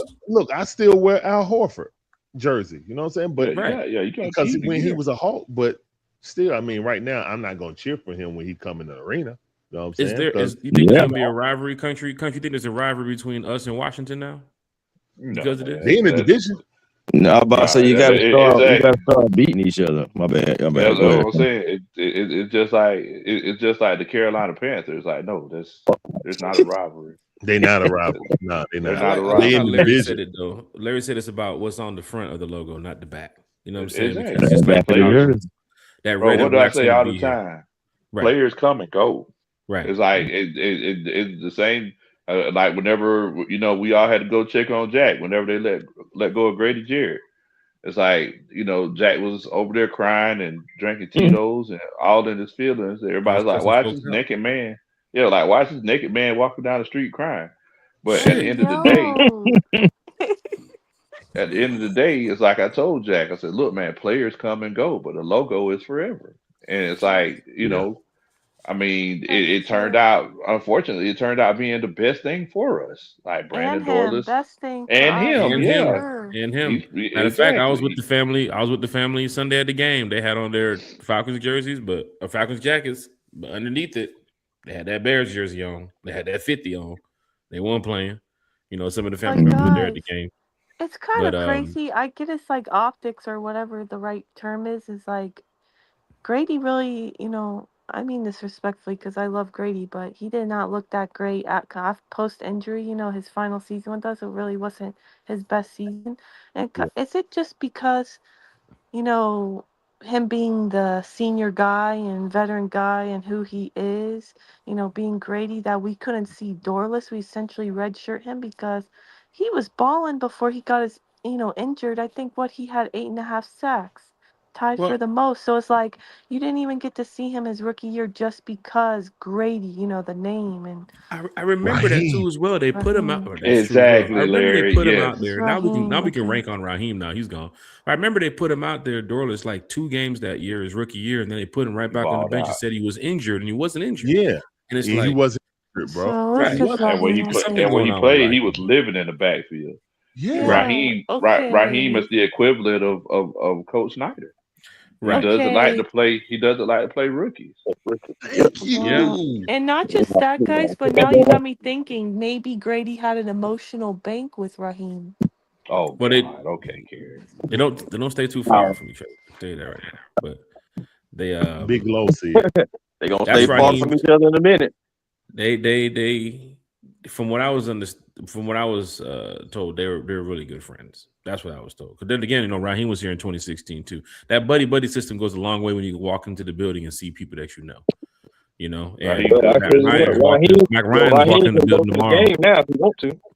If he wants, he's gonna be in section 300. But Matt Ryan can walk in the building now. Guess what happens when Matt Ryan walks in tomorrow? Oh, this my buddy. What's up, Rich? What's going on, big dog? What's going on, big baby? What's going on, big dog? Oh, what's going on? What's going on, Tim? What's going on, big dog? What's going on, man? I remember you in 2012. Yeah, I remember you in 2013. So that buddy system goes a long way. And I'm sure, good things will happen. Now, it's after 12, man. I don't want to break up this lovely, beautiful chat we're having. I didn't pay my phone bill, so now I got to pay the reinstallment fee before 12. So I really appreciate you guys joining us here tonight on One Time. Thank you guys for having me. No, Larry, thank you for joining, man. Because Country knows, T will know. T will you sleep? Is that you snoring? T will you there? He's I'm T, will you definitely still here. sleeping. I'm letting y'all have your I'm moment. sorry, Carrie. Did you talk to Breaker 54? Breaker 54. You there? Big Bird, you there? Country, you missed The it worst yesterday. part T about will that is I was let telling you us in on guys his like little communications chat he got with his little right, and I little was telling job you over there. guys like a private thing, Communication and chat. I'm like all of a sudden I hear people in the background. Me, Carrie, T will having a What? nice conversation about the Falcons. Then you hear, "What's going on, Big Bird? You know, Big Bird 54 over here. What? Need some help over here." I'm T like, is will that jump right back on TikTok there. or like? They got walkie talkies on TikTok now. No, Jack is Shit, just being Uh-oh. facetious. Jack is being shit. facetious. And No, there so was were you some Oh, guy's apparently, deep Low. voice. There was some Oh, guy's wow. voice. Oh, oh, wow. Here's the cool thing about it with tonight, and Lo, you know this. A1, Wow. it's Carrie and T will. Like most of the time, for one time for the fan, we just go live, then we end it. And then once we start talking about the Hawks, just the energy around the Atlanta Hawks, not even just with the trade, but just the Hawks itself, of people wanting to jump in and talk Falcons and talk Hawks and everything. I even had a New York Knicks fan like, man, let me jump in with y'all. Y'all talking basketball now. It's like, bro, we can talk about the Knicks, but what you want to jump in and say? But But Jack, J Kid makes a great point. Lo never even got to speak. Like we literally just had him like here, like, yeah, I'm just happy to be here. I want to hear him speak. we jump straight Please into the Hawks. give him the Lo, floor, tell please. us everything you need to tell us about the Atlanta Hawks, Trey, the man, Falcons. look. Lo, this is your platform too Yeah, as go well. You know Lo. you wanted to Please get Nah, in. say bro. something. You didn't Nah, speak. look. It's a whole nother day. We got a whole lot of time to talk about it. Yeah, We'll jump on it. We'll jump on it another time. yeah. And as soon as And we do, it's gonna crank back up again. do we play the Cowboys next year? We Yeah. play I the don't think Bears. so. We I'm don't play the probably going Cowboys. to that I'm game. not gonna lie to you guys. Our home schedule next No, year we is don't. not We don't. easy. Do you guys look at it? It's pretty Yeah, tough. I know that Bar's It is a coming, Cleveland, gauntlet. Patrick's coming. The Yep, Bears, the Bengals, San man. the Lions, Francisco, the Chiefs. the Like Bears. it's a Yep, Hopefully, we get the NFC doozy. North. Chiefs without Patrick Mahomes. Hopefully. Man, you Huh? know they're gonna flex that to the We second got the half of the season. Bengals, and we Yeah. might have number 9 here. No Hey man, way. that's for a whole nother conversation. Don't That'll let Carrie cost hear 3 that. first-round picks. No way. Carrie, he talking about the other number He's 9. talking about Joe Burrow, and He talking about the Bengals said other that number never 9, traded him. Carrie. And you know what happens when Joe He's a Burrow shows prisoner up? there. Do-Rag got to give up that number 9 because Joe Burrow's in the house and he Joe smokes Burrow is cigars. not coming here. So Wait a minute. I thought we retired number 9 for Desmond Ritter. Lord. Oh my god. Number 9. Okay. I'm sorry. I thought. My bad. My bad. Awkward silence. I can't believe it's 2026 and we're mentioning Desmond Ritter like it's just He's right in the there, like he's playoffs. right there in the Respect the building. Right? man. That's playoff Desmond Ritter now. You got to put some respect on his name. He's in the I know playoffs. he's over there We're happy as not. hell. I mean, Playoff Ritter. who's laughing now? Right. Great Still adjustment. up. What you mean? Ritter's in the playoffs. Still up. Here's the cool thing, man. Still We're up. gonna have a Falcon fan talk coming up where we get to have some special guests join us, coming back over here talking some Falcons football. And of course, Larry, we'd love to have you back on the show. Of course, this postseason, this off season is going to be it's a long one, man. We're talking about January, February, March, April, May, June, July, all the way up until the training camp and open to the public. Larry, of course, for those that do not know, I see Larry often at training camp. Larry, that's like your VIP spot right there. You stay away from the sun. He stays away from the sun, country. We're down there baking in the front row. Larry got that slight piece of shade that's hanging over with that tree back there against that fence line. So, Larry, I might have to take a page out of your book this year, man. Come up there and sit with you, man, because it'd be hot. It'd be hot down there in the front. Are they going to let him record? That's the Hopefully thing. they don't harass me. You know what I'm saying? I think it was funny. Y'all remember I told Big Low about the starters not playing in preseason. And then magically, I couldn't stream anymore. I was like, really? Really? So hopefully I don't get harassed this time. But who knows, man? I don't know. Look, it is what it is, man. You're in that spot where security point, kind of walks around and sees you holding a phone a certain way, knowing that you're talking to people. They're like, He's holding that phone for more than 30 seconds. He's recording something. No. They already know. But see, this is the problem. Yeah. This is the problem.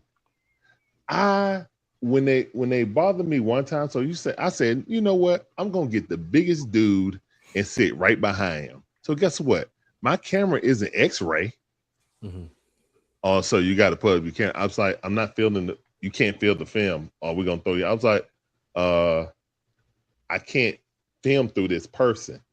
You know what I'm saying? Like, there's a person in front of me that's sitting in a chair. I did it on purpose so I could sit right behind them. So my camera would never have any chance to look at the field. It's looking at me and my beautiful wife. That's it. They still can run. So I hopefully I don't get harassed this time. You should be able to record yourself, like your reaction to it. Yeah, exactly. Like, you feel like you're a scout or a spy for another team. Maybe they're showing us the I formation. They got a little single back in there. Everybody runs the single back. I don't know about that, man. Guys standing behind me the whole time. Guys are literally standing behind me the whole time, right? But I'm looking at people filming the field, right? I'm looking. I'm just like, wow, this guy filming the field and this guy filming the field. But I didn't say that because I'm talking to the people on the stream. But, you're just like, okay, y'all can watch or whatever. You know what I'm saying? I see in the stream and seeing them walking back and forth and looking and like, I'm like, whatever. You know what I'm saying? Like, this is, and then the funny thing is, I can't monetize it because it's music playing out there all the time. So I always get strikes and stuff like that, but I don't care about that because it's something that the people want. Yeah. People want to know what's going on at camp. You know what I'm saying? So it's just like it's nothing. It's like if I'm sitting there talking on the phone to someone, you're gonna ban me for FaceTiming my friend, but whatever, I mean, it is what it is. The one time I got upset with going up there with Larry was the only time, and Kerry, was the only opportunity I had to meet Matt Ryan. And the moment I walk up there to go sit next to Larry, Matt Ryan walks over and Kerry over there taking pictures with Matt Ryan. I tried my hardest to get back down that hill. You didn't get back down there? I could not get back down that hill. Oh, my bad. Got over there so fast. Me and Kerry was in there. And I got there late that day. Remember, I didn't have my chair. I got there late. Kerry's there. You're there, country, and I'm like, "Where's my seat?" And then all these new folks. Hey, I ain't finna call nobody out. You were extra late. You were there's like a lot showing of up new like folks. T-Will to the Falcons game in the fourth quarter. Oh my God! Let me tell you something. Remember that? Ain't nobody ever been that late before to a game. T-Will showed up at the 2-minute warning in the fourth quarter to the Falcon game. I didn't know I was going to the game until. Oh wow! T-Will, hold up. So late. How did you show up to a game? That's not true. It was a preseason game. It's true. Preseason game. I got minute tickets from a friend who was like, "Hey, are you going?" And my wife had the car, so I had to Uber. It was a whole thing. But remember, T-Will, you got stuck in traffic because they had the shooting at the school that day too, as well. Oh, so okay, traffic that's on the highway was understandable. back Okay, up. that's understandable. And then they had Larry. Then they had JD Vance too, as well. He was coming down the highway too, as well. So they had everything blocked up. That was the game where we played was it the Ravens? Whoever the player that got hurt for the other team was that night in the preseason game, and they stopped the game. Oh yeah. I remember that was that game. You did. Okay. Yeah, we were actually at that preseason game when the guy got hurt. That was Larry's first game, so he had a lot of fun. At that, we're gonna take him to another one, to an actual game. But yeah, fun time. Lee. Okay, you talk about fun times here on One Time for the Fan. You talking about some of these conversations and stuff that we had tonight.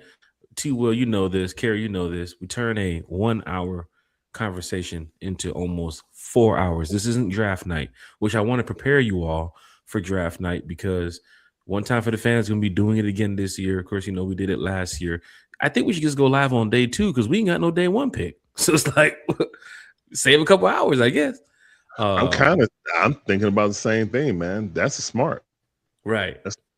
Now, if we somehow end up getting that day 1 pick, well, One Time for the Fan will be live. But I can tell you now, a 4-hour podcast just to chop it up with fans that love Atlanta sports, whether it's the Hawks, the Braves.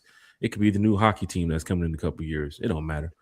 it's about Atlanta. And of course, with the Falcons making so many moves in the past couple hours, and the information that we've heard, and a lot of these rumors and things that's happening within the organization, I'm glad that we had a chance to come chop it up with you all here tonight. Even hearing from A1 too as well, even hearing from Big Low Country too as well, T Will, Carrie, Larry, Uncle Steve, Trey Young's realtor, for everybody that sat with us for these 3-4 hours. Thank you all. Because at the end of the day, one time for the fans, from the fan, for the fan, had a great time chatting with everybody tonight. I'm sure Larry did. I'm sure Country did. T Will, everybody, because we all in this together. Like Jay Kidd said, at the end of the day, we all about the city, no matter what the title of the show is. So big shout out to Jay Kidd, CEO in the chat. Big shout out to everybody who tuned in tonight and who's going to be watching Friday morning on Breakfast with One Time for the Fan. I can let y'all know that if the Falcons make any moves today, we will be doing a pop-up show because of the fact that it's the off season and we love these type of moments. You know what I'm saying? Yuri was at the game tonight, and sure enough, Yuri saw the Hawks win and everything that happened, and guess where Yuri is now? He's in the chat here talking Falcons football. Wait, at the strip club or at Maestro's? Because you know that the owner would leave the damn door open for him. He can go in there and make his own steak now. He don't play. Yuri's a big dog in the city. Black truck sitting outside, mafia right there waiting for him to walk out the door. Now you know how Yuri. Falcon fans, you gotta hit that like, share, and subscribe button for everybody on this channel, man. A lot of content creators was in the chat. We have content creators here on the show. Myself, T Will, Chris Tip Moore, A1 Forever, Big Low Country, Uncle Steve, Larry, the Dixon Way, and Carrie. Maybe we have to just make a page for Carrie just in case she does want to go and start doing her own content. But you guys, everybody follows Carrie on social media. So we're gonna go ahead and wrap up the show. Big Low Country, do you have a day in mind, or you want to get back to me? Because we'd love to make the announcement.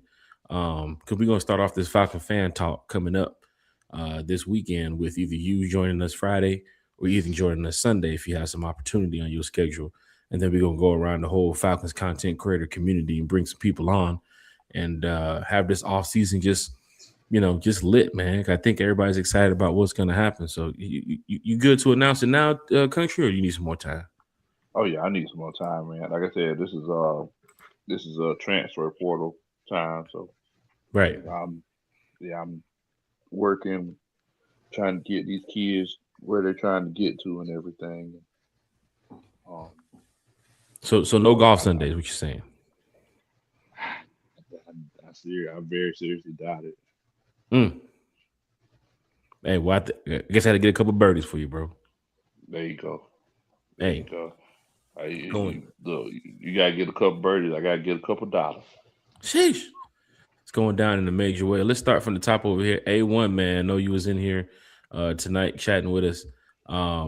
Please, A1, let us know where we can find you on social media, man. Of course, go ahead and give a shout out to your friends, your family, your channel, everything that you got going on in A1's community. So that way fans can know wherever everybody can find you. Because we're going to post this on Apple and Spotify and Amazon and any other outlet that we can post this podcast on. So A1, man, the platform is yours, my brother.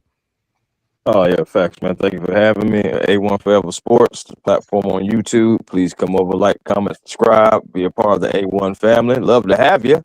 And also catch me on the Hawks Digest as well. Me and Walter Pollard over there growing that channel, growing rapidly, and hopefully continuously growing. Of course, we talked about the Trey Young thing over there briefly, but we still had a game tonight as well. So, even though that kind of overshadowed it, but the Hawks still took the dub, took care of the Pelicans tonight. So that was a great thing too.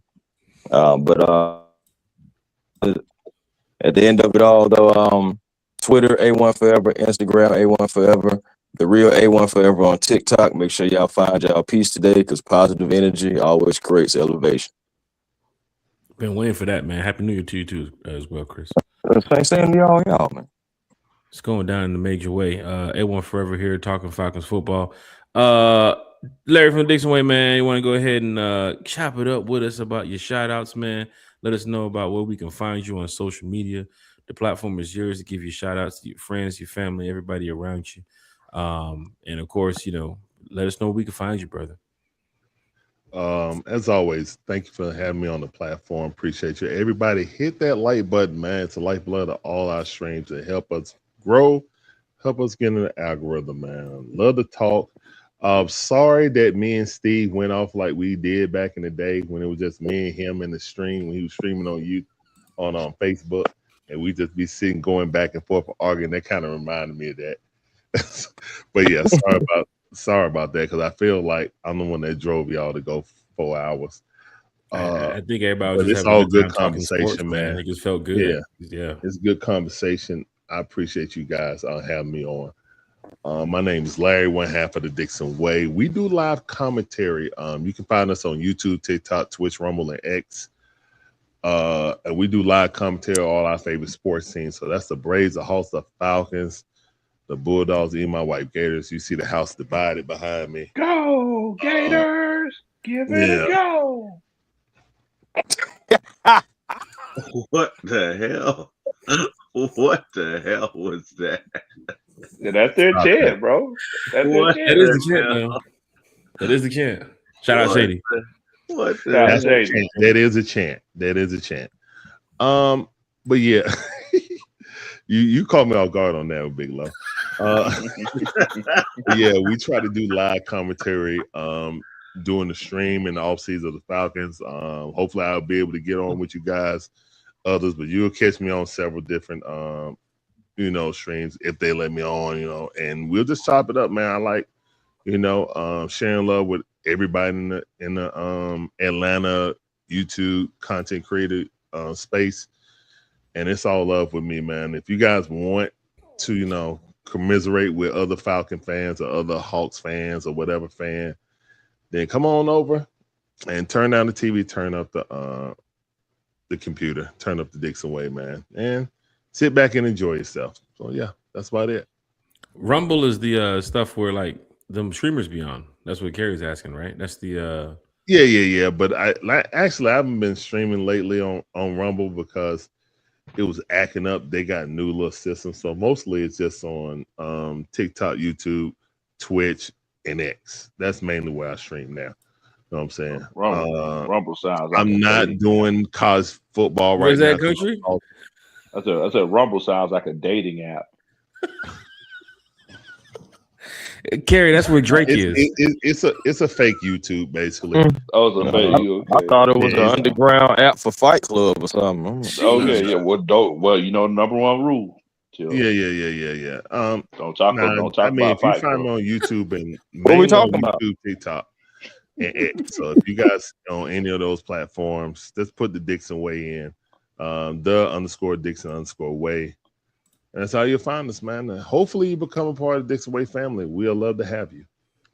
All welcome to come on and sit on this couch with me.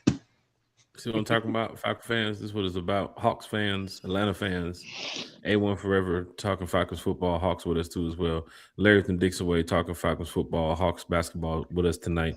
I normally don't talk Hawks. I guess, maybe shed a little information here and there. T Will knows. We might talk about the Braves for maybe 10 seconds, 15 seconds, maybe a minute or two. Talk about the Dogs too as well. Maybe Atlanta United here and there because it's Atlanta. But the amount of time we spent on the Hawks tonight, I loved it because I'm a Hawks fan. You know what I'm saying? And Larry's a Hawks fan. A1's a Hawks fan. Country too as well. Carrie too as well. So we all enjoyed this conversation. So even for Uncle Steve, when he jumped on too as well, it's like, at the end of the day, the Hawks win the championship. Everybody's at the parade. You know what I'm saying? Everybody's out there having a good time, enjoying it. Same for the Falcons. The Falcons win the championship. Everybody's at the parade. Everybody's going to be having a good time, enjoying, all these years of same things they talked about the general manager, mismanagement with this and the money and the deals and the trades and all this type of stuff, all to get to, that level of success that we know that these teams can get to. And that's what we're hoping for with the Atlanta Falcons when they bring in their new general manager, their new president of football operations, and of course, the head coach and so forth. So this has just been a great time of talking just sports in general with everybody. Carrie's in the chat too as well. She says, shout out to the Dixon Way, A1 Forever Sports, and Big Low Country Sports. Salute. And she said, who is winning a championship first, the Falcons or the Hawks? Country? Falcons. T. Will. Whew. I'm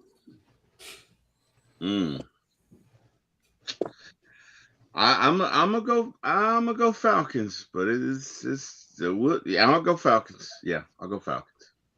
I gotta give it to my birds, man. I gotta go Falcons. A1. Braves. Shit. That already happened, sir. No. That already happened. Jordan Wake Pitt. up, A1. Wake up. No, I'm up. I'm telling you. he's wide awake. Telling you, He's I'm wide awake. Larry, where you going? He took my answers. He said No, Braves. A1 took my answers. I mean, Hey, I was great going to minds say think that. alike. I'll put it to you like this, guys. This weekend, I told my nephews, just put the hat or shirt on my tombstone.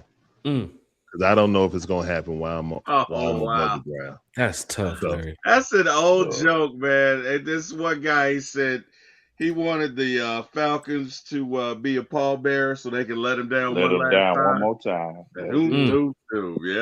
Yep. That's an old. that's tough. If I have to choose, I would have to say the Falcons because they've been to 2 championships. So at least I've seen them make it to the Super Bowl. Right. You know what I'm saying? I've never seen the Atlanta Hawks make it past. Hell, I never seen them make it to the Eastern Conference Finals except for twice. Yeah, I've never seen them make it to the semifinals only twice in the history of this earth for 51 years. Yeah. So if I got to be realistic, it has to be the Falcons. I think the NFL parity just calls for it. You know, it's more opportunities. You got to get lucky with that player in the NBA and get that right player. If you don't, then in the NFL, it's gonna rain in your field one day. Excuse me, right 2 players, because no one player has done it by himself. You got to get the right 2 players. Yeah.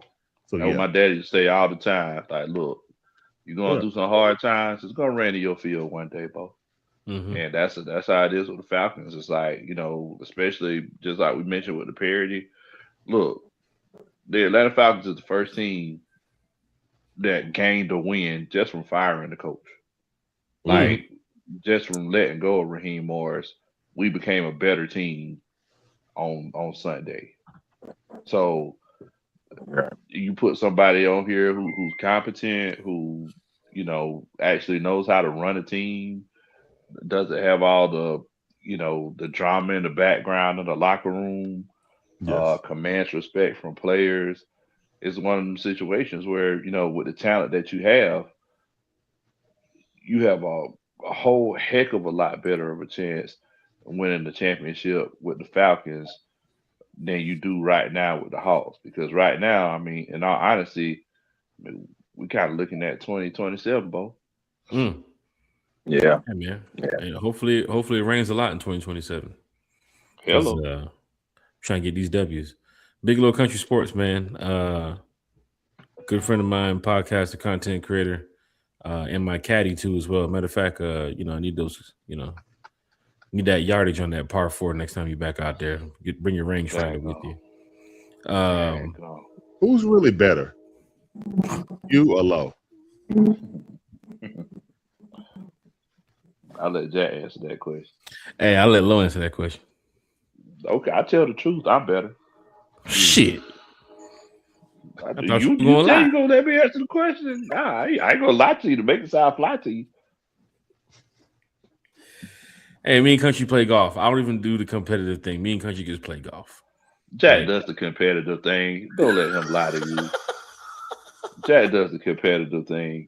It's like I was about to say, Jack Spade. You remember how you was in that fantasy league? You trying to tell me you ain't competitive with Big Low? No, I can't go for that.